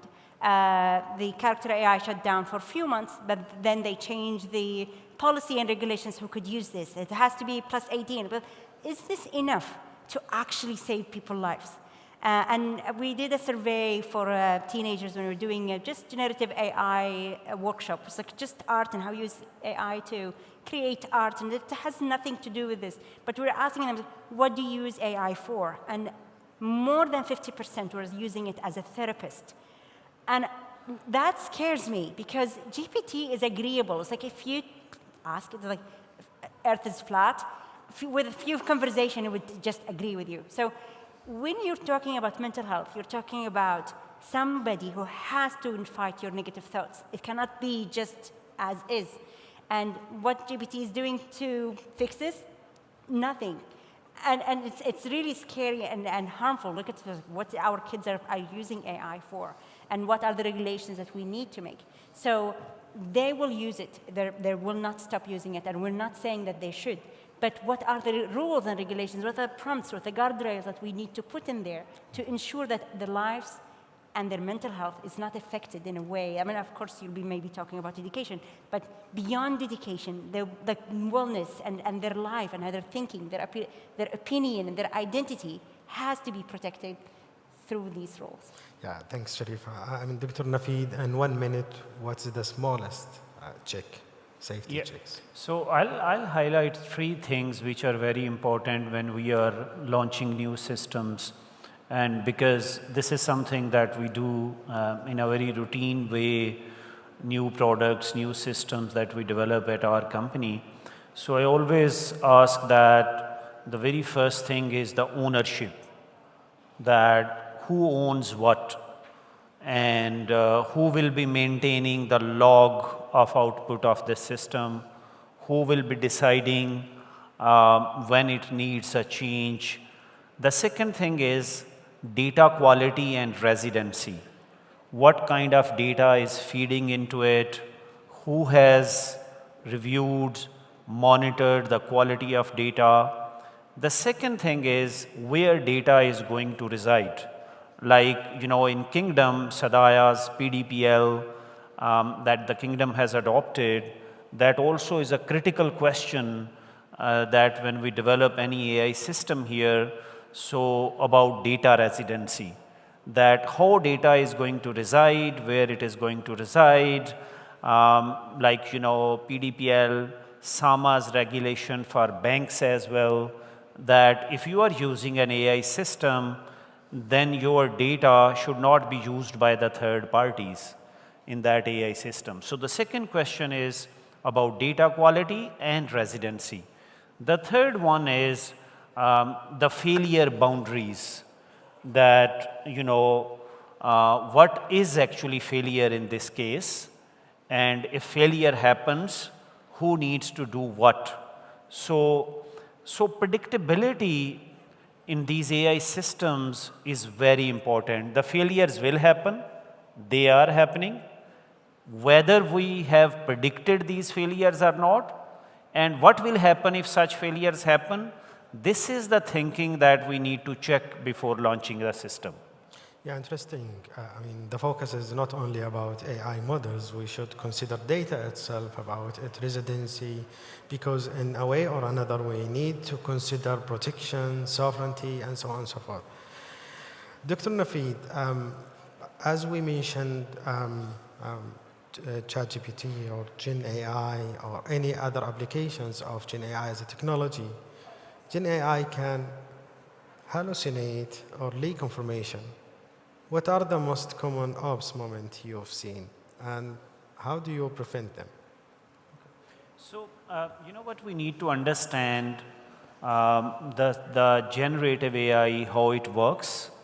Better we understand, we are better prepared to consider it as an support system in the process of human judgment.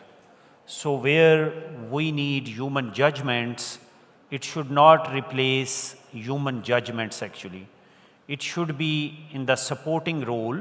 And obviously, when we talk about generative AI, so then there are 3 ways we try to reduce the risks, reduce hallucination, reduce the errors.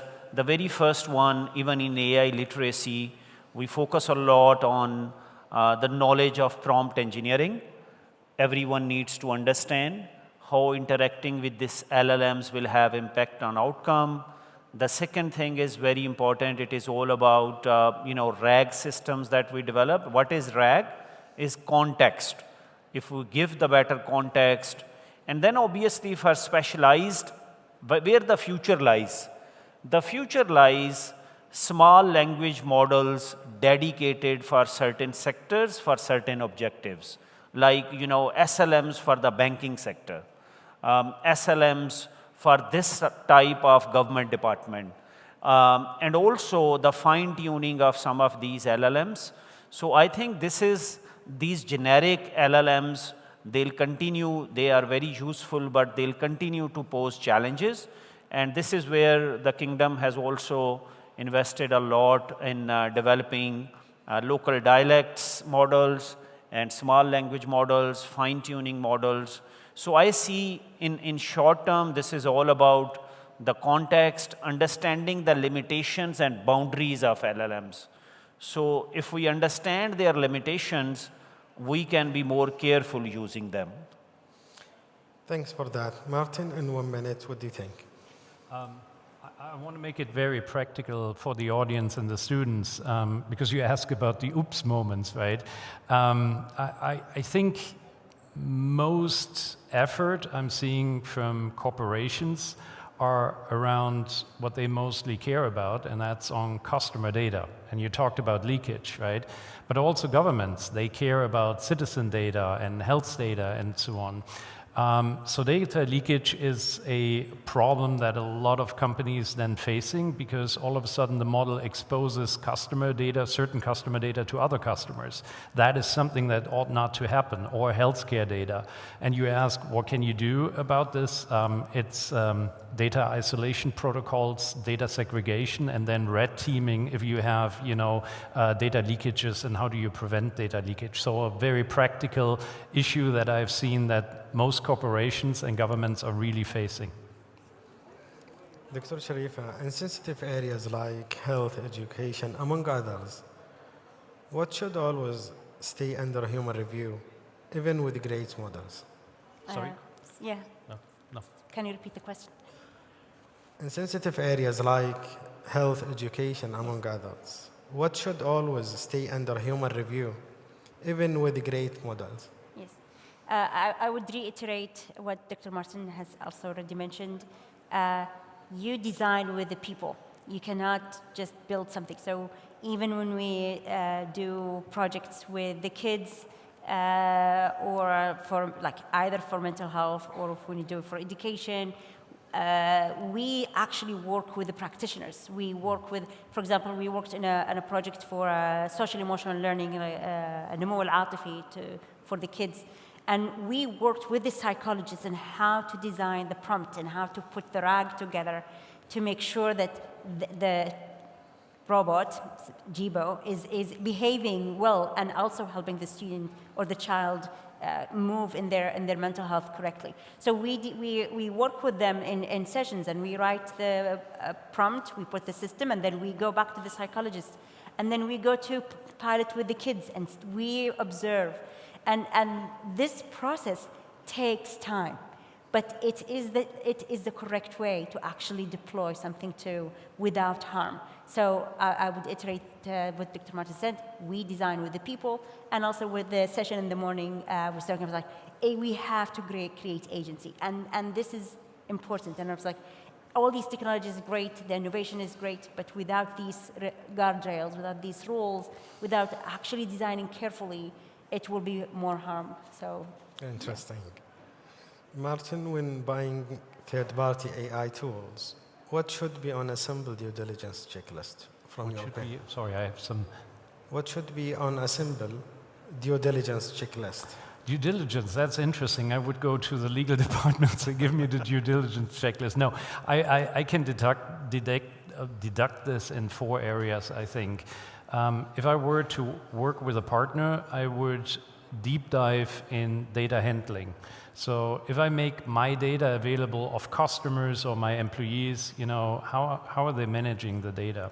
The second one is model transparency. What kind of model are they using? How often are they updating the model?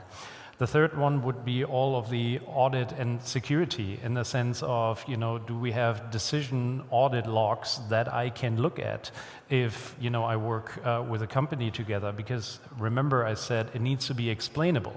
And then the fourth one is, I think I would look at an exit strategy to say we all start, in partnerships, but sometimes partnerships, will end. What is happening there? What kind of data is, the partner retaining, and what are they going to do with it? So that's the 4 steps that I would apply. Yeah, great. I mean,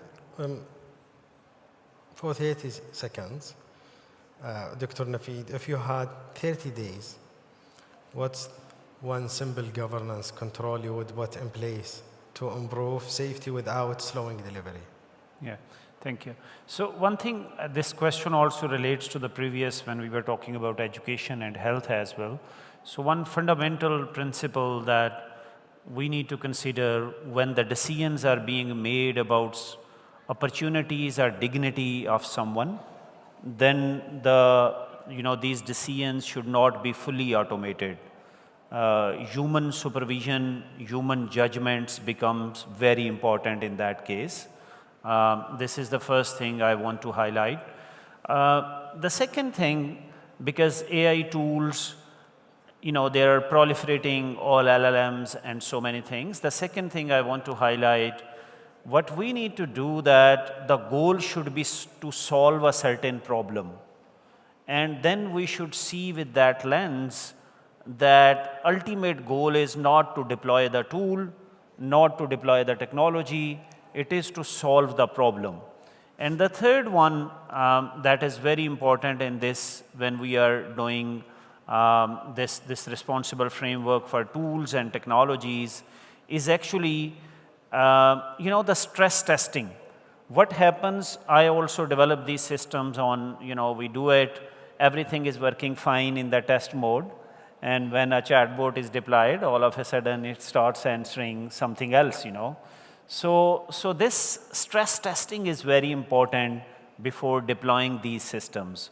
So these are a couple of things that I think are very important for all of us to consider. Great. Dr. Sharifa, within 30 seconds, please. One governance control. You would put it in place.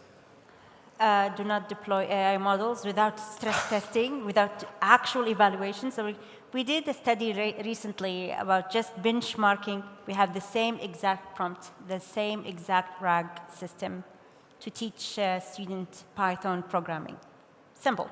And then exactly everything is the same, it's just different models, like GPT-5 versus GPT-4 versus cloud versus, all of these. And then we just compare, we wanted to see how their effect into student education. Did they actually teach? And then I don't know if educators here would know the Bloom taxonomy is like you start with memorizing and then understanding, analyzing, and then creating. And we want to see which of these models behave to improve or not improve, which level would the AI take us to. And then we had a group which no AI. You just learn Python without. So it shows, the results shows that different AI models, even the exact same system, provide very different responses. And we have people who without AI were able to understand, were able to go to 2 levels, but not to higher levels. While other models have got to a better way, it's like giving positive feedback, encouragement, and then students were allowed to do creation with those. So they are beneficial, but we have to know that their benchmarking is not the same. Even if the same provider will give you different models, they give different results. And evaluation and benchmarking and stress testing, extremely important. Yeah, thank you. Martin, with one statement, please. I would say the human-in-the-loop trigger. You gave the great example, where it can have severe consequences. So if there is one thing, and if I think about my kids, if I think about patients, if I think about customer, I would be very sharp, again, on the human-in-the-loop trigger to say at what point of time a human should look either on the output, or as we said, we're moving into agentic AI, it's taking action for us, right? To say, when do we need to really have somebody look at this and maybe say stop, or we need to rework something? Yeah, thanks for our panelists. for moving the conversation beyond principles and into practice. Today's discussion showed that responsible data and AI are built through practical actions, not abstract principles. Lightweight governance controls, clear role-based responsibility and targeted training, and meaningfully improve safety without slowing delivery. When ethics are embedded in everyday decisions, accountability becomes real, and AI can scale with trust. We hope you leave with concrete ideas you can apply in real organizational settings. Given the spirit of I can, I'm sure we can. I'm sure we can build AI that works and works responsibly. Thank you so much for listening. Thank you all for listening.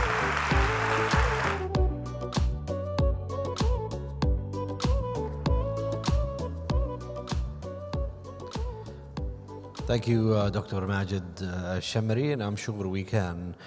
When AI becomes a researcher, ladies and gentlemen, rethinking science, teams, and discovery, this is our panel. It explores how AI is transforming scientific research, collaboration, and also discovery.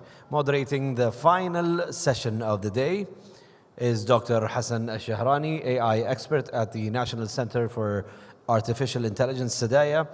And our panelists, please give it up to Dr. Hendrik Haman, professor at Stony Brook University, Dr. Daniel Da Costa, RDIA Chair, Professor of Wireless Communication at IRC, CSS at KF Dr. Abdul Muttalib Al-Siddiq, VP of Application Science at Humane. Let's please welcome the moderator and the panelist, our final session, and we have another day tomorrow, inshallah.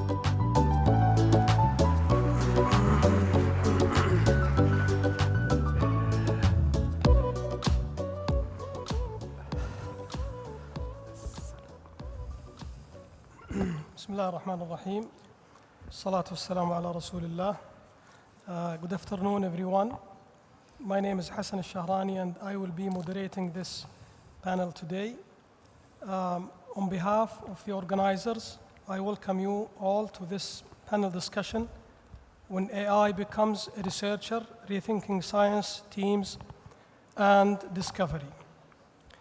Thank you for being here today to discuss this a very important topic that affects all of us in science and research.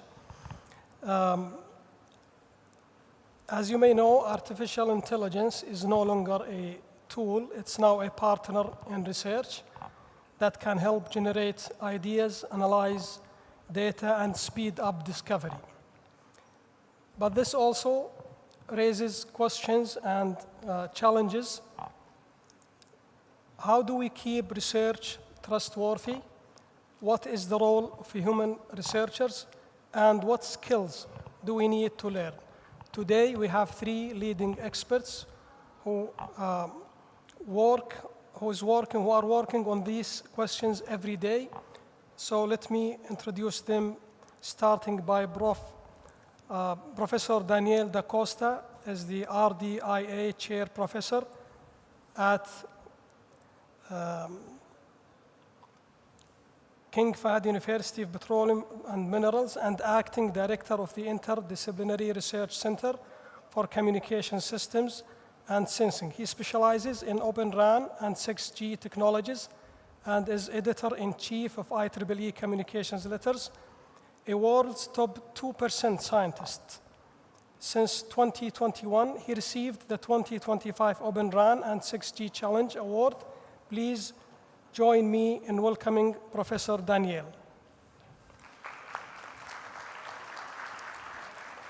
Next, I'm delighted to introduce Professor Abdul Muttalib Al-Siddiq, a distinguished professor in embodied, go ahead. A distinguished professor in embodied AI, digital twins, and mixed reality. He has supervised over 170 graduate students, authored 10 books and 600 scholarly articles, and holds 6 patents. He is a fellow of the Royal Society of Canada, IEEE, the Canadian Academy of Engineering, and Engineering Institute of Canada, and has received the Frederick Wilhelm Bessel Award, the IEEE Instrumentation Measurement Technical Achievement Award, and the IEEE AGL McNaughton Gold Medal. Let's give a warm welcome to Professor Abdul Muttalib As-Siddiq. Last but not least, please welcome Dr. Hendrik Heyman. Dr. Hendrik is a professor at Stony Brook University and AI chief scientist at Brookhaven National Laboratory.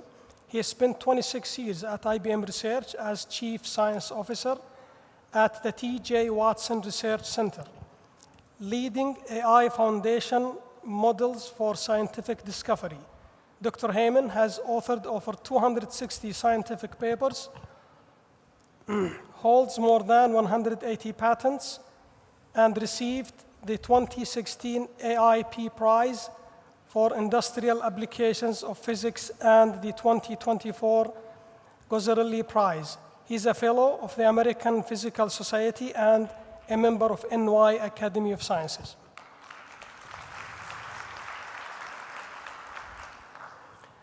Thank you all for being here today. And the agenda goes like from AI as a tool to AI as a research collaborator that can expedite or let's say speed up so many research tasks.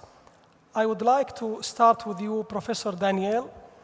AI has fundamentally changed the way researchers approach literature review and hypothesis generation. Can you please talk about this with some examples if possible? Okay. Assalamu alaikum. Good afternoon. Thank you very much for the invitation. It's a pleasure to be here and participate of this amazing event. This is a very interesting question when you associate AI with research. I have been working in wireless communications for a long time. I did my bachelor, master, PhD in that specific field. But since 10 years ago, I started to add machine learning as part of my research tools. Right? And I believe that AI is a good collaborator for research. We can expedite the whole process, and we can focus on more challenging subjects. Actually, we are reshaping the way you are dealing with complex systems. In the past, you are always facing issues with these computational limitations or with analytical bottlenecks. And usually, when you go starting solving a problem, we always were constrained with these limitations. And then with AI, with machine learning, we can focus on more complex problems, and you can make it better questions it's more aligned with real-world systems. So I believe this is one of the good advantages of machine learning and AI, is the capability to deal with complex systems, to analyze, right? And to give us a kind of insight on how to design those systems. So this is one point that is extremely important to highlight. But on the other hand, if you rely only on AI tools, this is a kind of strategy that we should be very careful. Okay, why? Because AI, they do not have some of the research skills that we expected. For example, the critical interpretation. You cannot treat those results as a kind of unquestionable truth. You must evaluate and see if it makes sense, right? And when you go for the technology itself, the revolution, the main breakthroughs, they come with unconventional hypotheses or based on the curiosity, right?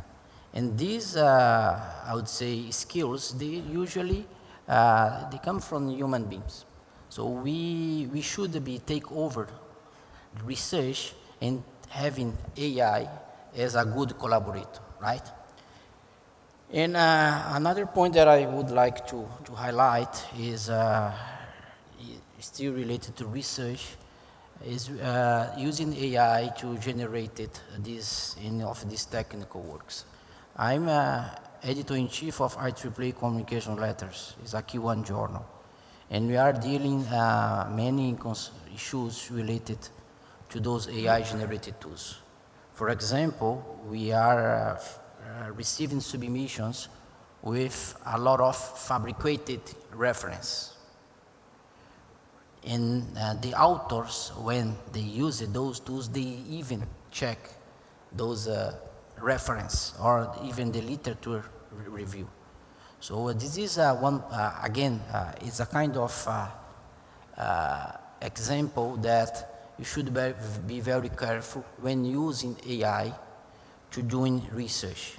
It is actually a very strong tool, collaborator that we must rely on, especially when you deal with complex analysis, but don't leverage your insights and all your design, the whole design, on those specific outcomes.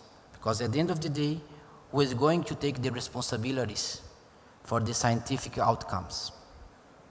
This is the point. Thank you, Professor Daniel, for this insightful look into the application of AI in a research environment.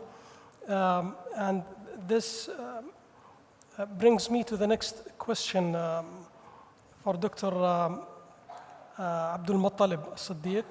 Your work focuses on the human-computer interfaces and the necessary evolution of our skill sets. So my question for you, Doctor, as AI tools become integrated into experimentation and analysis workflows, how must research teams restructure their approach? Bismillah ar-Rahman ar-Rahim.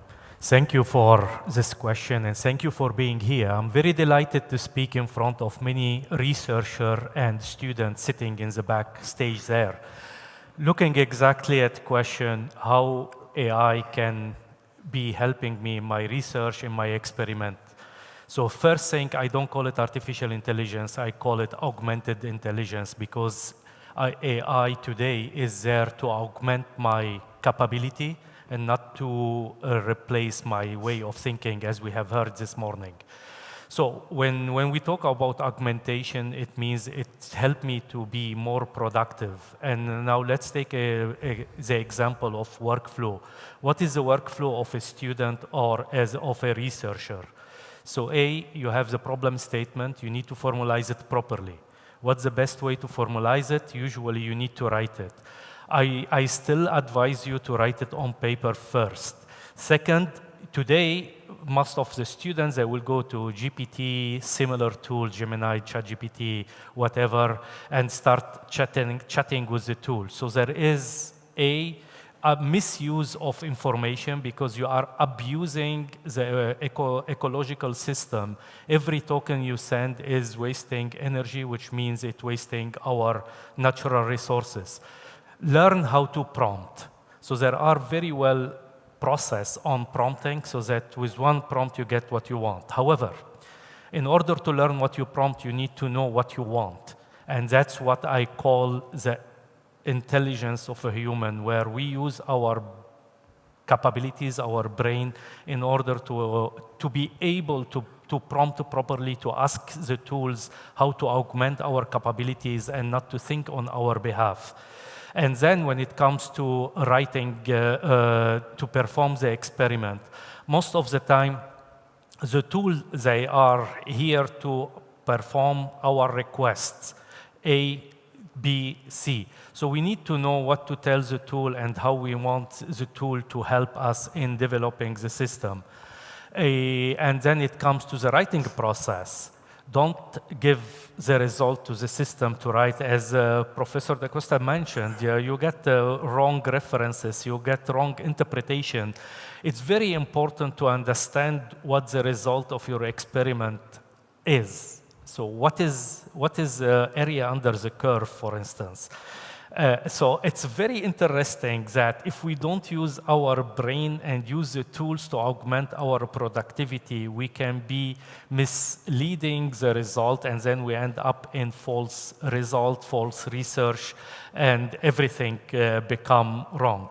So there are one aspect that, because working in HCI, human-computer interaction, and particularly in the multimedia, which is applied AI, we notice that many say, okay, I teach my GPT, my AI system, a lot about me, and then it can think as if it would be me.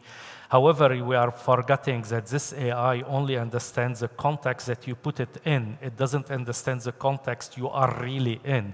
So again, I'm challenging my fellow students here. When do you get the best idea to do research, and when do you think you get the best idea to perform your research? Don't tell me when you are under pressure. I can tell you most of the ideas come when you are in the shower, when you are in the nature. So make use of those capabilities and make use of the tools to enhance your capabilities. So put it in a nutshell, read. And don't forget, we are in the kingdom where the Quran was revealed, and the first surah was read, Iqra. So read. If you don't read and you let the computer read on your behalf, you are giving the essence of your existence. So read. Half an hour reading a day will enhance your knowledge. Be interdisciplinary. Try to explain your ideas to different people from different disciplines. And I always tell my students, the best way, the moment I know you understand your work is when you can explain it to your grandma. And the reason why I choose always a grandma, because the grandma wants to understand exactly what the child is doing. So read, use AI in your workflow as a tool to enhance your capabilities, not in a workflow in order to replace you. Nutshell, AI is here to enhance our capability, to augment us, and not to replace us. Thank you, Dr. Abdul Muttalib. You have highlighted the importance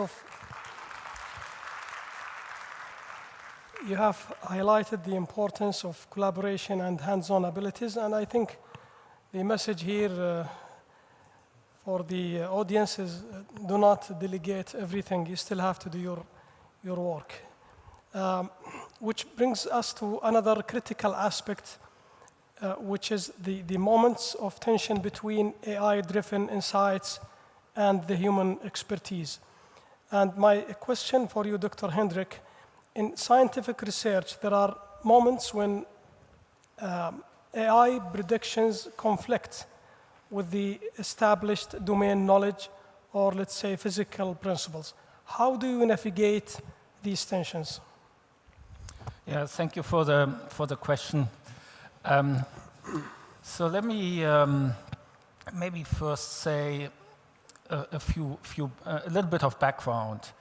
Most of the AI models which we have and we experience have been built task optimized. So we have made this model to work for something we decided this model should do. And we have spent enormous amounts of time to make these models better and better and better, and still sometimes they fail. But of course, over the years, a lot of these models have improved. So that is very interesting. But we have never really, not a whole lot of people have actually asked this question, why are these models learning what they learn, and what are they really learning? Let me give you an example. I worked for many years on weather forecasting, and that gets back to your question. And over years, we made our weather forecast AI models better and better.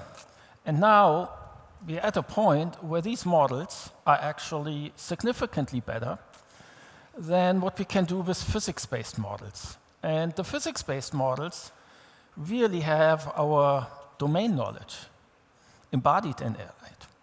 But AI models are actually forecasting better. And how do we know this? Because we can verify these forecasts.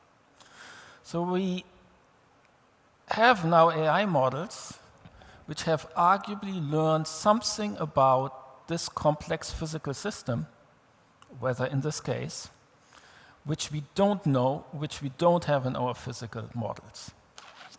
And that's very interesting, because that means these models know something which we don't know.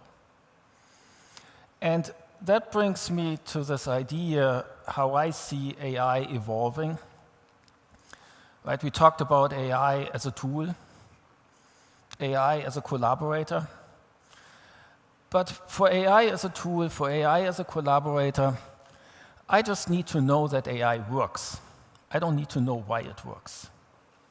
But if I think about AI as a tool for discovery, to capture knowledge, then I got to know why it works and what it has learned. And so I frankly think as AI evolves, we're going to see this additional dimension where we task optimize AI as a tool to do certain tasks, AI to collaborate, but eventually also to help us to discover new knowledge. Okay.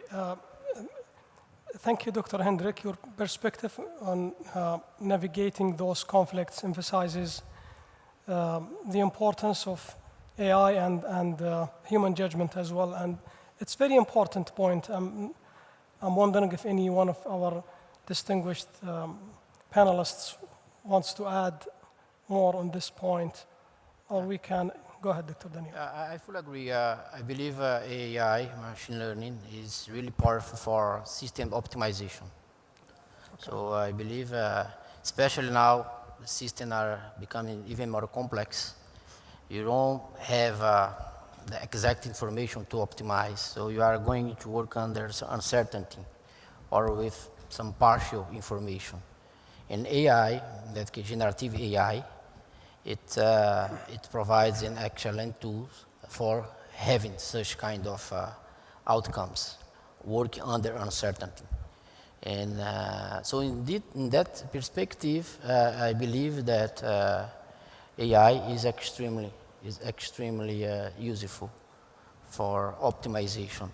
But if you look at other perspective, creating or formulating problems that are worthy to be investigated, or make the questions, the first questions, or seeing with why or why not those specific outcomes make sense, this will depend on the humans, the human beings. Excellent. Actually, this discussion with these three, let's say, distinct perspectives on how AI is reshaping the research landscape and I mean, from accelerating discovery to reshaping the team structure and so on, provides an excellent foundation for the next part of our discussion. I'm not sure if we can open the floor for one or two questions from the audience. Are we allowed to, or?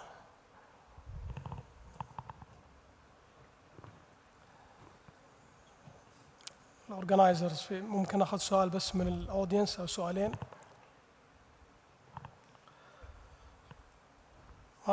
ما في ميكروفون الظاهر هناك حتى. طيب. Okay. Professor Daniel, my second question for you: when AI systems process and organize scientific knowledge, what aspects of research judgment cannot be automated? And what new skills should researchers develop? Thank you for the question. Actually, many of those human skills we cannot transfer to AI. One is, for example, the scientific thinking, right?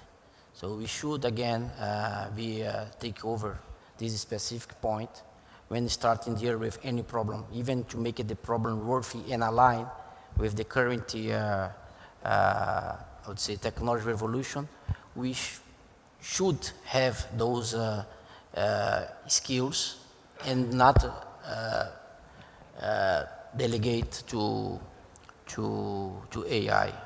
Another, I believe, point that we cannot automate is the critical interpretation that I already mentioned.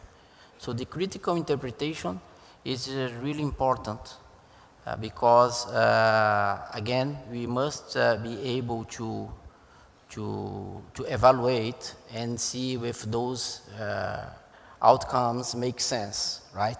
If they are aligned with what we know and we expect. And be a bit critical. Do not accept all those possible outcomes which are generated through AI.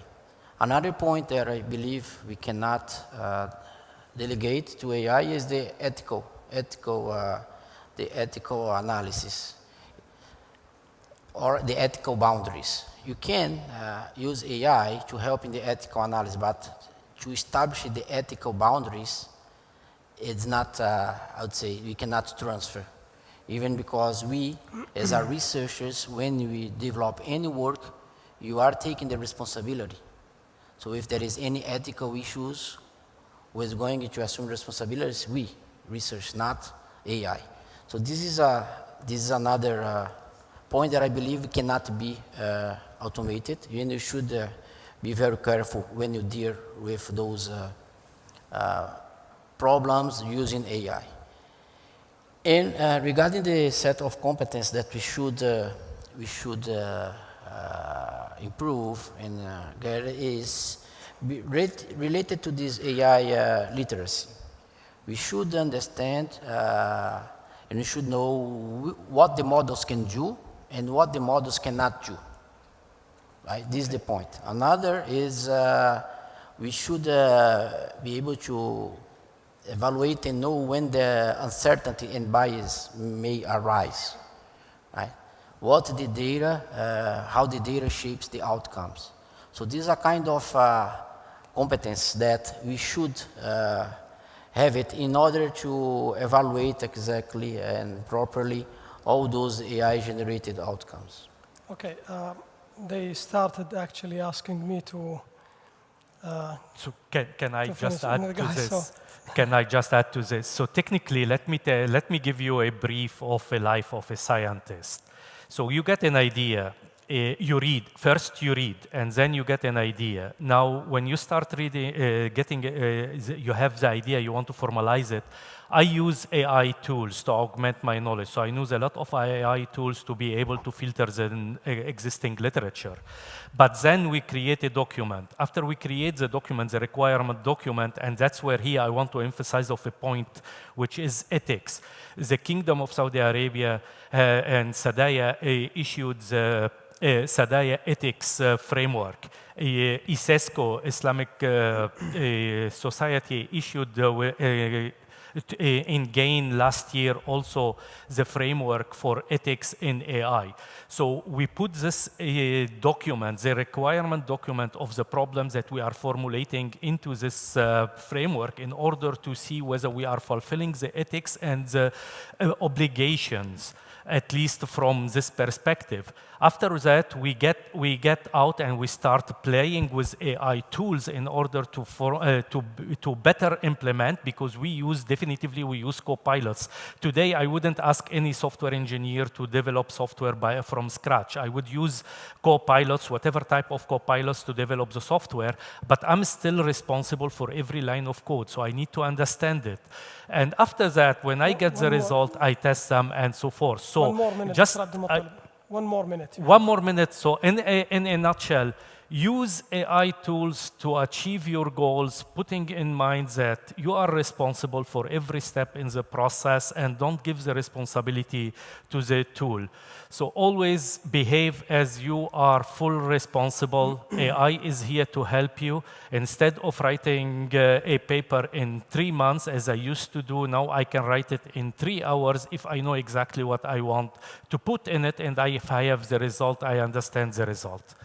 So AI is here to help you, not to replace you, and you should use AI, because if you don't use AI, you will be if 100 years back, similarly to calculators, as we heard this morning, similarly to the internet, AI is here to continue to work with us, but we need to control it, not let it control us. Thank you so much, Doctor.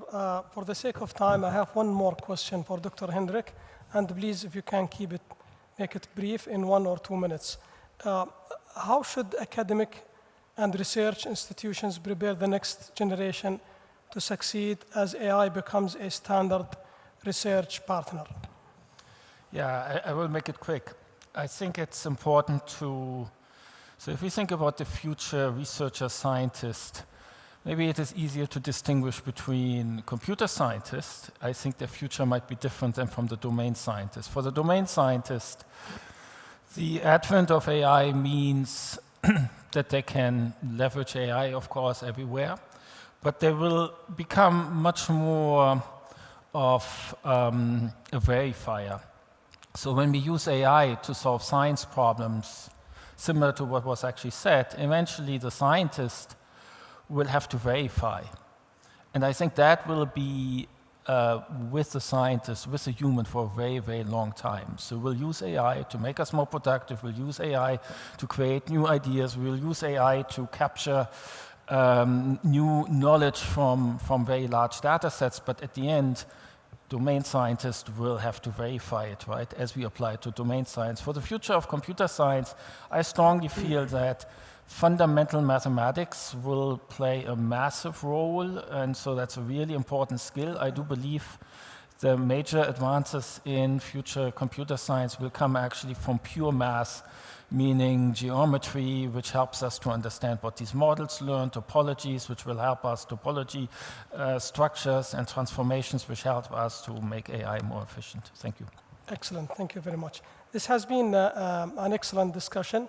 I want to thank you, Dr. Hendrik Heyman and Professor Daniel Da Costa and Professor Abdul Muttalib As-Siddiq for your valuable insights.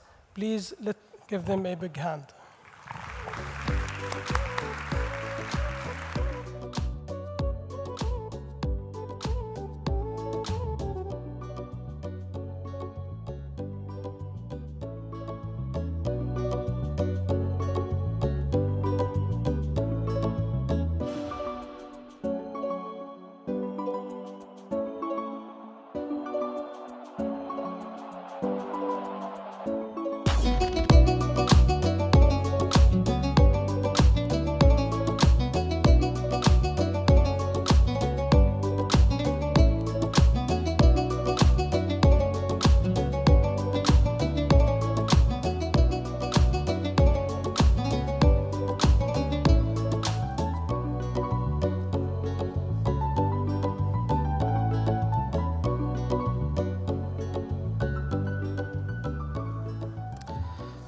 أول شيء تحية لكم اللي حضرتوا معنا وبقيتوا معنا طوال هذه المدة. شكرا لكم لحضوركم، إن شاء الله استفدتوا اليوم. في مسيرة بناء القدرات الوطنية في البيانات والذكاء الاصطناعي لا تكتمل المنظومة دون الاعتراف بالكفاءات التي تقود التحول وتحول المعرفة إلى أثر حقيقي. اليوم ننتقل من الحديث عن المبادرات والبرامج إلى الاحتفاء بالأفراد وبالخبرات السعودية التي أسهمت في تطوير البحث، بناء الحلول وصناعة المستقبل في مجالات البيانات والذكاء الاصطناعي. يسرنا نحن أن نعلن عن إطلاق شارات البيانات والذكاء الاصطناعي للأفراد كمبادرة وطنية نوعية تعكس التزام المملكة بتكريم التميز العلمي والمهني أيضا.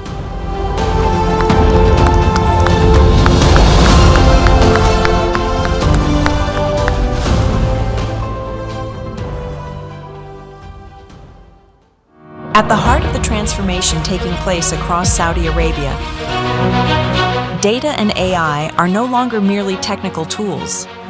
They have become a core pillar for capacity building and performance excellence.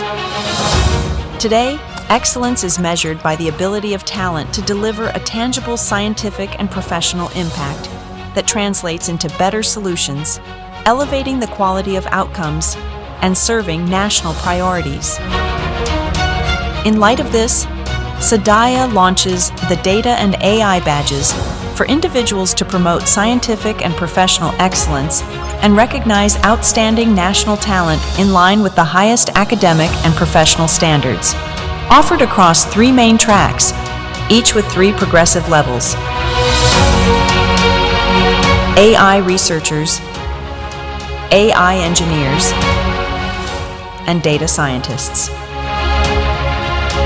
The International Conference on Data and AI Capacity Building, Ican. From Riyadh, the capabilities of the future are built.